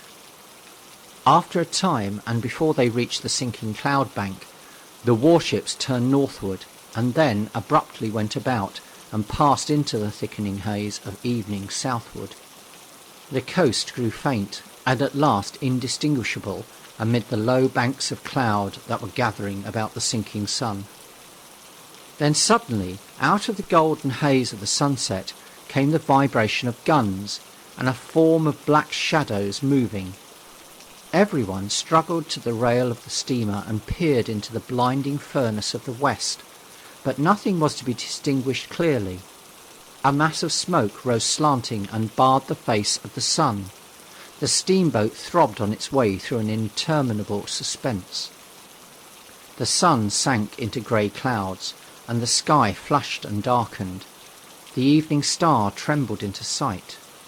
It was a deep twilight when the captain cried out and pointed. My brother strained his eyes. Something rushed up into the sky out of the greyness, rushed slantingly upwards and very swiftly into the luminous clearness above the clouds in the western sky. Something flat and broad and very large that swept round in a vast curve, grew smaller, sank slowly and vanished again into the grey mystery of the night. And as it flew, it rained down darkness upon the land. Book 2. The Earth Under the Martians. Chapter 1. Underfoot. In the first book, I have wandered so much from my own adventures to tell of the experiences of my brother, that all through the last 2 chapters, I and the curate have been lurking in the empty house at Halliford, whither we fled to escape the black smoke. There I will resume. We stopped there all Sunday night and all the next day, the day of the panic, in a little island of daylight, cut off by the black smoke from the rest of the world. We could do nothing but wait in aching inactivity during these 2 weary days. My mind was occupied by anxiety for my wife. I figured her at Leatherhead, terrified, in danger, mourning me already as a dead man. I paced the rooms and cried aloud when I thought of how I was cut off from her, of all that might happen to her in my absence. My cousin, I knew, was brave enough for any emergency, but he was not the sort of man to realize danger quickly, to rise promptly. What was needed now was not bravery, but circumspection. My only consolation was to believe that the Martians were moving Londonward and away from her. Such vague anxieties kept the mind sensitive and painful. I grew very weary and irritable with the curate's perpetual ejaculations. I tired of the sight of his selfish despair. After some ineffectual remonstrance, I kept away from him, staying in a room, evidently a children's schoolroom, containing globes, forms and copybooks. When he followed me thither, I went to a box room at the top of the house, and in order to be alone with my aching miseries, locked myself in. We were hopelessly hemmed in by the black smoke all that day and the morning of the next. There were signs of people in the next house on Sunday evening, a face at a window and moving lights, and later the slamming of a door. But I do not know who these people were, nor what became of them. We saw nothing of them the next day. The black smoke drifted slowly riverward all through Monday morning, creeping nearer and nearer to us, driving at last along the roadway outside the house that hid us. A Martian came across the fields about midday, laying the stuff with a jet of superheated steam that hissed against the walls, smashed all the windows it touched, and scolded the curate's hand as he fled out of the front room. When at last we crept across the sodden rooms and looked out again, the country northward was as though a black snowstorm had passed over it. Looking towards the river, we were astonished to see an unaccountable redness mingling with the black of the scorched meadows. For a time we did not see how this change affected our position, save that we were relieved of our fear of the black smoke. But later I perceived that we were no longer hemmed in, and that now we might get away. So soon as I realized that the way of escape was open, my dream of action returned, but the curate was lethargic and unreasonable. "We are safe here," he repeated. "Safe here." I resolved to leave him. Would that I had. Wiser now from the artilleryman's teaching, I sought out food and drink. I had found oil and rags for my burns, and I also took a hat and a flannel shirt that I found in one of the bedrooms. When it was clear to him that I meant to go alone, had reconciled myself to going alone, he suddenly roused himself to come. And all being quiet throughout the afternoon, we started about 5 o'clock, as I should judge, along the blackened road to Sunbury. In Sunbury, and at intervals along the road, were dead bodies lying in contorted attitudes, horses as well as men, overturned carts and luggage, all covered thickly with black dust. That pall of cindery powder made me think of what I had read of the destruction of Pompeii. We got to Hampton Court without misadventure, our minds full of strange and unfamiliar appearances, and at Hampton Court our eyes were relieved to find a patch of green that had escaped the suffocating drift. We went through Bushy Park, with its deer going to and fro under the chestnuts, and some men and women hurrying in the distance towards Hampton. And so we came to Twickenham. These were the first people we saw. Away across the road, the woods beyond Ham and Petersham were still afire. Twickenham was uninjured by either heat ray or black smoke, and there were more people about here, though none could give us news. For the most part, they were like ourselves, taking advantage of a lull to shift their quarters. I have an impression that many of the houses were still occupied by scared inhabitants, too frightened even for flight. Here, too, the evidence of a hasty rout was abundant along the road. I remember most vividly 3 smashed bicycles in a heap, pounded into the road by the wheels of subsequent carts. We crossed Richmond Bridge about 8:30. We hurried across the exposed bridge, of course, but I noticed floating down the stream a number of red masses, some many feet across. I did not know what these were, there was no time for scrutiny, and I put a more horrible interpretation on them than they deserved. Here again on the Surrey side were black dust that had once been smoke, and dead bodies. A heap near the approach to the station, but we had no glimpse of the Martians until we were some way towards Barnes. We saw in the blackened distance a group of 3 people running down a side street towards the river, but otherwise it seemed deserted. Up the hill, Richmond town was burning briskly. Outside the town of Richmond there was no trace of the black smoke. Then suddenly, as we approached Kew, came a number of people running, and the upper works of a Martian fighting machine loomed in sight over the housetops, not 100 yards away from us. We stood aghast at our danger, and had the Martian looked down, we must immediately have perished. We were so terrified that we dared not go on, but turned aside and hid in a shed in a garden. There the curate crouched, weeping silently and refusing to stir again. But my fixed idea of reaching Leatherhead would not let me rest, and in the twilight I ventured out again. I went through a shrubbery and along a passage beside a big house standing in its own grounds, and so emerged upon the road towards Kew. The curate I left in the shed, but he came hurrying after me. The second start was the most foolhardy thing I ever did, for it was manifest the Martians were about us. No sooner had the curate overtaken me than we saw either the fighting machine we had seen before, or another, far away across the meadows in the direction of Kew Lodge.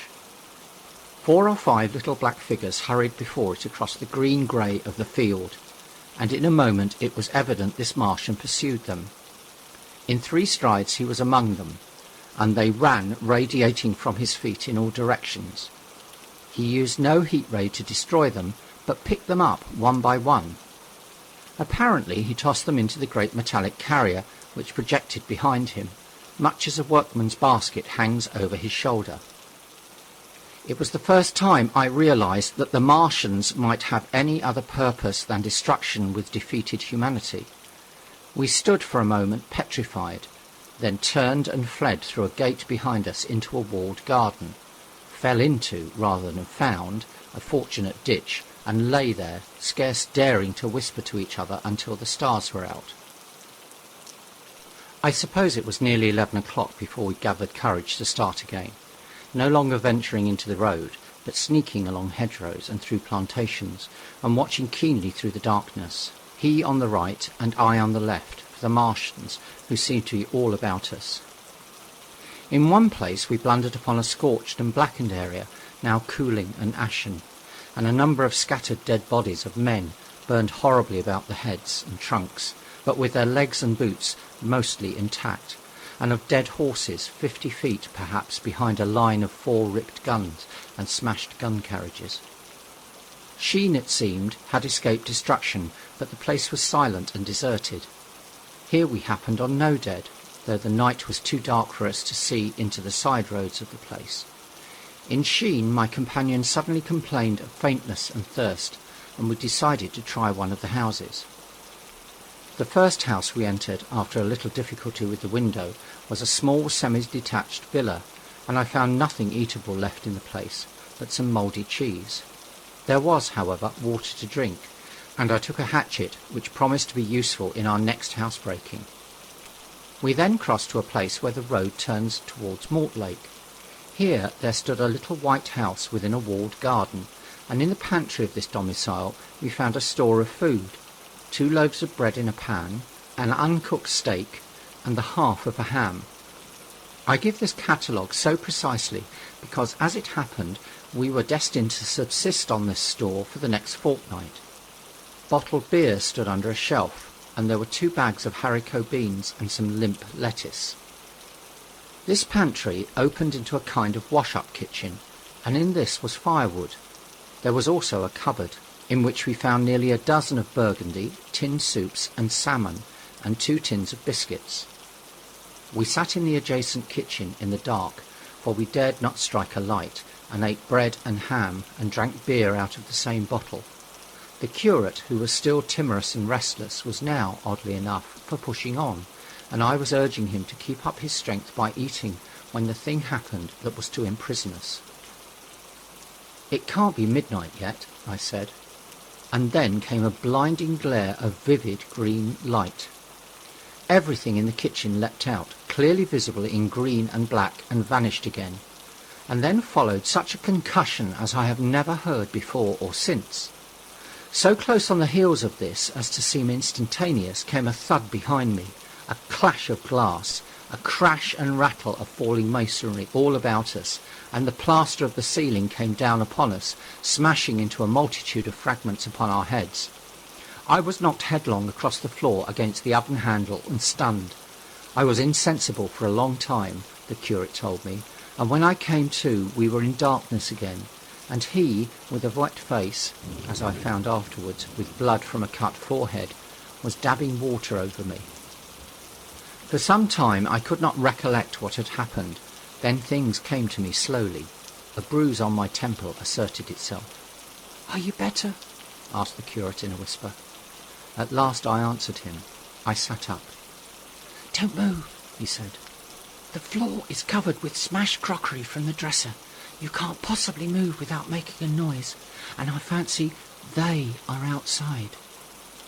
We both sat quite silent, so that we could scarcely hear each other breathing.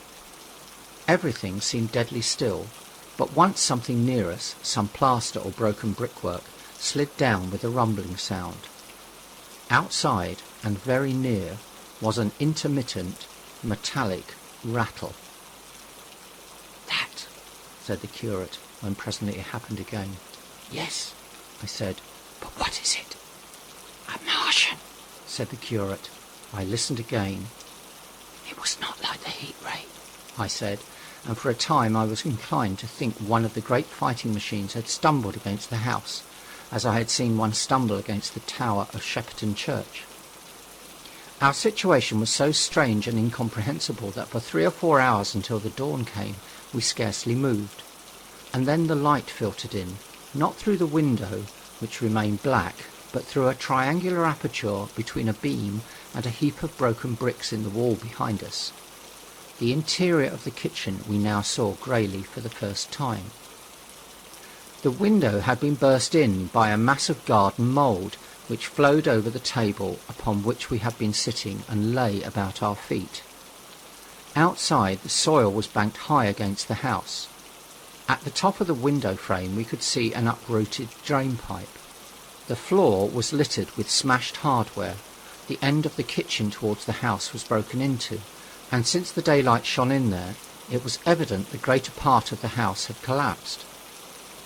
Contrasting vividly that this ruin was the neat dresser, stained in a fashion pale green, and with a number of copper and tin vessels below it, the wallpaper imitating blue and white tiles, and a couple of coloured supplements fluttering from the walls above the kitchen range. As the dawn grew clearer, we saw through the gap in the wall the body of a Martian, standing sentinel, I suppose, over the still glowing cylinder.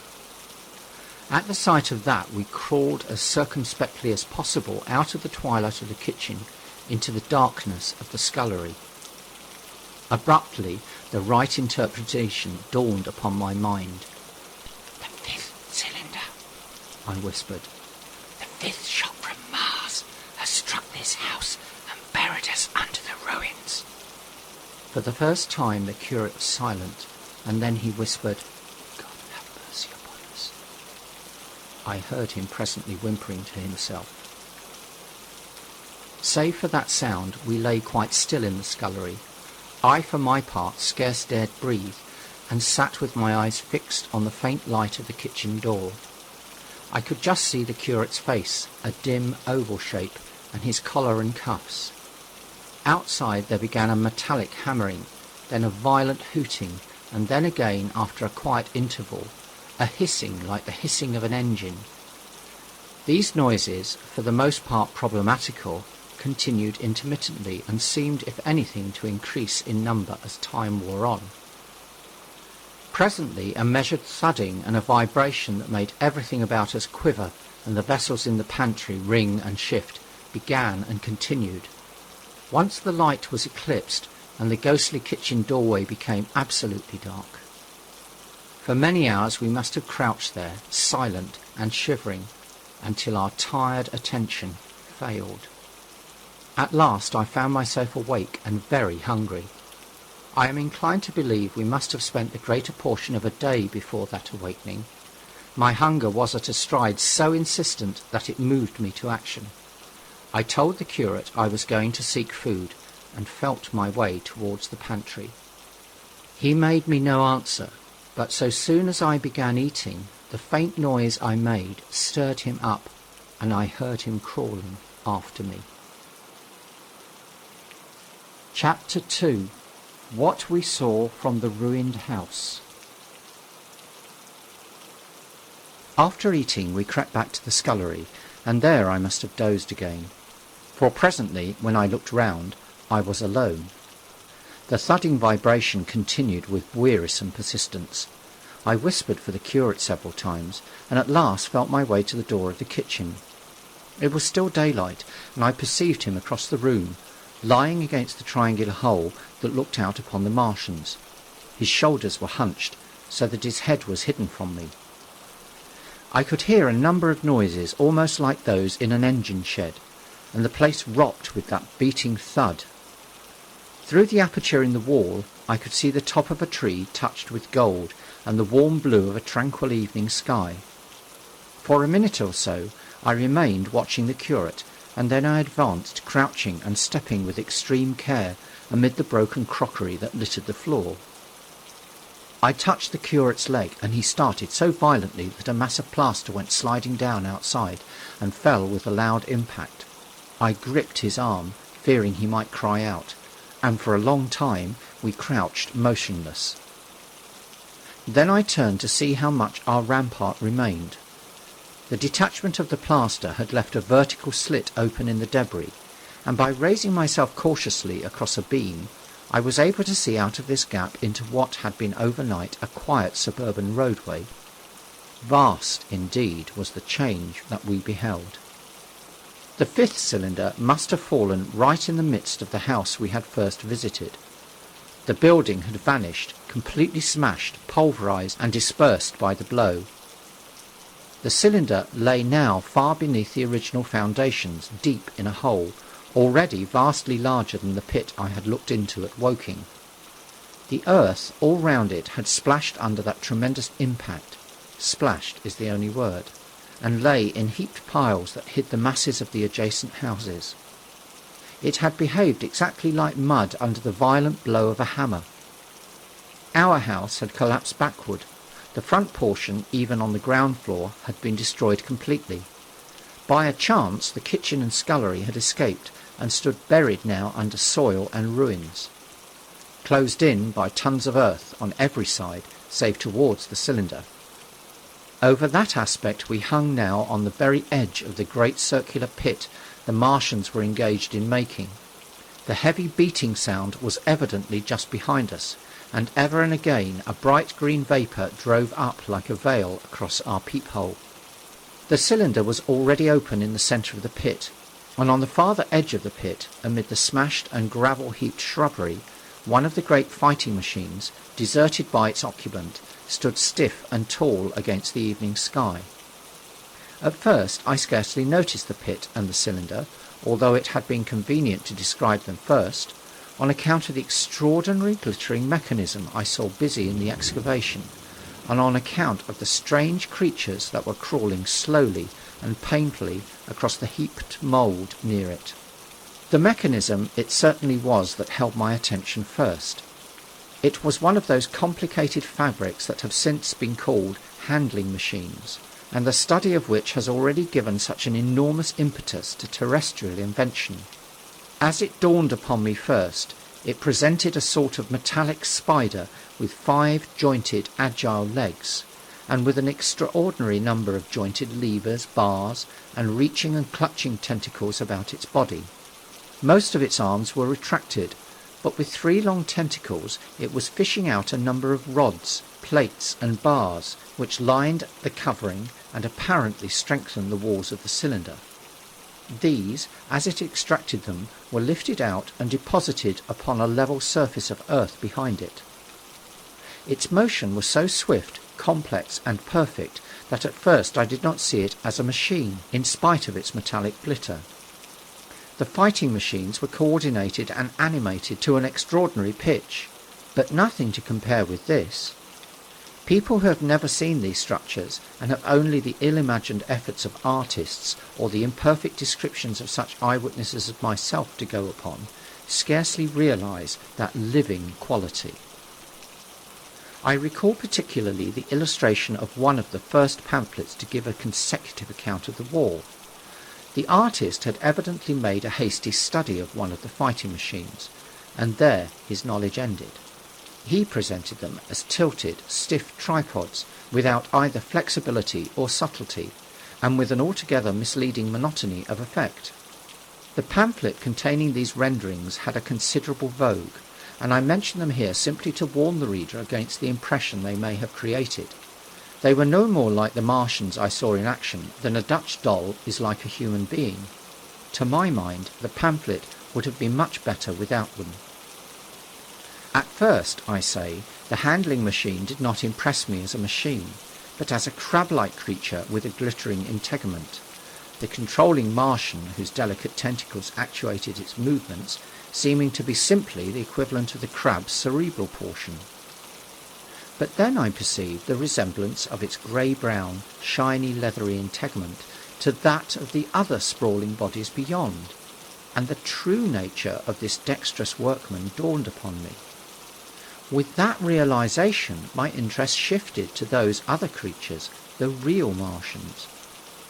Already I had had a transient impression of these, and the first nausea no longer obscured my observation. Moreover, I was concealed and motionless, and under no urgency of action. They were, I now saw, the most unearthly creatures it is possible to conceive. They were huge round bodies, or, rather, heads about 4 feet in diameter, each body having in front of it a face. This face had no nostrils. Indeed, the Martians do not seem to have any sense of smell, but it had a pair of very large, dark-coloured eyes, and just beneath this a kind of fleshy beak. In the back of this head or body, I scarcely know how to speak of it, was the single, tight, tympanic surface since known to be anatomically an ear, though it must have been almost useless in our dense air. In a group round the mouth was 16 slender, almost whip-like tentacles, arranged in 2 bunches of 8 each. These bunches have since been named rather aptly, by that distinguished anatomist, Professor Howes, the hands. Even as I saw these Martians for the first time, they seemed to be endeavouring to raise themselves on these hands. But of course, with the increased weight of terrestrial conditions, this was impossible. There is reason to suppose that on Mars they may have progressed upon them with some facility. The internal anatomy, I may remark here, as dissection has since shown, was almost equally simple. The greater part of the structure was the brain, sending enormous nerves to the eyes, ear and tactile tentacles. Besides this were the bulky lungs, into which the mouth opened, and the heart and its vessels. The pulmonary distress caused by the denser atmosphere and greater gravitational attraction was only too evident in the convulsive movements of the outer skin. And this was the sum of the Martian organs. Strange as it may seem to a human being, all the complex apparatus of digestion, which makes up the bulk of our bodies, did not exist in the Martians. They were heads, merely heads. Entrails they had none. They did not eat, much less digest. Instead, they took the fresh, living blood of other creatures and injected it into their own veins. I have seen this being done, as I shall mention in its place. But squeamish as I may seem, I cannot bring myself to describe what I could not endure even to continue watching. Let it suffice to say, blood obtained from a still living animal, in most cases from a human being, was run directly by means of a little pipette into the recipient canal. The bare idea of this is no doubt horribly repulsive to us, but at the same time I think that we should remember how repulsive our carnivorous habits would seem to an intelligent rabbit. The physiological advantages of the practice of injection are undeniable, if one thinks of the tremendous waste of human time and energy occasioned by eating and the digestive process. Our bodies are half made up of glands and tubes and organs occupied in turning heterogeneous food into blood. The digestive processes and their reaction upon the nervous system sap our strength and colour our minds. Men go happy or miserable as they have healthy or unhealthy livers or sound gastric glands. But the Martians were lifted above all these organic fluctuations of mood and emotion. Their undeniable preference for men as their source of nourishment is partly explained by the nature of the remains of the victims they had brought with them as provisions from Mars. These creatures, to judge from the shriveled remains that have fallen into human hands, were bipeds with flimsy, silicous skeletons, almost like those of the silicous sponges, and feeble musculature, standing about 6 feet high and having round, erect heads and large eyes in flinty sockets. 2 or 3 of these seem to have been brought in each cylinder, and all were killed before Earth was reached. It was just as well for them, for the mere attempt to stand upright on our body would have broken every bone in their bodies. And while I am engaged in this description, I may add in this place certain further details which, although they were not all evident to us at the time, will enable the reader who is unacquainted with them to form a clearer picture of these offensive creatures. In 3 other points their physiology differed strangely from ours. Their organisms did not sleep, any more than the heart of a man sleeps. Since they had no extensive muscular mechanism to recuperate, that periodical extinction was unknown to them. They had little or no sense of fatigue, it would seem. On Earth they could never have moved without effort, yet even to the last they kept in action. In 24 hours they did 24 hours of work, as even on Earth is perhaps the case with the ants. In the next place, wonderful as it seems in a sexual world, the Martians were absolutely without sex, and therefore without any of the tumultuous emotions that arise from that difference among men. A young Martian, there can now be no dispute, was really born upon Earth during the war, and it was found attached to its parent, partially budded off, just as young lily bulbs bud off, or like the young animals in the freshwater polyp. In man, in all the higher terrestrial animals, such a method of increase has disappeared, but even on this earth it was certainly the primitive method. Among the lower animals, up even to those first cousins of the vertebrated animals, the tunicates, the 2 processes occur side by side, but finally the sexual method superseded its competitor altogether. On Mars, however, just the reverse has apparently been the case. It is worthy to remark that a certain speculative writer of quasi-scientific repute, writing long before the Martian invasion, did forecast for man a final structure not unlike the actual Martian condition. His prophecy, I remember, appeared in November or December 1893 in a long-defunct publication, the Pall Mall Budget, and I recall a caricature of it in a pre-Martian periodical called Punch. He pointed out, writing in a foolish, facetious tone, that the perfection of mechanical appliances must ultimately supersede limbs, the perfection of chemical devices, digestion, that such organs as hair, external nose, teeth, ears and chin were no longer essential parts of the human body, and that the tendency of natural selection would lie in the direction of their steady diminution through the coming ages. The brain alone remained a cardinal necessity. Only one other part of the body had a strong case for survival, and that was the hand, teacher and agent of the brain. While the rest of the body dwindled, the hands would grow larger. There is many a true word written in jest, and here in the Martians we have beyond dispute the actual accomplishment of such a suppression of the animal side of the organism by the intelligence.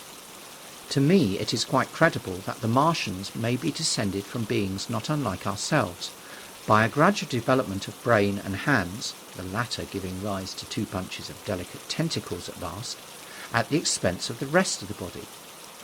Without the body, the brain would, of course, become a mere selfish intelligence, without any of the emotional substratum of the human being.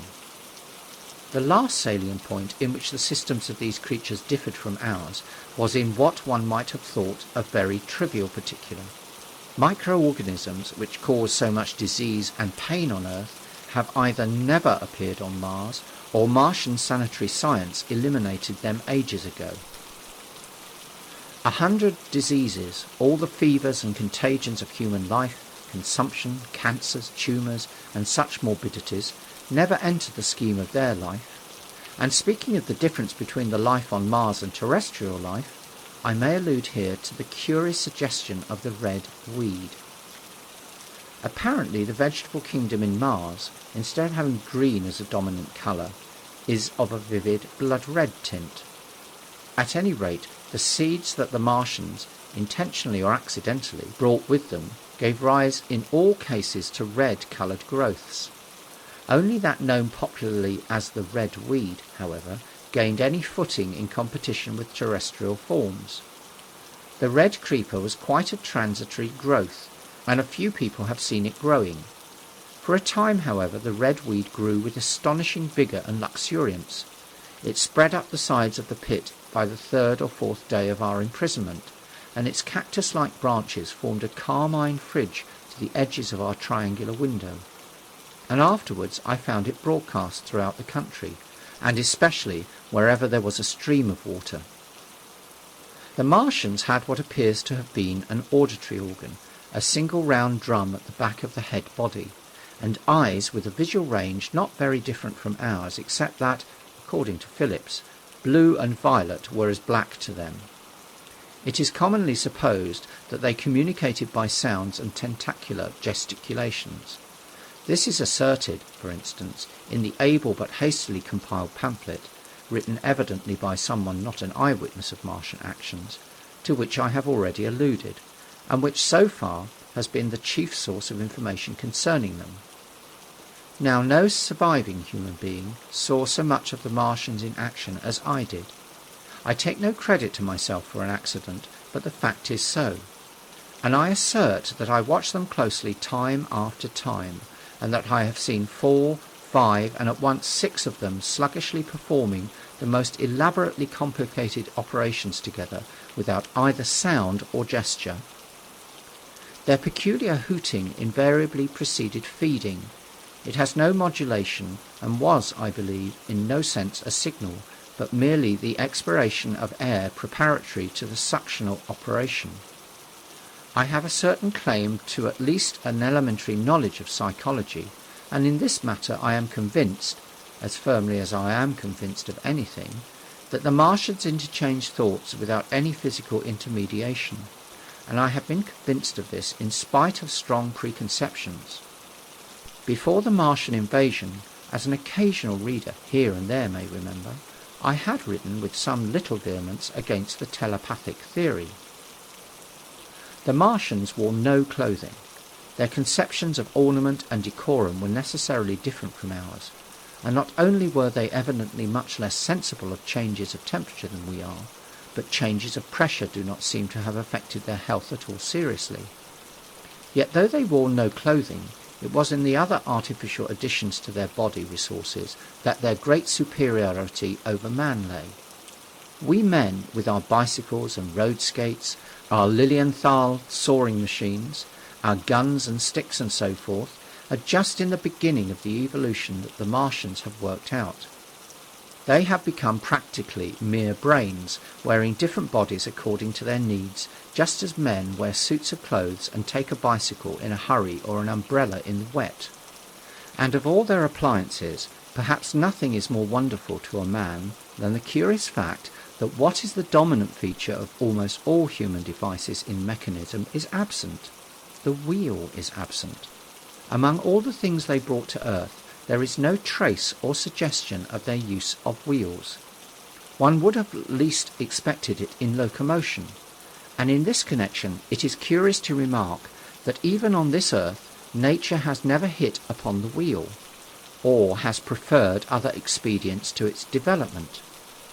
And not only did the Martians either not know of, which is incredible, or abstain from the wheel, but in their apparatus singularly little use is made of the fixed pivot, or relatively fixed pivot, with circular motions thereabout confined to one plane. Almost all of the joints of the machinery present a complicated system of sliding parts moving over small but beautifully curved friction bearings, and while upon this matter of detail it is remarkable that the long leverages of their machines are in most cases actuated by a sort of sham musculature of the discs in an elastic sheath.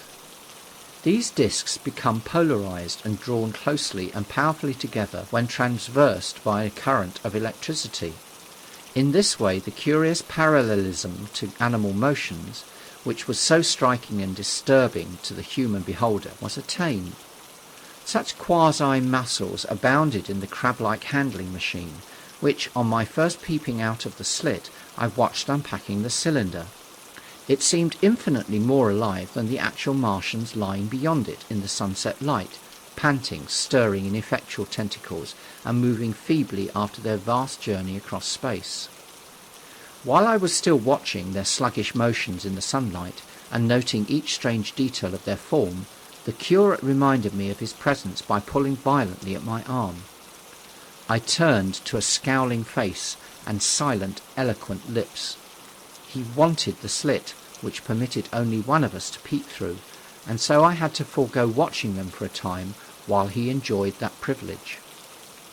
When I looked again, the busy handling machine had already put together several of the pieces of apparatus it had taken out of the cylinder into a shape having an unmistakable likeness to its own, and down on the left a busy little digging mechanism had come into view, emitting jets of green vapour and working its way round the pit, excavating and embanking in a methodical and discriminating manner.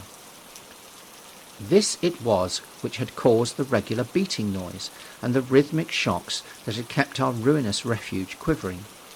It piped and whistled as it worked. So far as I could see, the thing was without a directing Martian at all. Chapter 3. The Days of Imprisonment. The arrival of a second fighting machine drove us from our peephole into the scullery, for we feared that from his elevation the Martian might see down upon us behind our barrier. At a later date we began to feel less in danger of their eyes, for to an eye in the dazzle of the sunlight outside, our refuge must have been blank blackness, but at first the slightest suggestion of approach drove us into the scullery in heart-throbbing retreat. Yet terrible as the danger we incurred, the attraction of peeping was for both of us irresistible, and I recall now with a sort of wonder that in spite of the infinite danger in which we were between starvation and a still more terrible death, we could yet struggle bitterly for that horrible privilege of sight. We would race across the kitchen in a grotesque way between eagerness and the dread of making a noise, and strike each other and thrust and kick within a few inches of exposure. The fact is that we had absolutely incompatible dispositions and habits of thought and action, and our danger and isolation only accentuated the incompatibility. At Halliford I had already come to hate the curate's trick of helpless exclamation, his stupid rigidity of mind. His endless muttering monologue vitiated every effort I made to think out a line of action, and drove me at times, thus pent up and intensified, almost to the verge of craziness. He was as lacking in restraint as a silly woman. He would weep for hours together, and I verily believe that to the very end this spoiled child of life thought his weak tears in some way efficacious, and I would sit in the darkness, unable to keep my mind off him by reason of his importunities. He ate more than I did, and it was in vain I pointed out that our only chance of life was to stop in the house until the Martians had done with their pit, that in the long patience a time might presently come when we should need food. He ate and drank impulsively in heavy meals at long intervals. He slept little. As the days wore on, his utter carelessness of any consideration so intensified our distress and danger that I had, much as I loathed doing it, to resort to threats and at last to blows. That brought him to reason for a time, but he was one of those weak creatures, void of pride, timorous, anemic, hateful souls, full of shifty cunning, who face neither God nor man, who face not even themselves. It is disagreeable for me to recall and write these things, but I set them down that my story may lack nothing. Those who have escaped the dark and terrible aspects of life will find my brutality, my flash of rage in our final tragedy, easy enough to blame, for they know what is wrong as well as any, but not what is possible to tortured men.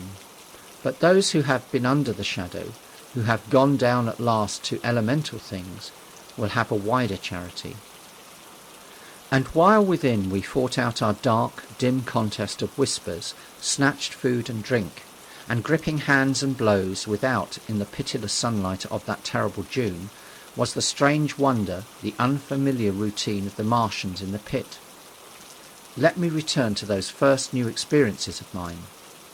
After a long time I ventured back to the peephole, to find that the newcomers had been reinforced by the occupants of no fewer than 3 of the fighting machines. These last had brought with them certain fresh appliances that stood in an orderly manner about the cylinder. The second handling machine was now completed, and was busied in serving one of the novel contrivances the big machine had brought. This was a body resembling a milk can in its general form, above which oscillated a pear-shaped receptacle, and from which a stream of white powder flowed into a circular basin below. The oscillatory motion was imparted to this by one tentacle of the handling machine.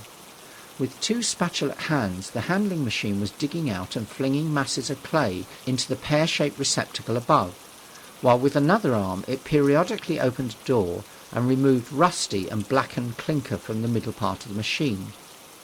Another steely tentacle directed the powder from the basin along a ribbed channel towards some receiver that was hidden from me by the mound of bluish dust.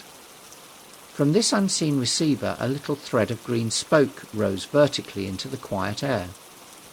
As I looked, the handling machine, with a faint and musical clinking, extended, telescopic fashion, a tentacle that had been a moment before a mere blunt projection, until its end was hidden behind the mound of clay.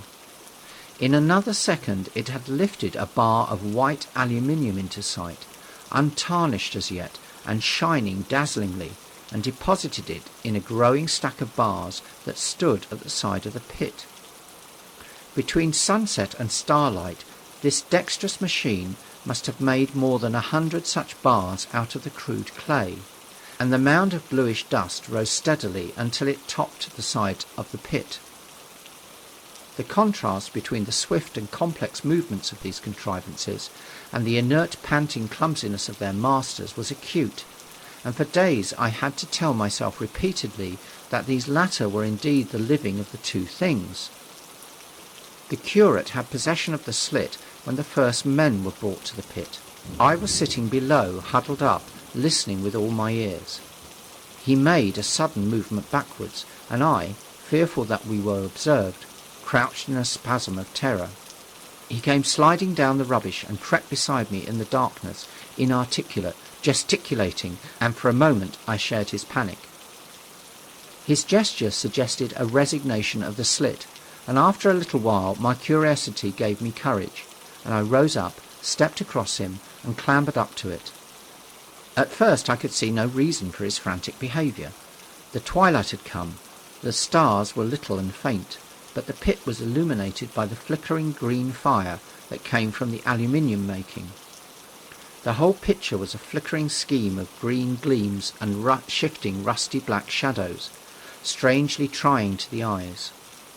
Over and through it all went the bats, heeding it not at all. The sprawling Martians were no longer to be seen. The mound of blue-green powder had risen to cover them from sight, and a fighting machine with its legs contracted, crumpled and abbreviated stood across the corner of the pit.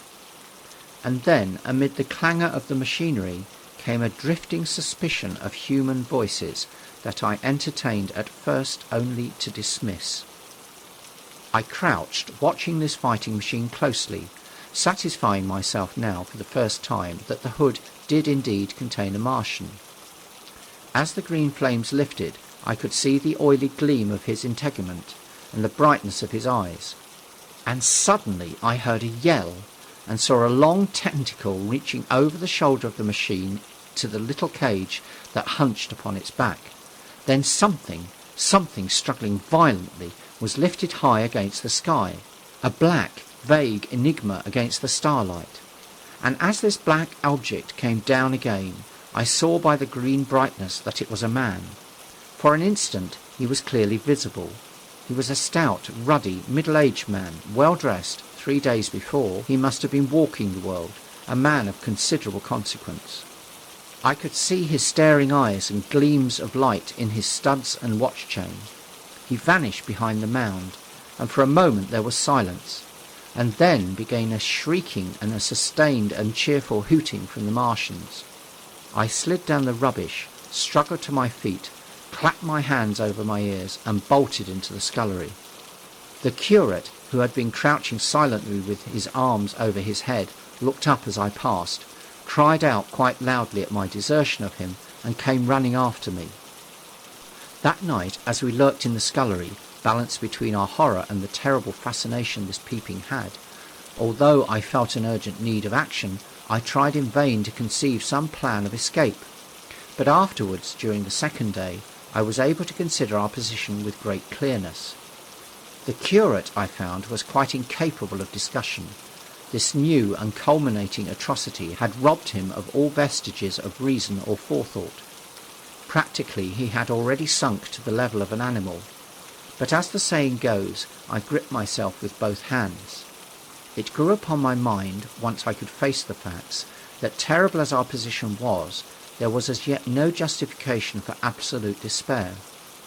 Our chief chance lay in the possibility of the Martians making the pit nothing more than a temporary encampment. Or even if they kept it permanently, they might not consider it necessary to guard it, and a chance of escape might be afforded us. I also weighed very carefully the possibility of our digging a way out in a direction away from the pit, but the chances of our emerging within sight of some sentinel fighting machine seemed at first too great, and I should have had to do all the digging myself. The curate would certainly have failed me. It was on the third day, if my memory serves me right, that I saw the lad killed. It was the only occasion on which I actually saw the Martians feed. After that experience I avoided the hole in the wall for the better part of a day. I went into the scullery, removed the door, and spent some hours digging with my hatchet, as silently as possible. But when I had made a hole about a couple of feet deep, the loose earth collapsed noisily, and I did not dare continue. I lost heart and lay down on the scullery floor for a long time, having no spirit even to move. and after that I abandoned altogether the idea of escaping from excavation. It says much for the impression the Martians had made upon me that at first I entertained little or no hope of our escape being brought about by their overthrow through any human effort. But on the fourth or fifth night I heard a sound like heavy guns. It was very late in the night, and the moon was shining brightly.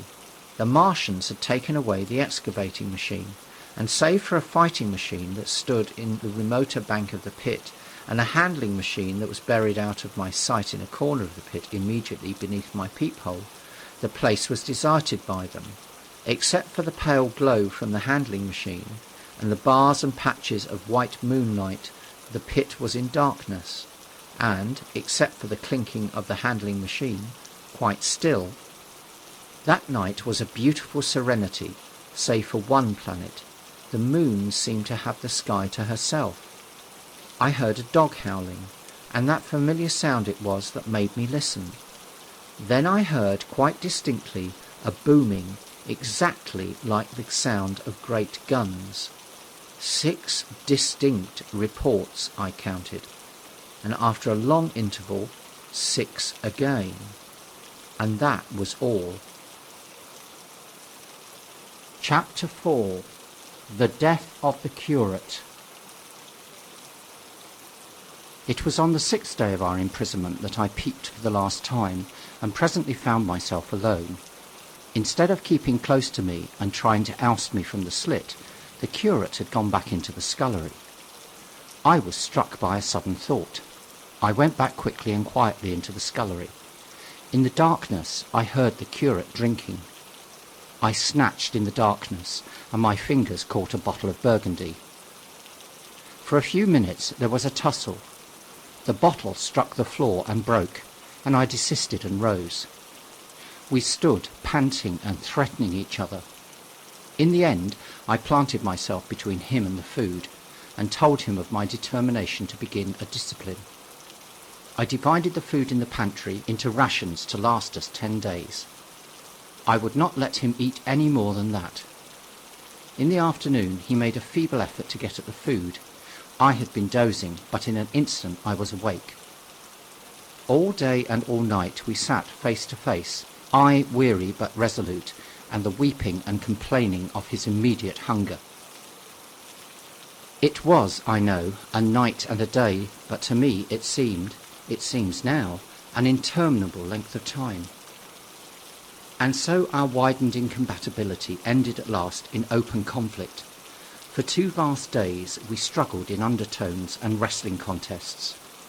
There were times when I beat and kicked him madly, times when I cajoled and persuaded him, and once I tried to bribe him with the last bottle of Burgundy, for there was a rainwater pump from which I could get water. But neither force nor kindness availed. He was indeed beyond reason. He would neither desist from his attacks on the food, nor from his noisy babbling to himself. The rudimentary precautions to keep our imprisonment endurable he wouldn't observe.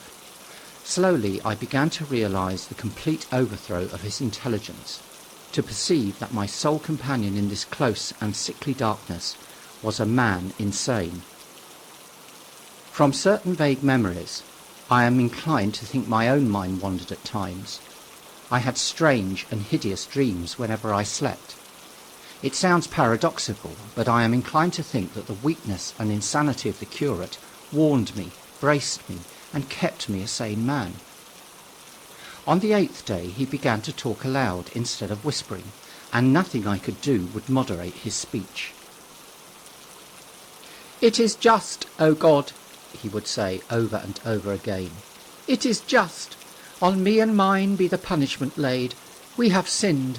We have fallen short. There was poverty, sorrow. The poor were trodden into the dust, and I held my peace. I preached acceptable folly. My Lord, what folly! When I should have stood up, though I died for it, and called upon them to repent, repent.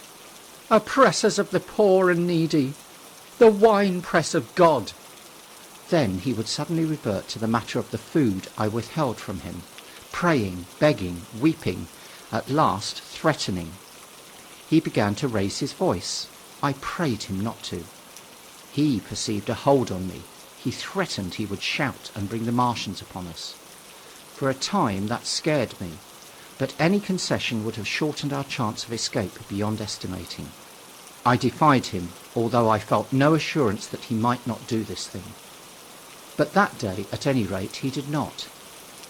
He talked with his voice rising slowly through the greater part of the 8th and 9th days.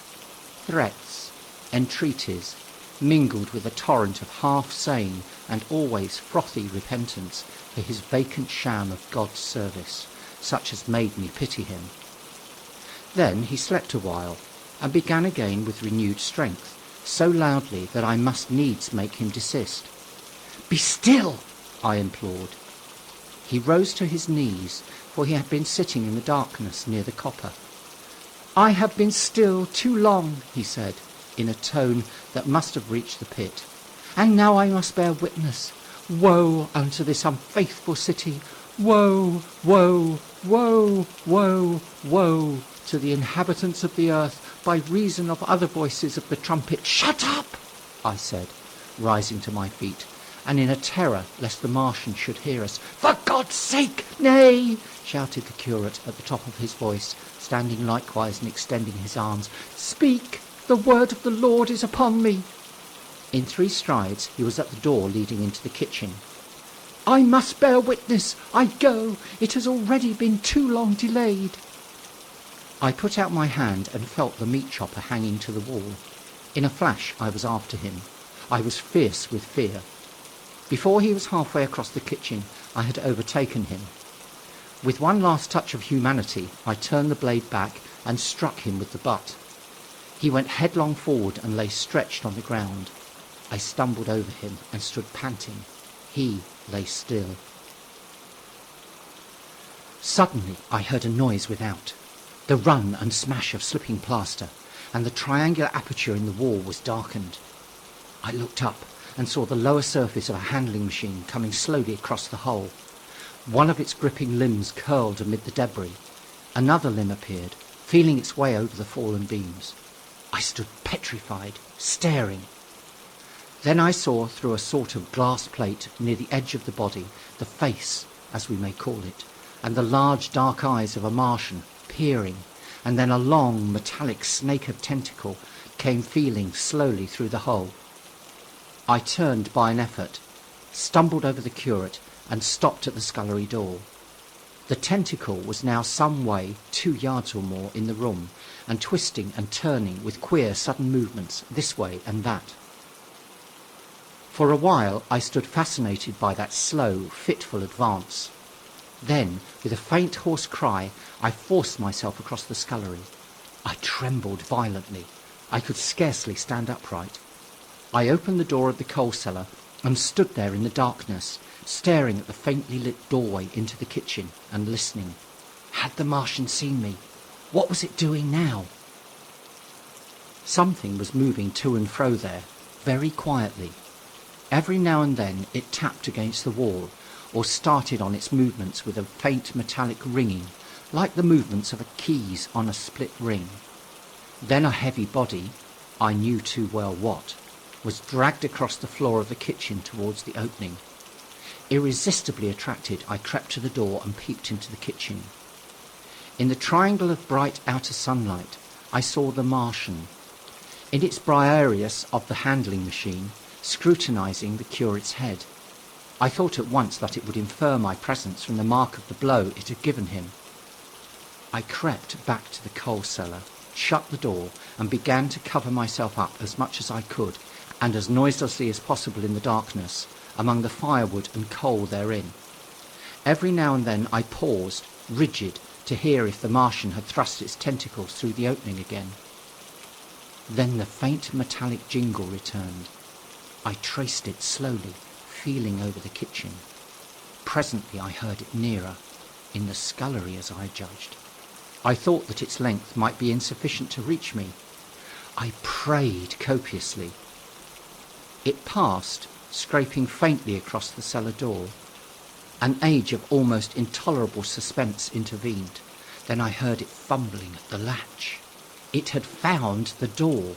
The Martians understood doors. It worried at the catch for a minute, perhaps, and then the door opened. In the darkness, I could just see the thing, like an elephant's trunk more than anything else, waving towards me and touching and examining the wall, coals, wood and ceiling. It was like a black worm, swaying its blind head to and fro. Once even it touched the heel of my boot. I was on the verge of screaming. I bit my hand. For a time the tentacle was silent. I could have fancied it had been withdrawn. Presently, with an abrupt click, it gripped something. I thought it had me, and seemed to go out of the cellar again. For a minute I was not sure. Apparently it had taken a lump of coal to examine. I seized the opportunity of slightly shifting my position, which had become cramped, and then listened. I whispered passionate prayers for safety. Then I heard the slow, deliberate sound creeping towards me again. Slowly, slowly it drew near, scratching against the walls and tapping the furniture. While I was still doubtful, it rapped smartly against the cellar door and closed it. I heard it go into the pantry, and the biscuit tins rattled and a bottle smashed, and then came a heavy bump against the cellar door. Then silence that passed into an infinity of suspense. Had it gone?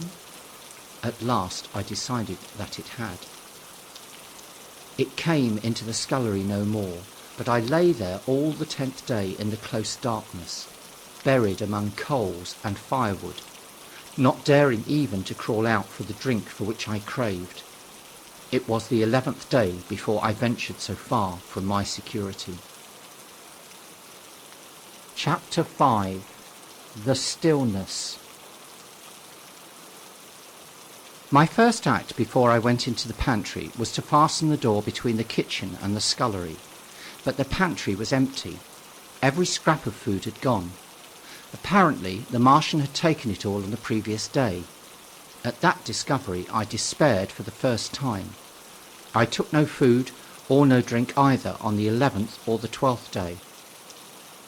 At first, my mouth and throat were parched, and my strength ebbed sensibly. I sat about in the darkness of the scullery, in a state of despondent wretchedness. My mind ran on eating. I thought I had become deaf, for the noises of movement I had been so accustomed to hear from the pit had ceased absolutely. I did not feel strong enough to crawl noiselessly to the peephole, or I would have gone there. On the 12th day, my throat was so painful that, taking the chance of alarming the Martians, I attacked the creaking rainwater pump that stood by the sink and got a couple of glassfuls of blackened and tainted rainwater. I was greatly refreshed by this and emboldened by the fact that no inquiring tentacle followed the noise of my pumping. During these days, in a rambling, inconclusive way, I thought much of the curate and of the manner of his death. On the 13th day I drank some more water and dozed and thought disjointedly of eating and of vague impossible plans of escape. Whenever I dozed I dreamt of horrible phantasms, of the death of the curate or of sumptuous dinners. But, asleep or awake, I felt a keen pain that urged me to drink again and again. The light that came into the scullery was no longer grey but red. To my disordered imagination it seemed the colour of blood. On the 14th day I went into the kitchen, and I was surprised to find that the fronds of the red weed had grown right across the hole in the wall, turning the half-light of the place into a crimson-coloured obscurity. It was early on the 15th day that I heard a curious, familiar sequence of sounds in the kitchen, and listening, identified it as the snuffing and scratching of a dog. Going into the kitchen, I saw a dog's nose peering in through a break among the ruddy fronds. This greatly surprised me. At the scent of me, he barked shortly. I thought if I could induce him to come into the place quietly, I should be able, perhaps, to kill and eat him. And in any case, it would be advisable to kill him, lest his actions attracted the attention of the Martians. I crept forward, saying, "Good dog," very softly, but he suddenly withdrew his head and disappeared. I listened. I was not deaf, but certainly the pit was still. I heard a sound like the flutter of a bird's wing and a horse croaking, but that was all. For a long while I lay close to the peephole, but not daring to move aside the red plants that obscured it. Once or twice I heard a faint pitter-patter like the feet of the dog going hither and thither on the sand far below me, and there were more bird-like sounds, but that was all. At length, encouraged by the silence, I looked out.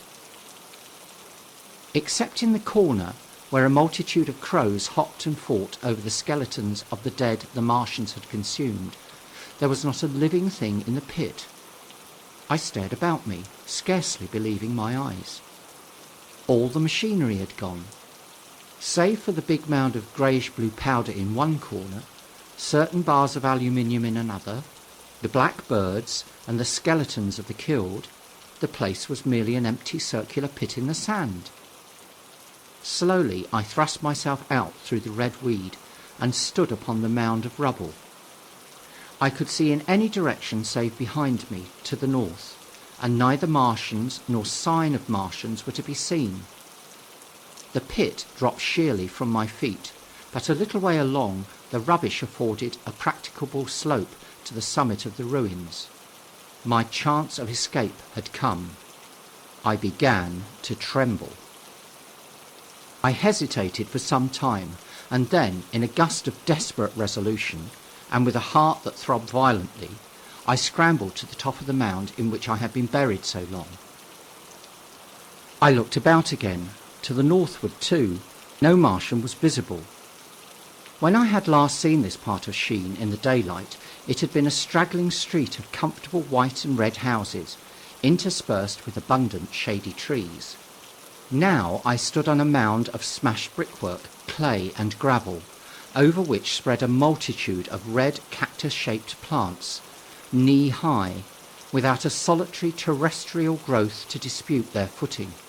The trees near me were dead and brown, but further a network of red thread scaled the still living stems. The neighbouring houses had all been wrecked, but none had been burned. Their walls stood, sometimes to the second story, with smashed windows and shattered doors. The red weed grew tumultuously in their roofless rooms. Below me was the great pit, with the crows struggling for its refuse. A number of other birds hopped about among the ruins. Far away I saw a gaunt cat slink crouchingly along a wall, but traces of men there were none. The day seemed, by contrast with my recent confinement, dazzlingly bright, the sky a glowing blue. A gentle breeze kept the red weed that covered every scrap of unoccupied ground gently swaying. And oh, the sweetness of the air! Chapter 6. The Work of 15 Days. For some time I stood tottering on the mound, regardless of my safety. Within that noisome den from which I had emerged, I had thought with a narrow intensity only of our immediate security. I had not realized what had been happening to the world, had not anticipated this startling vision of unfamiliar things. I had expected to see Sheen in ruins. I found about me the landscape, weird and lurid, of another planet. For that moment I touched an emotion beyond the common range of men, yet one that the poor brutes we dominate know only too well. I felt as a rabbit might feel returning to his burrow and suddenly confronted by the work of a dozen busy navvies digging the foundations of a house. I felt the first inkling of a thing that presently grew quite clear in my mind, that oppressed me for many days, a sense of dethronement, a persuasion that I was no longer a master, but an animal among the animals, under the Martian heel.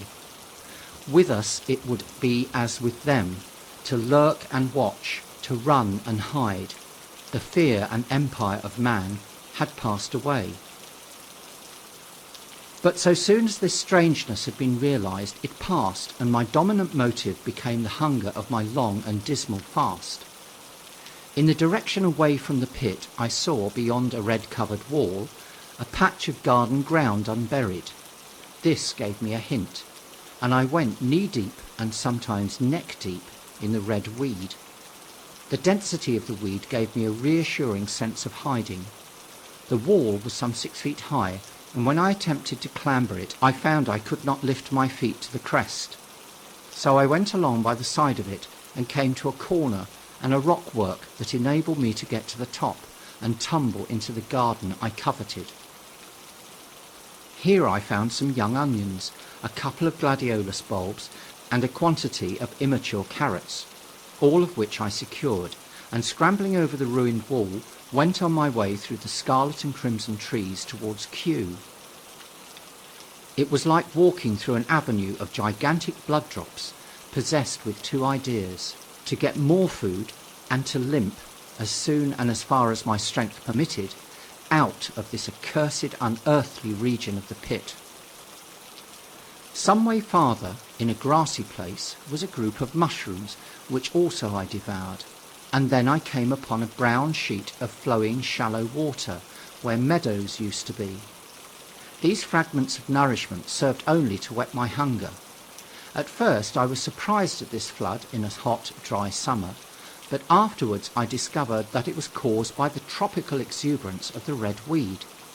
Directly this extraordinary growth encountered water, it straightway became gigantic and of unparalleled fecundity.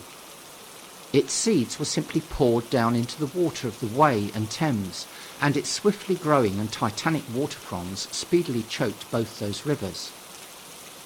At Putney, as I afterwards saw, the bridge was almost lost in a tangle of this weed, and at Richmond too the Thames water poured in a broad and shallow stream across the meadows of Hampton and Twickenham.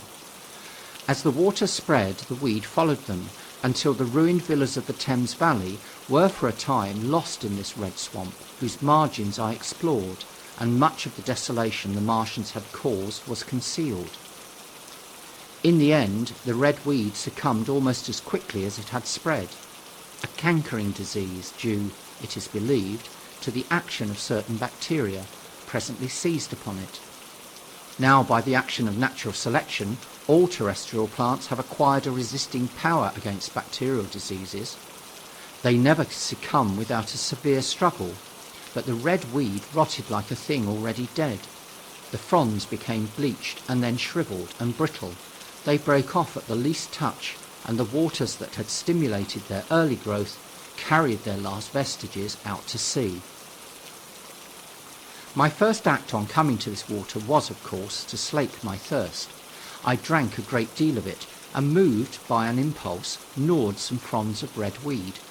But they were watery and had a sickly, metallic taste. I found the water was sufficiently shallow for me to wade securely, although the red weed impeded my feet a little. But the flood evidently got deeper towards the river, and I turned back to Mortlake. I managed to make out the road by means of occasional ruins of its villas and fences and lamps, and so presently I got out of this spate and made my way to the hill going up towards Roehampton, and came out on Putney Common. Here the scenery changed from the strange and unfamiliar to the wreckage of the familiar. Patches of ground exhibited the devastation of a cyclone, and in a few score yards I would come upon perfectly undisturbed spaces, houses with their blinds trimly drawn and doors closed, as if they had been left for a day by the owners, or as if their inhabitants slept within. The red weed was less abundant. The tall trees along the lane were free from the red creeper. I hunted for food among the trees, finding nothing, and I also raided a couple of silent houses, but they had already been broken into and ransacked. I rested the remainder of the daylight in a shrubbery, being, in my enfeebled condition, too fatigued to push on. All this time I saw no human beings and no signs of the Martians. I encountered a couple of hungry-looking dogs, but both hurried circuitously away from the advances I made them. Near Roehampton I had seen 2 human skeletons, not bodies, but skeletons, picked clean, and in the wood by me I found the crushed and scattered bones of several cats and rabbits and the skull of a sheep. but though I gnawed parts of these in my mouth, there was nothing to be got from them. After sunset, I struggled on along the road towards Putney, where I think the heat ray must have been used for some reason. And in the garden beyond Roehampton, I got a quantity of immature potatoes, sufficient to stay my hunger. From this garden one looked down upon Putney and the river. The aspect of the place in the dusk was singularly desolate. Blackened trees, blackened, desolate ruins, and down the hill the sheets of the flooded river, red tinged with the weed, and over all, silence. It filled me with an indescribable terror to think how swiftly that desolating change had come. For a time I believed that mankind had been swept out of existence, and that I stood there alone, the last man left alive. Hard by the top of Putney Hill I came upon another skeleton, with the arms dislocated and removed several yards from the rest of the body. As I proceeded, I became more and more convinced that the extermination of mankind was, save for such stragglers as myself, already accomplished in this part of the world. The Martians, I thought, had gone on and left the country desolated, seeking food elsewhere.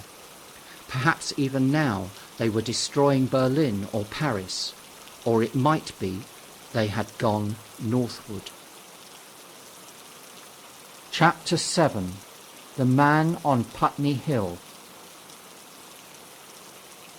I spent that night in the inn that stands at the top of Putney Hill, sleeping in a made bed for the first time since my flight to Leatherhead. I will not tell the needless trouble I had breaking into that house. Afterwards I found the front door was on the latch, nor how I ransacked every room for food, until just on the verge of despair, in what seemed to me to be a servant's bedroom, I found a rat-gnawed crust and 2 tins of pineapple. The place had already been searched and emptied. In the bar I afterwards found some biscuits and sandwiches that had been overlooked. The latter I could not eat, they were too rotten, but the former not only stayed my hunger, but filled my pockets. I lit no lamps, fearing some Martians might come beating that part of London for food in the night. Before I went to bed I had an interval of restlessness and prowled from window to window, peering out for some sign of these monsters. I slept little. As I lay in bed, I found myself thinking consecutively, a thing I do not remember to have done since my last argument with the curate. During all the intervening time my mental condition had been a hurrying succession of vague emotional states, or a sort of stupid receptivity. But in the night my brain, reinforced I suppose by food I had eaten, grew clear again, and I thought.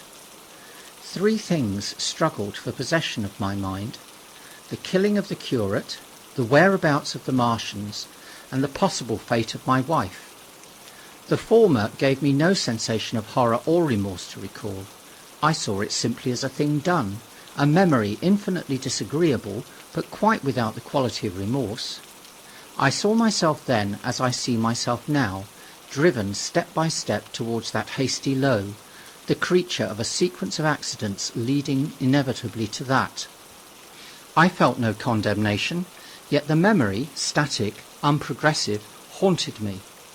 In the silence of the night, with that sense of the nearness of God that sometimes comes into the stillness and the darkness, I stood my trial, my only trial, for that moment of wrath and fear.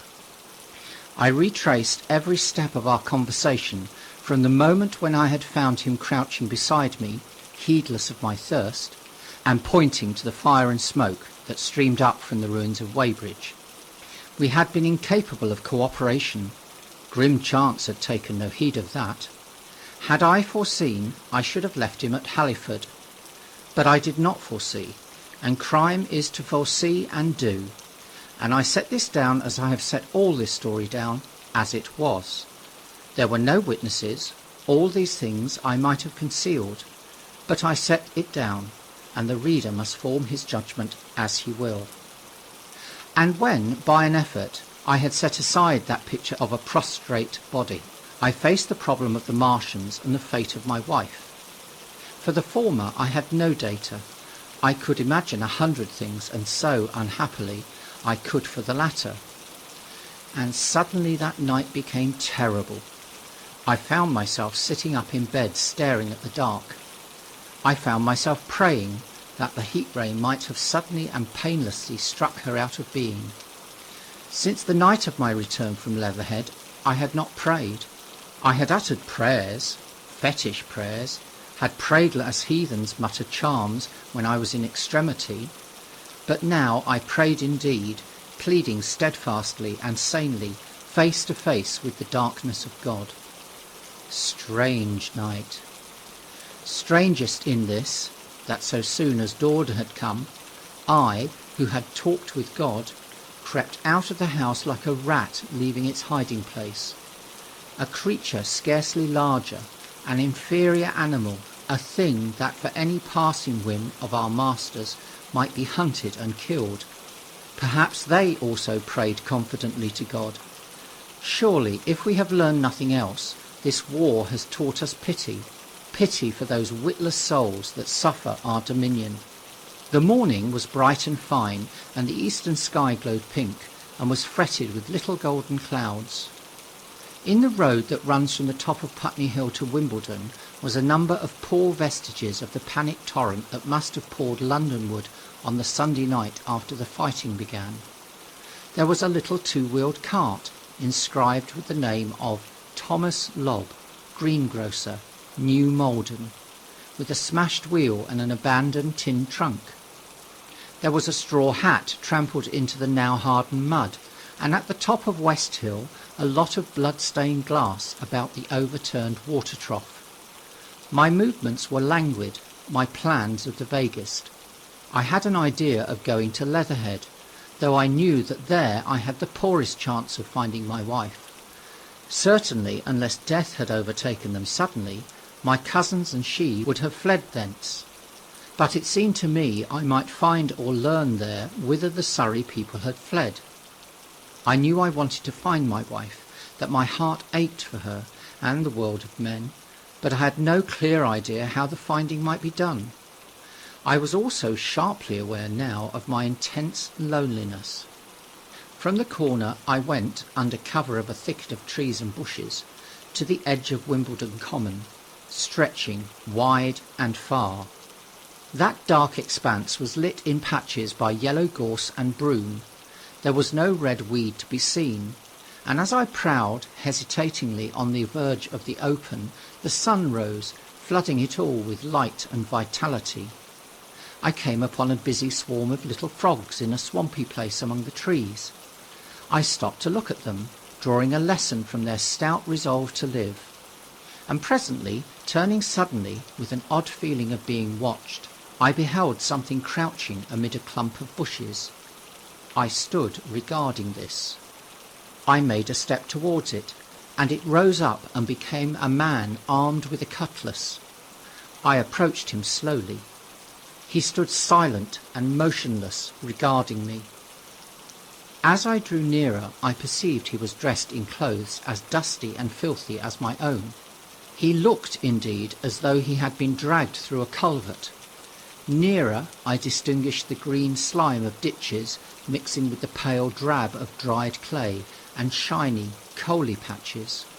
His black hair fell over his eyes, and his face was dark and dirty and sunken, so that at first I did not recognize him. There was a red cut across the lower part of his face. "Stop!" he cried, when I was within 10 yards of him, and I stopped. His voice was hoarse. "Where do you come from?" he said. I thought, surveying him. "I come from Mortlake," I said. "I was buried near the pit the Martians made about their cylinder. I have worked my way out and escaped." "There is no food about here," he said. "This is my country. All this hill down to the river and back to Clapham and up to the edge of the common. There is only food for one. Which way are you going?" I answered slowly. "I don't know," I said. "I have been buried in the ruins of a house 13 or 14 days. I don't know what has happened." He looked at me doubtfully, then started, and looked with a changed expression. "I've no wish to stop about here," said I. "I think I shall go to Leatherhead. for my wife was there. He shot out a pointing finger. "It is you," said he, "the man from Woking, and you weren't killed at Weybridge?" I recognised him at the same moment. "You are the artilleryman who came into my garden." "Good luck," he said. "We are lucky ones. Fancy you." He put out a hand and I took it.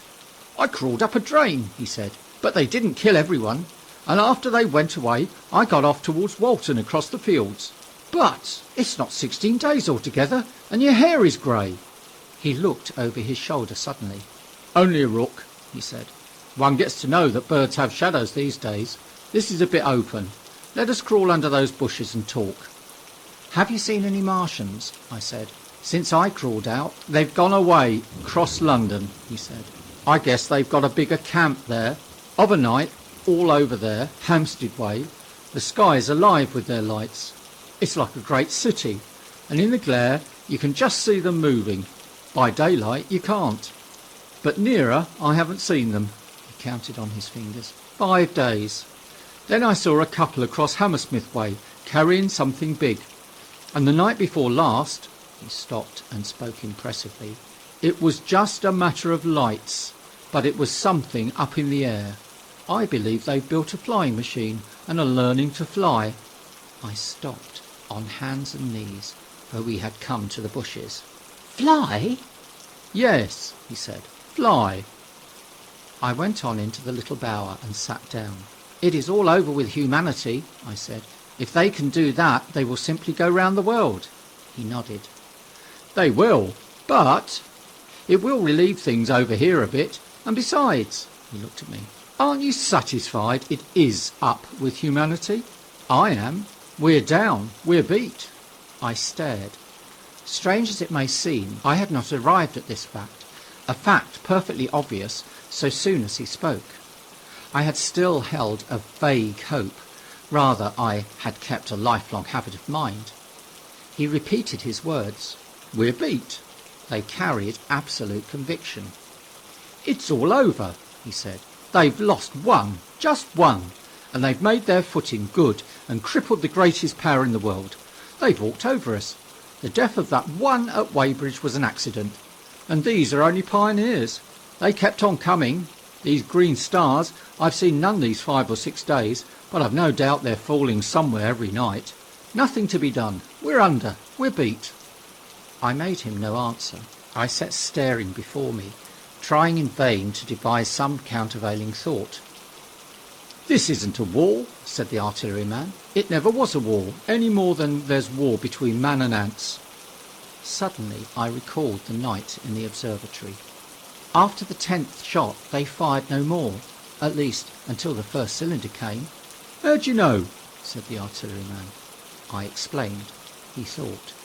"Something wrong with the gun," he said. "But what if there is? They'll get it right again. And even if there's a delay, how can it alter the end? It's just men and ants. There's the ants build their cities, live their lives, have wars, revolutions, until the men want them out of the way. And then they go out of the way. That's what we are now, just ants. Only—" "Yes," I said. "We're eatable ants." We sat looking at each other. "And what will they do with us?" I said. "That's what I've been thinking," he said. "That's what I've been thinking. After Weybridge, I went south, thinking. I saw what was up. Most of the people were hard at it, squealing and exciting themselves. But I'm not so fond of squealing.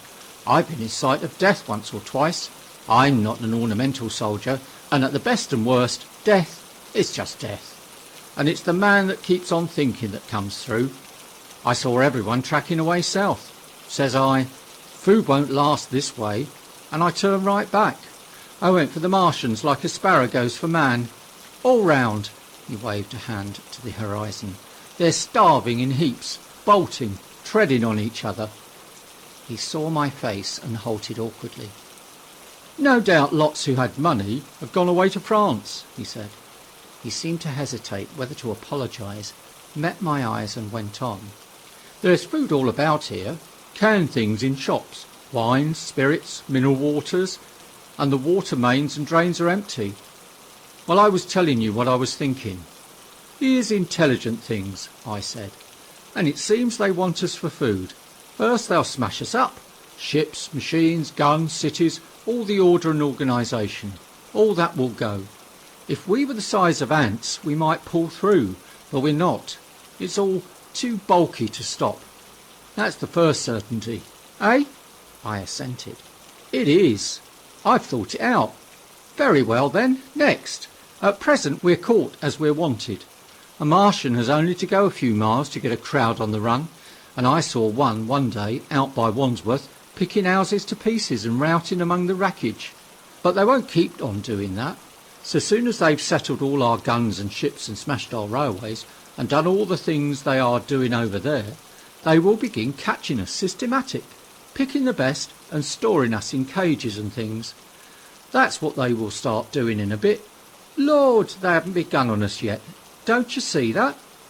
Not begun? I exclaimed. Not begun. All that's happened so far is through our not having the sense to keep quiet, worrying them with guns and such foolery, and losing our heads and rushing off in crowds to where there wasn't any more safety than where we were. They don't want to bother us yet. They're making their things, making all the things they couldn't bring with them, getting things ready for the rest of their people. Very likely that's why the cylinders have stopped for a bit, for fear of hitting those who are here.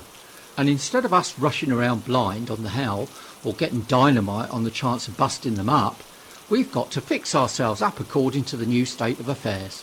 That's how I figure it out. It isn't quite according to what a man wants for his species, but it's about what the facts point to. And that's the principle I acted upon. Cities, nations, civilization, progress, it's all over. That game's up. We're beat. But if that's so, what is there to live for? The artilleryman looked at me for a moment. There won't be any more blessed concerts for 1,000,000 years or so. There won't be any Royal Academy Arts, and no nice little feeds at restaurants. If it's amusement you're after, I reckon the game is up. If you've got any drawing room manners, or a dislike to eating peas with a knife, or dropping H's, you'd better chuck 'em away. There ain't no further use. You mean? I mean that men like me are going on living for the sake of the breed. I tell you, I'm grim set on living, and if I'm not mistaken, you'll show what insides you've got too before long. We aren't going to be exterminated, and I don't mean to be caught either, and tamed, and fattened, and bred like a thundering ox. Ugh! Fancy those brown creepers. You don't mean to say... I do. I'm going on, under their feet. I've got it planned. I've thought it out. We men are best. We don't know enough. We've got to learn before we've got a chance, and we've got to live and keep independent while we learn. See? That's what has to be done.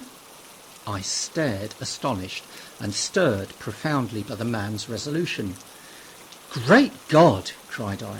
But you are a man indeed. And suddenly I gripped his hand. Eh? Said he with his eyes shining. I thought it out. Eh? Go on, I said. Well, those who mean to escape their catching must get ready. Mind you, it isn't all of us that are made for wild beasts, and that's what it's got to be. That's why I watched you. I had my doubts. You're slender. I didn't know that it was you see, and just how you'd been buried. All these, the sort of people that lived in these houses, and all those damn little clerks that used to live down that way, they'd be no good. They haven't any spirit in them, no proud dreams and no proud lusts, and a man who hasn't one or the other, Lord, what is he but funk and precautions? They just used to skedaddle off to work. I've seen hundreds of 'em, bit of breakfast in hand, running wild and shining to catch their little season ticket train, for fear they'd get dismissed if they didn't. Working at businesses they were afraid to take the trouble to understand, skedaddling back for fear they wouldn't be in time for dinner, keeping indoors after dinner for fear of the back streets, and sleeping with the wives they married not because they wanted them, but because they had a bit of money that would make for safety in their one little miserable skedaddle through the world. Lives insured and a bit invested for fear of accidents, and on Sundays fear of the hereafter, as if hell was built for rabbits. Well, the Martians will just be a godsend to these. Nice roomy cages, fattening food, careful breeding, no worry. After a week or so chasing about the fields and lands on empty stomachs, they'll come and be caught cheerful. They'll be quite glad after a bit. They'll wonder what people did before there were Martians to take care of them. And the bar loafers and mashers and singers, I can imagine them. I can imagine them, he said with a sort of sombre gratification. There'll be any amount of sentiment and religion loose among 'em. There's hundreds of things I saw with my eyes that I've only begun to see clearly these last few days. There's lots will take things as they are, fat and stupid, and lots will be worried by a sort of feeling that it's all wrong and that they ought to be doing something. Now, whenever things are so that a lot of people feel they ought to be doing something, the weak, and those who go weak with a lot of complicated thinking, always make a sort of do-nothing religion, very pious and superior, and submit to persecution and the will of the Lord. Very likely you've seen the same things. It's energy in the gale of funk and turned clean inside out. These cages will be full of psalms and hymns and piety, and those of a less simple sort will work in a bit of, what is it, eroticism. He paused. Very likely these Martians will make pets of some of them, train them to do tricks, you know, get sentimental over the pet boy who grew up and had to be killed. And some, maybe, they will train to hunt us. No, I cried, that's impossible. No human being. What's the good of going on with such lies, said the artilleryman. There's men who do it cheerful. What nonsense to pretend there isn't. And I succumbed to his conviction. If they come after me, he said, Lord, if they come after me, and subsided into grim meditation. I sat contemplating these things. I could find nothing to bring against this man's reasoning. In the days before the invasion, no one would have questioned my intellectual superiority to his. I, a professed and recognised writer on philosophical themes, and he, a common soldier. And yet he had already formulated a situation that I had scarcely realised. What are you doing? I said presently. What plans have you made? He hesitated. Well, it's like this, he said. What have we to do? We have to invent a sort of life where men can live and breed and be sufficiently secure to bring the children up. Yes, wait a bit, and I'll make it clearer what I think ought to be done. The tame ones will go like all tame beasts. In a few generations they'll be big, beautiful, rich-blooded, stupid, rubbish. The risk is that we who keep wild will go savage, degenerate into a sort of big, savage rat. You see, how I mean to live is underground.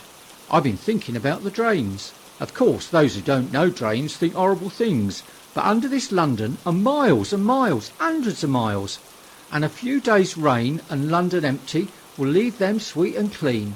The main drains are big enough and airy enough for anyone. Then there's cellars, vaults, stores, from which bolting passages may be made to the drains, and the railway tunnels and subways. Eh? You begin to see? And we form a band, able-bodied, clean-minded men.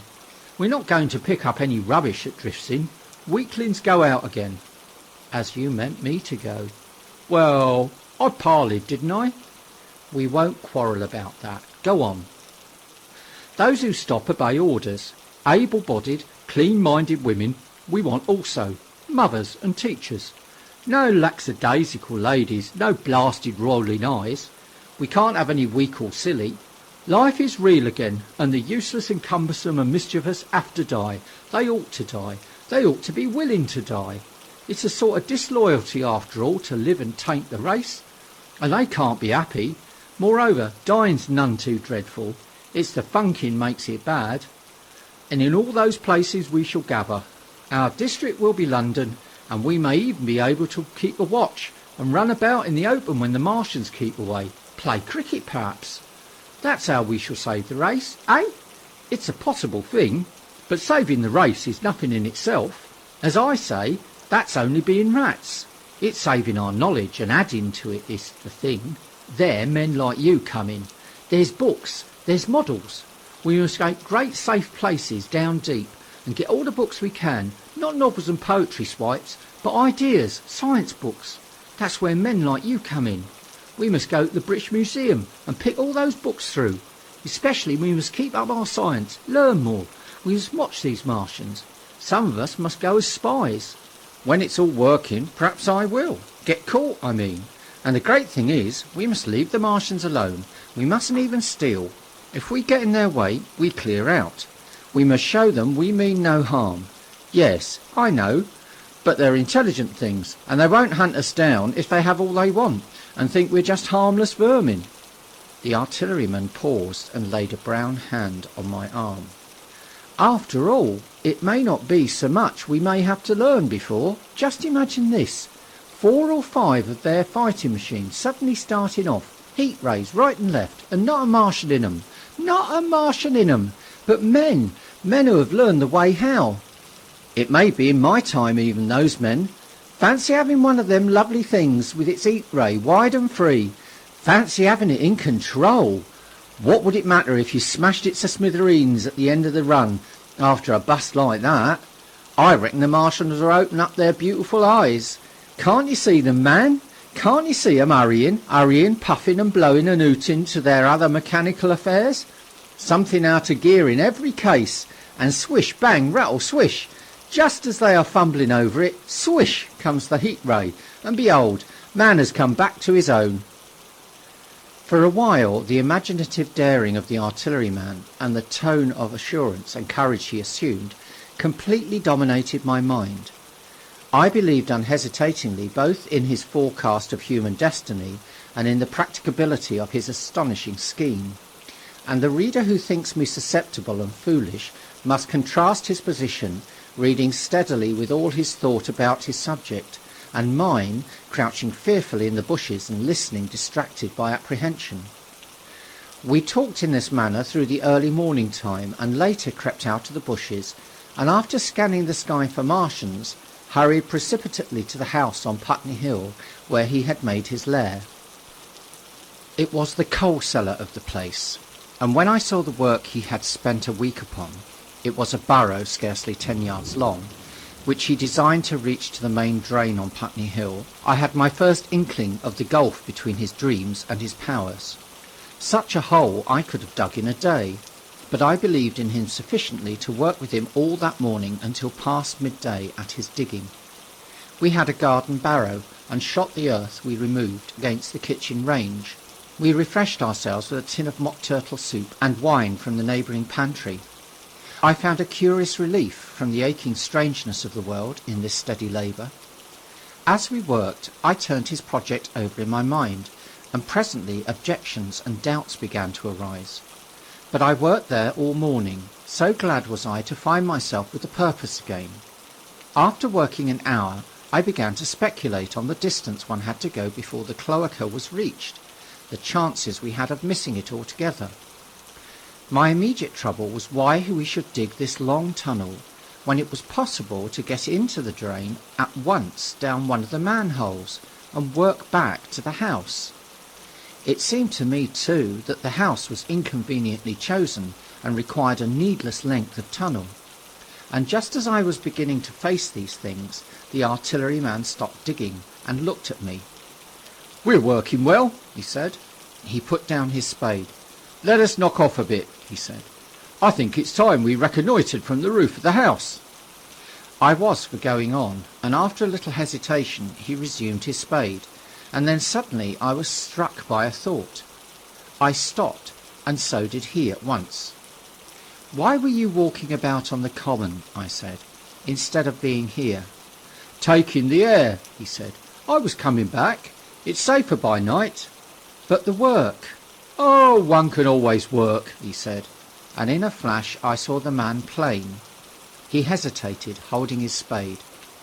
"We ought to reconnoitre now," he said, "because if any come near they may hear the spades and drop upon us unawares." I was no longer disposed to object. We went together to the roof and stood on the ladder peeping out of the roof door. No Martians were to be seen, and we ventured out upon the tiles and slipped down under the shelter of the parapet. From this position a shrubbery hid the greater portion of Putney, but we could see the river below, a bubbly mass of red weed, and the low parts of Lambeth flooded and red. The red creeper swarmed up the trees about the old palace, and their branches stretched gaunt and dead, and set with shrivelled leaves from amid its clusters. It was strange how entirely dependent both these things were upon flowing water for their propagation. Above us neither had gained a footing. Laburnums, pink maize, snowballs and trees of arbor vitae rose out of the laurels and hydrangeas, green and brilliant in the sunlight. Beyond Kensington, dense smoke was rising, and that and a blue haze hid the northward hills. The artilleryman began to tell me of the sort of people who still remained in London. "One light last week," he said. "Some fools got the electric lights in order, and there was all Regent Street and the circus ablaze, crowded with painted and ragged drunkards, men and women, dancing and shouting till dawn. A man who was there told me, and as the day came they became aware of a fighting machine standing near by the Langham and looking down at them. Heaven knows how long he'd been there. It must have given some of them a nasty turn. He came down the road towards them and picked up nearly 100, too drunk or frightened to run away." Grotesque gleam of a time no history will ever fully describe. From that, in answer to my questions, he came round to his grandiose plans again. He grew enthusiastic. He talked so eloquently of the possibility of capturing a fighting machine that I more than half believed in him again. But now that I was beginning to understand something of his quality, I could divine the stress he laid on doing nothing precipitately, and I noted that now there was no question that he personally was to capture and fight the great machine. After a time we went down to the cellar. Neither of us seemed disposed to resume digging, and when he suggested a meal, I was nothing loath. He became suddenly very generous, and when we had eaten he went away and returned with some excellent cigars. We lit these, and his optimism glowed. He was inclined to regard my coming as a great occasion. "There's some champagne in the cellar," he said. "We can dig better on this Thames-side Burgundy," said I. "No," said he, "I am host today. Champagne! Great God! We've a heavy enough task before us. Let us take a rest and gather strength while we may. Look at these blistered hands." And pursuant to this idea of a holiday, he insisted on playing cards after we had eaten. He taught me euchre, and after dividing London between us, I taking the northern side and he the southern, we played for parish points. Grotesque and foolish as this will seem to the sober reader, it is absolutely true, and what is more remarkable, I found the card game and several others we played extremely interesting. Strange mind of man, that with our species upon the edge of extermination or appalling degradation, with no clear prospect before us but the chance of a horrible death, we could sit following the chance of this painted pasteboard and playing the joker with vivid delight. Afterwards he taught me poker, and I beat him at 3 tough chess games. When dark came we decided to take the risk and lit a lamp. After an interminable string of games we supped, and the artilleryman finished the champagne. We went on smoking the cigars. He was no longer the energetic regenerator of his species I had encountered in the morning. He was still optimistic, but it was a less kinetic, a more thoughtful optimism. I remember he wound up with my health, proposed in a speech of small variety and considerable intermittence. I took a cigar and went upstairs to look at the lights of which he had spoken that blazed so greenly along the Highgate hills. At first I stared unintelligently across the London valley. The northern hills were shrouded in darkness. The fires near Kensington glowed redly, and now and then an orange-red tongue of flame flashed up and vanished in the deep blue night. All the rest of London was black. Then nearer I perceived a strange light, a pale, violet-purple fluorescent glow, quivering under the night breeze. For a space I could not understand it, and then I knew that it must be the red weed from which this faint irradiation proceeded. With that realization, my dormant sense of wonder, my sense of the proportion of things, awoke again.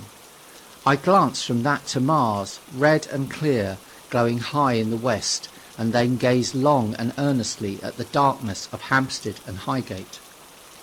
I remained a very long time upon the roof, wondering at the grotesque changes of the day. I recalled my mental states from the midnight prayer to the foolish card-playing. I had a violent revulsion of feeling. I remember I flung away the cigar with a certain wasteful symbolism. My folly came to me with glaring exaggeration. I seemed a traitor to my wife and to my kind. I was filled with remorse. I resolved to leave this strange, undisciplined dreamer of great things to his drink and gluttony, and to go on into London. There, it seemed to me, I had the best chance of learning what the Martians and my fellow men were doing. I was still upon the roof when the late moon rose.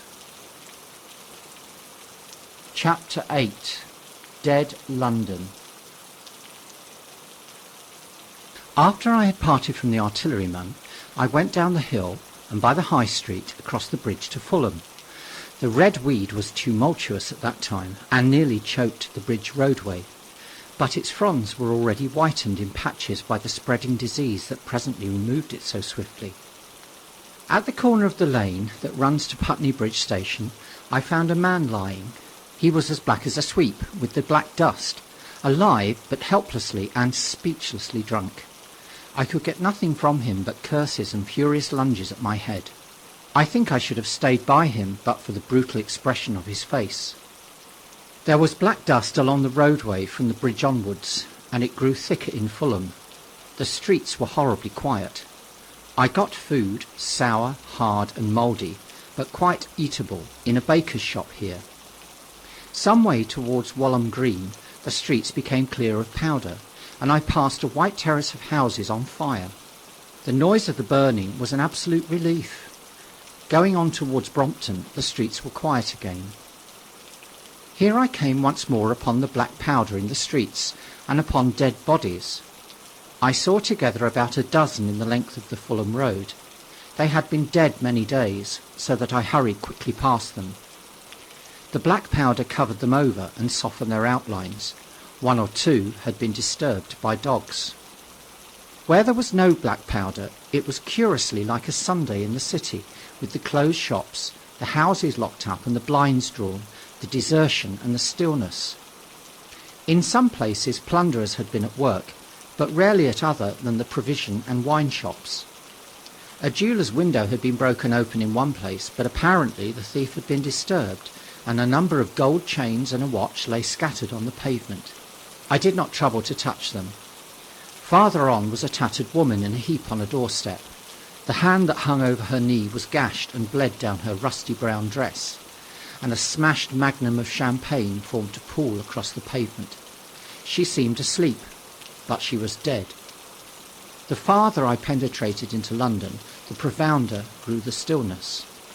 But it was not so much the stillness of death, it was the stillness of suspense, of expectation. At any time the destruction that had already signed the northwestern borders of the metropolis and had annihilated Ealing and Kilburn might strike among these houses and leave them smoking ruins. It was a city condemned and derelict. In South Kensington the streets were clear of dead and of black powder. It was near South Kensington that I first heard the howling. It crept almost imperceptibly upon my senses. It was a sobbing alternation of two notes. Ooh-la, ooh-la, ooh-la, ooh-la, keeping on perpetually. When I passed streets that ran northwards, it grew in volume, and houses and buildings seemed to deaden and cut it off again. It came in full tide down Exhibition Road. I stopped, staring towards Kensington Gardens, wondering at this strange, remote wailing. It was as if that mighty desert of houses had found a voice for its fear and solitude. Ooh-la, ooh-la, ooh-la, ooh-la, wailed that superhuman note. Great waves of sound sweeping down the broad, sunlit roadway between the tall buildings on each side. I turned northwards, marvelling, towards the iron gates of Hyde Park. I had half a mind to break into the Natural History Museum and find my way up to the summit of the towers in order to see across the park, but I decided to keep on the ground where quick hiding was possible, and so went on up the Exhibition Road. All the large mansions on each side of the road were empty and still, and my footsteps echoed against the sides of the houses. At the top, near the park gate, I came upon a strange sight. A bus overturned, and the skeleton of a horse picked clean. I puzzled over this for a time, and then went on to the bridge over the Serpentine. The voice grew stronger and stronger, though I could see nothing above the housetops on the north side of the park, save a haze of smoke to the northwest. "Ooh-la! Ooh-la! Ooh-la! Ooh-la!" cried the voice, coming, as it seemed to me, from the district about Regent's Park. The desolating cry worked upon my mind. The mood that had sustained me passed. The wailing took possession of me. I found I was intensely weary, footsore, and now and again hungry and thirsty. It was already past noon. Why was I wandering alone in this city of the dead? Why was I alone when all London was lying in state and in its black shroud?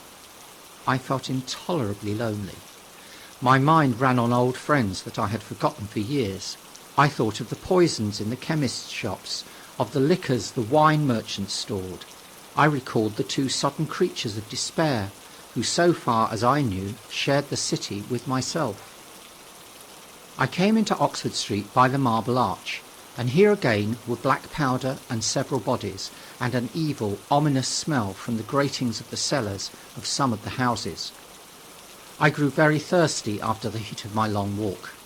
With infinite trouble I managed to break into a public house and get food and drink. I was weary after eating, and went into the parlour behind the bar and slept on a black horsehair sofa I found there. I awoke to find that dismal howling still in my ears. Ooh-la! Ooh-la! Ooh-la! Ooh-la!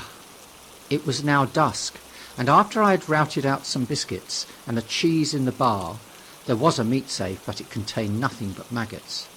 I wandered on through the silent residential squares of Baker Street.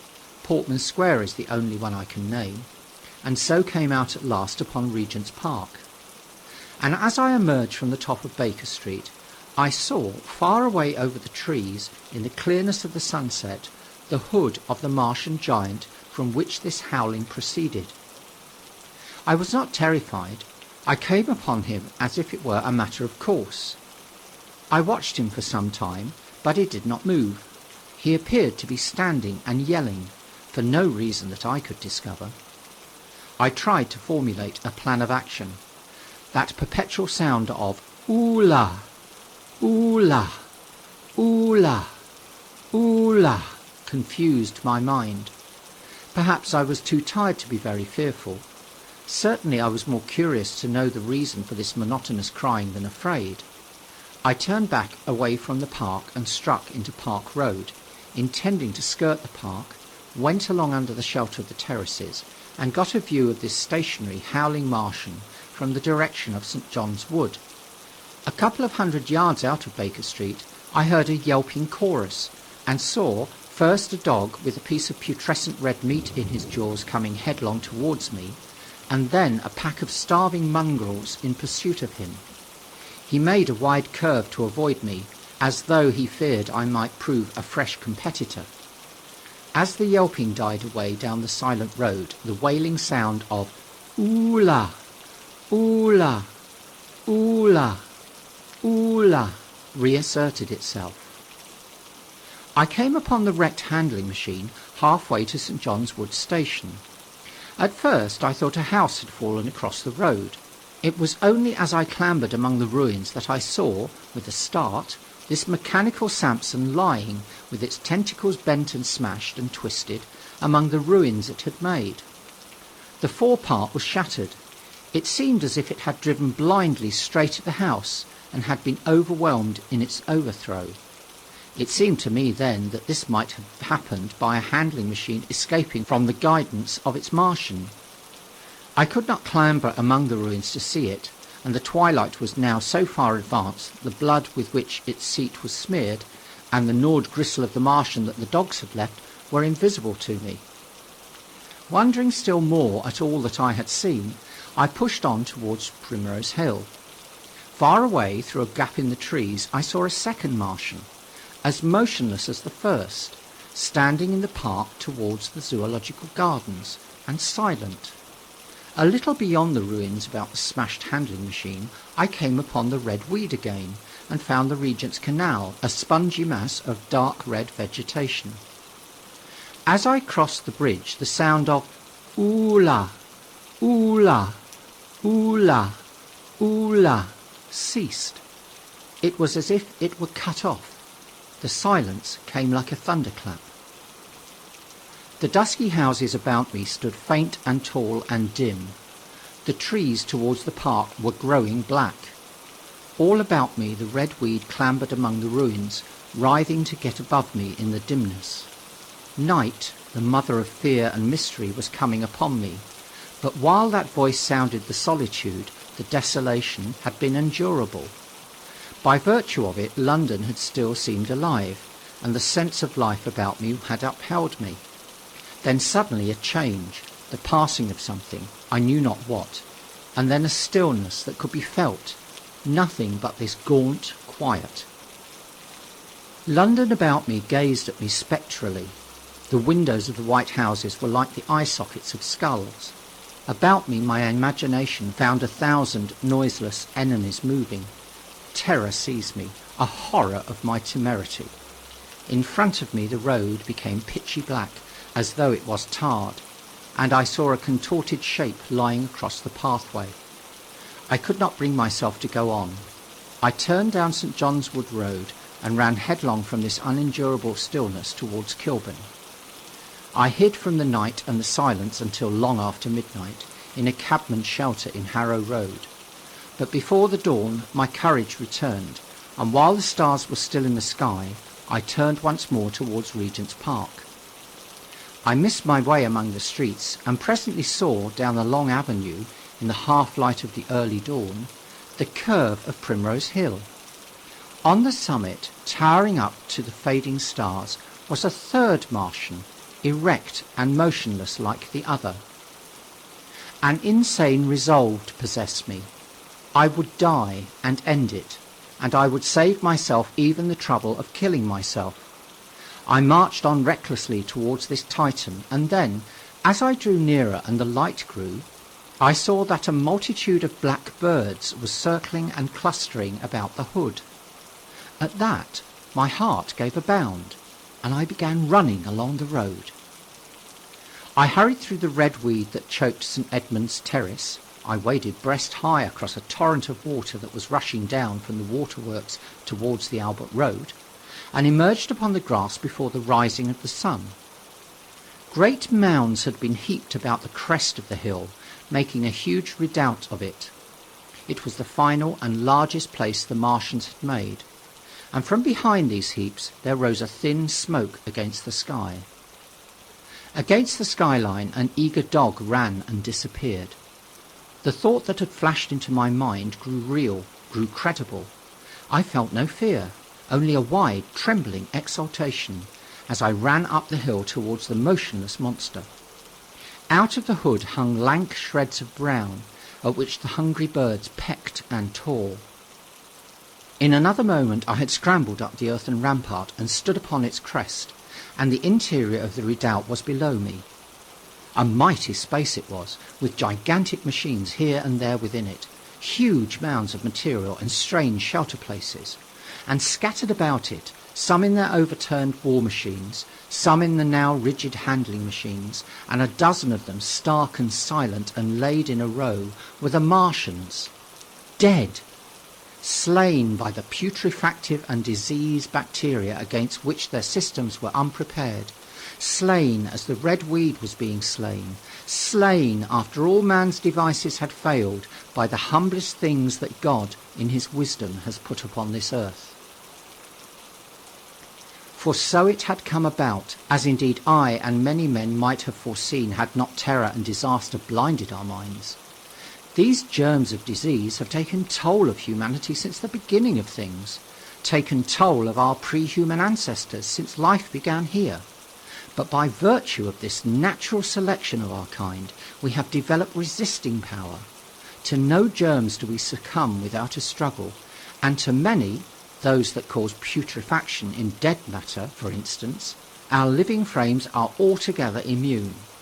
But there are no bacteria in Mars, and directly these invaders arrived, directly they drank and fed, our microscopic allies began to work their overthrow. Already when I watched them they were irrevocably doomed, dying and rotting even as they went to and fro. It was inevitable. By the toll of 1 billion deaths, man has brought his birthright of the earth, and it is his against all comers. It would still be his were the Martians 10 times as mighty as they are, for neither do men live nor die in vain. Here and there they were scattered, nearly 50 altogether, in that great gulf they had made, overtaken by a death that must have seemed to them as incomprehensible as any death could be. To me also at that time this death was incomprehensible. All I knew was that these things that had been alive and so terrible to men were dead. For a moment I believed that the destruction of Sennacherib had been repeated, that God had repented, that the angel of death had slain them in the night. I stood staring into the pit, and my heart lighted gloriously, even as the rising sun struck the world to fire about me with his rays. The pit was still in darkness. The mighty engines, so great and wonderful in their power and complexity, so unearthly in their tortuous forms, rose weird and vague and strange out of the shadows towards the light. A multitude of dogs, I could hear, fought over the bodies that lay darkly in the depth of the pit, far below me.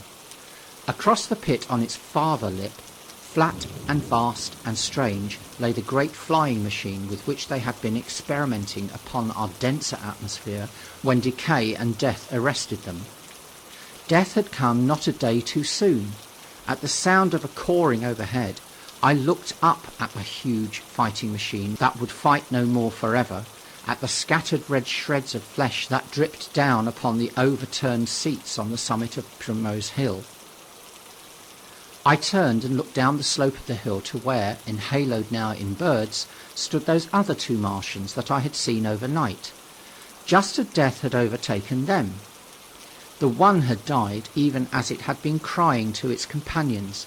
Perhaps it was the last to die, and its voice had gone on perpetually until the force of its machinery was exhausted. They glittered now, harmless tripod towers of shining metal in the brightness of the rising sun. All about the pit, and saved as by a miracle from everlasting destruction, stretched the great mother of cities. Those who have only seen London veiled in her sombre robes of smoke can scarcely imagine the naked clearness and beauty of the silent wilderness of houses. Eastward over the blackened ruins of the Albert Terrace and the splintered spire of the church, the sun blazed dazzlingly in a clear sky, and here and there some facet in the great wilderness of roofs caught the light and glared with a white intensity. Northward were Kilburn and Hampstead, blue and crowded with houses. Westward the great city was dimmed, and southward, beyond the Martians, the green waves of Regent's Park, the Langham Hotel, the dome of the Albert Hall, the Imperial Institute, and the great mansions of the Brompton Road came out clear and little in the sunrise, the jagged ruins of Westminster rising hazily beyond. Far away and blue were the Surrey hills, and the towers of the Crystal Palace glittered like 2 silver rods. The dome of St. Paul's was dark against the sunrise, and injured, I saw for the first time, by a huge gaping cavity on its western side. And as I looked at this wide expanse of houses and factories and churches, silent and abandoned, as I thought of the multitudinous hopes and efforts, the innumerable hosts of lives that had gone to build this human reef, and of the swift and ruthless destruction that had hung over it all, when I realized that the shadow had been rolled back and that men might still live in the streets of this dear, vast, dead city of mine, be once more alive and powerful, I felt a wave of emotion that was near akin to tears. The torment was over. Even that day, the healing would begin. The survivors of the people, scattered over the country, leaderless, lawless, foodless, like sheep without a shepherd, the thousands who had fled by sea, would begin to return. The pulse of life, going stronger and stronger, would beat again in the empty streets and pour across the vacant squares. Whatever destruction was done, the hand of the destroyer was stayed. All the gaunt wrecks, the blackened skeletons of houses that stared so dismally at the sunlit grass of the hill, would presently be echoing with the hammers of the restorers and ringing with the tapping of their trowels. At the thought, I extended my hands towards the sky and began thanking God. In a year, thought I, in a year. With overwhelming force came the thought of myself, of my wife and the old life, of hope and tender helplessness that had ceased forever. Chapter 9. Wreckage. And now comes the strangest thing in my story, yet perhaps it is not altogether strange. I remember clearly and coldly and vividly all that I did that day until the time that I stood weeping and praising God upon the summit of Primrose Hill. And then I forgot. Of the next 3 days I know nothing. I have learned since that, so far from my being the first discoverer of the Martian overthrow, several such wanderers as myself had already discovered this on the previous night. One man, the first, had gone to St. Martin-le-Grand, and, while I sheltered in the cabman's hut, had contrived to telegraph to Paris. Thence the joyful news had flashed all over the world. 1,000 cities, chilled by ghastly apprehension, suddenly flashed into frantic illuminations. They knew of it in Dublin, Edinburgh, Manchester, Birmingham, at the time when I stood upon the verge of the pit. Already men, weeping with joy, as I have heard, shouting and staying their work to shake hands and shout, were making up trains, even as near as Crewe, to descend upon London. The church bells that had ceased a fortnight since suddenly caught the news, until all England was bell-ringing. Men on cycles, lean-faced, unkempt, scorched along every country lane, shouting of unhoped deliverance, shouting to gaunt, staring figures of despair. And for the food? Across the Channel, across the Irish Sea, across the Atlantic, corn, bread and meat were tearing to our relief. All the shipping in the world seemed going Londonward in those days. But of all this I have no memory. I drifted, a demented man. I found myself in a house of kindly people who had found me on the 3rd day wandering, weeping and raving through the streets of St. John's Wood. They have told me since that I was singing some insane doggerel about "the last man left alive, hurrah, the last man left alive." Troubles as they were with their own affairs, these people, whose name, much as I would like to express my gratitude to them, I may not even give here, nevertheless cumbered themselves with me, sheltered me and protected me from myself. Apparently they had learned something of my story from me during the days of my lapse. Very gently, when my mind was assured again, did they break to me what they had learned of the fate of Leatherhead. 2 days after I was imprisoned, it had been destroyed, with every soul in it, by a Martian. He had swept it out of existence, as it seemed, without any provocation, as a boy might crush an ant-hill, in the mere wantonness of power. I was a lonely man, and they were very kind to me. I was a lonely man and a sad one, and they bore with me. I remained with them 4 days after my recovery. All that time I felt a vague, a growing craving to look once more on whatever remained of the little life that seemed so happy and bright in my past. It was a mere hopeless desire to feast upon my misery. They dissuaded me. They did all they could to divert me from this morbidity. But at last I could resist the impulse no longer, and promising faithfully to return to them, and parting, as I will confess, from these 4-day friends with tears, I went out again into the streets that had lately been so dark and strange and empty. Already they were busy with returning people. In places even there were shops open, and I saw a drinking fountain running water. I remember how mockingly bright the day seemed as I went back on my melancholy pilgrimage to the little house at Woking. How busy the streets and vivid the moving life about me. So many people were abroad everywhere, busied in 1,000 activities, that it seemed incredible that any great proportion of the population could have been slain. But then I noticed how yellow were the skins of the people I met, how shaggy the hair of the men, how large and bright their eyes, and that every other man still wore his dirty rags. Their faces seemed all with one of two expressions, a leaping exultation and energy, or a grim resolution. Save for the expression of the faces, London seemed a city of tramps. The vestries were indiscriminately distributing bread sent us by the French government. The ribs of the few horses showed dismally. Haggard special constables with white badges stood at the corners of every street. I saw little of the mischief wrought by the Martians until I reached Wellington Street, and there I saw the red weed clambering over the buttresses of Waterloo Bridge. At the corner of the bridge, too, I saw one of the common contrasts of that grotesque time. A sheet of paper flaunting against a thicket of red weed, transfixed by a stick that kept it in place. It was the placard of the first newspaper to resume publication, the Daily Mail. I bought a copy for a blackened shilling I found in my pocket. Most of it was blank, but the solitary compositor who did the thing had amused himself by making a grotesque scheme of advertisement stereo on the back page. The matter he printed was emotional. The news organisation had not as yet found its way back.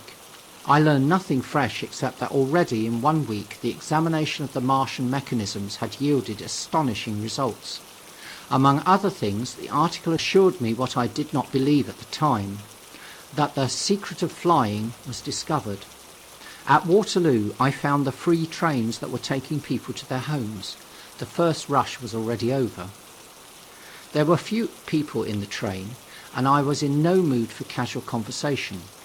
I got a compartment to myself and sat with folded arms, looking greyly at the sunlit devastation that flowed past the windows. And just outside the terminus the train jolted over temporary rails, and on either side of the railway the houses were blackened ruins.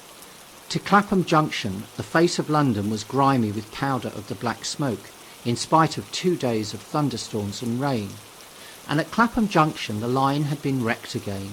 There were hundreds of out-of-work clerks and shopmen working side by side with the customary navvies, and we were jolted over a hasty relaying. All down the line from there the aspect of the country was gaunt and unfamiliar. Wimbledon particularly had suffered. Walton, by virtue of its unburned pine woods, seemed the least hurt of any place along the line. The Wandle, the Mole, every little stream had a heaped mass of red weed, in appearance between butcher's meat and pickled cabbage. The Surrey pine woods were too dry, however, for the festoons of the red climber. Beyond Wimbledon, within sight of the line, in certain nursery grounds, were the heaped masses of earth about the 6th cylinder. A number of people were standing about it, and some sappers were busy in the midst of it. Over it flaunted a Union Jack, flapping cheerfully in the morning breeze.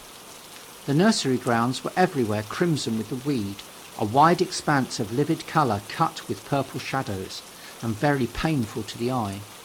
One's gaze went without infinite relief from the scorched greys and sullen reds of the foreground to the blue-green softness of the eastward hills. The line on the London side of Woking Station was still undergoing repair, so I descended at Byfleet Station and took the road to Maybury, past the place where I and the artilleryman had talked to the hussars, and on by the spot where the Martian had appeared to me in the thunderstorm.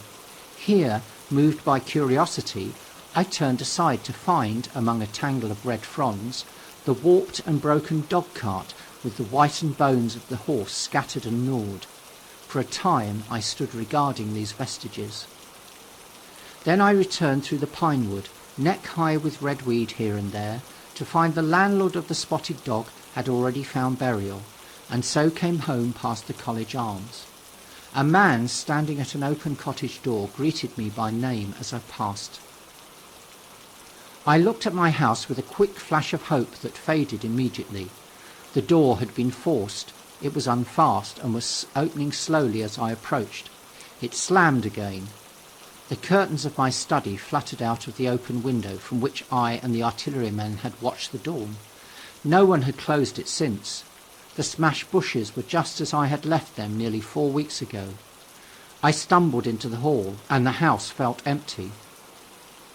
The stair carpet was ruffled and discoloured where I had crouched, soaked to the skin from the thunderstorm the night of the catastrophe. Our muddy footsteps, I saw, still went up the stairs. I followed them to my study and found lying on my writing table still, with the selenite paper weight upon it, the sheet of work I had left on the afternoon of the opening of the cylinder. For a space I stood reading over my abandoned arguments. It was a paper on the probable development of moral ideas with the development of the civilizing process, and the last sentence was the opening of a prophecy. Quote, "In about 200 years," unquote, I had written, quote, "we may expect," unquote. The sentence ended abruptly. I remembered my inability to fix my mind that morning, scarcely a month gone by, and how I had broken off to get my daily chronicle from the newsboy. I remembered how I went down to the garden gate as he came along, and how I had listened to his odd story of men from Mars. I came down and went into the dining room. There were the mutton and the bread, both far gone now in decay, and a beer bottle overturned, just as I and the artilleryman had left them. My home was desolate. I perceived the folly of the faint hope I had cherished so long, and then a strange thing occurred. "It is no use," said a voice. "The house is deserted. No one has been here these 10 days. Do not stay here to torment yourself. No one escaped but you." I was startled. Had I spoken my thoughts aloud? I turned, and the French window was open behind me. I made a step to it and stood looking out. And there, amazed and afraid, even as I stood amazed and afraid, were my cousin and my wife. My wife, white and tearless. She gave a faint cry. "I came," she said. "I knew. She put out her hand to her throat, swayed. I made a step forward and caught her in my arms. Chapter 10. The Epilogue. I cannot but regret, now that I am concluding my story, how little I am able to contribute to the discussion of the many debatable questions which are still unsettled.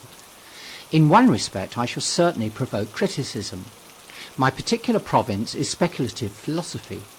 My knowledge of comparative physiology is confined to a book or two, but it seems to me that Carver's suggestions as to the reason of the rapid death of the Martians is so probable as to be regarded almost as a proven conclusion.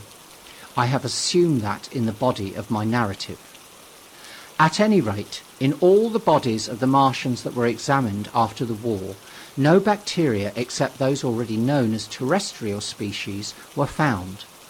That they did not bury any of their dead, and the reckless slaughter they perpetrated, point also to an entire ignorance of the putrefactive process. But probable as this seems, it is by no means a proven conclusion.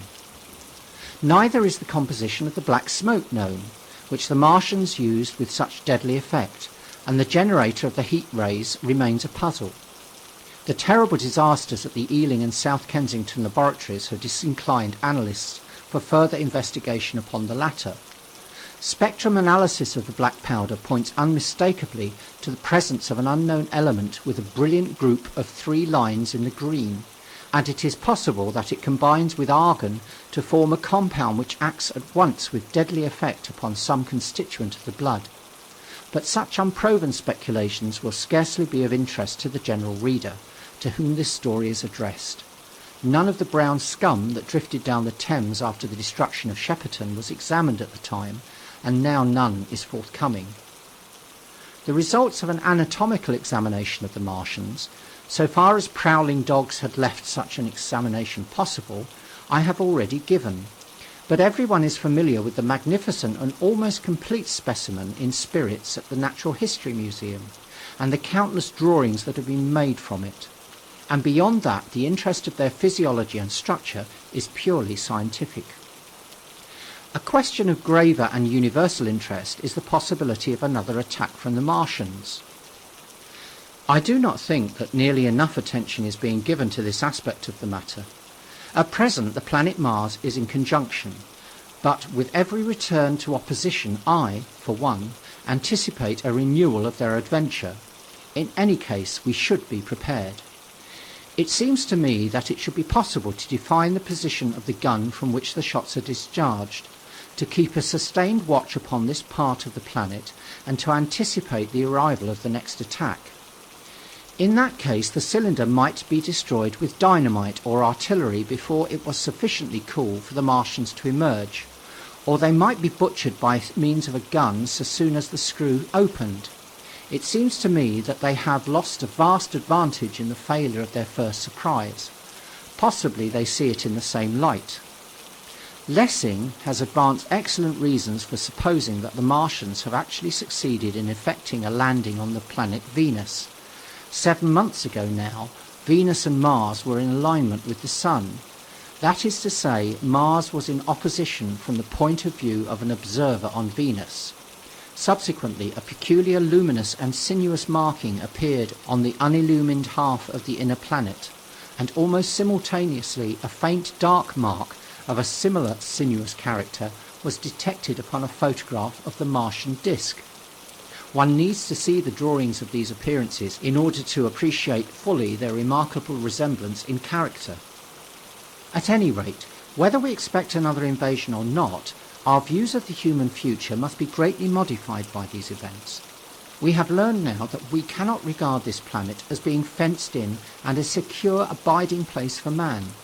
We can never anticipate the unseen good or evil that may come upon us suddenly out of space. It may be that in the larger design of the universe, this invasion from Mars is not without its ultimate benefit for men.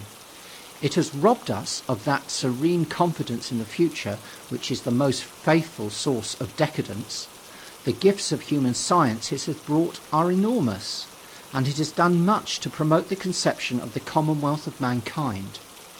It may be that across the immensity of space the Martians have watched the fate of these pioneers of theirs and learned their lesson, and that on the planet Venus they have found a securer settlement.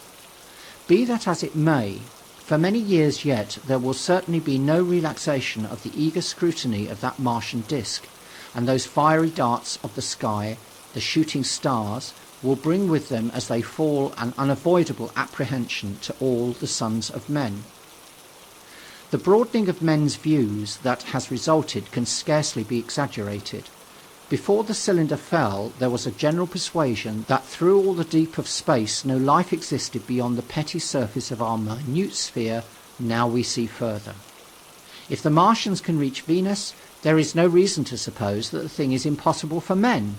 And when the slow cooling of the sun makes this earth uninhabitable, as at last it must do, it may be that the thread of life that has begun here will have streamed out and caught our sister planet within its toils. Dim and wonderful is the vision I have conjured up in my mind of life spreading slowly from this little seedbed of the solar system throughout the inanimate vastness of sidereal space. But that is a remote dream. It may be, on the other hand, that the destruction of the Martians is only a reprieve. To them, and not to us, perhaps, is the future ordained. I must confess the stress and danger of the time have left an abiding sense of doubt and insecurity in my mind. I sit in my study writing by lamplight, and suddenly I see again the healing valley below set with writhing flames, and feel the house behind and about me empty and desolate. I go out into the Byfleet road, and vehicles pass me, a butcher boy in a cart, a cab full of visitors, a workman on a bicycle, children going to school, and suddenly they become vague and unreal, and I hurry again with the artilleryman through the hot, brooding silence. On a night, I see the black powder darkening the silent streets, and the contorted bodies shrouded in that layer. They rise upon me, tattered and dog-bitten. They gibber and grow fiercer, paler, uglier, mad distortions of humanity at last, and I wake, cold and wretched, in the darkness of the night. I go to London and see the busy multitudes in Fleet Street and the Strand, and it comes across my mind that they are but the ghosts of the past, haunting the streets that I have seen silent and wretched, going to and fro, phantasms in a dead city, the mockery of life in a galvanized body. And strange, too, it is to stand on Primrose Hill, as I did but a day before writing this last chapter, to see the great province of houses, dim and blue through the haze of smoke and mist, vanishing at last into the vague lower sky, to see the people walking to and fro among the flower beds on the hill, to see the sightseers about the Martian machine that stands there still, to hear the tumult of playing children, and to recall the time when I saw it all bright and clear-cut, hard and silent, under the dawn of that last great day. And strangest of all is it to hold my wife's hand again, and to think that I have counted her, and that she has counted me among the dead. End of chapter 10. End of War of the Worlds.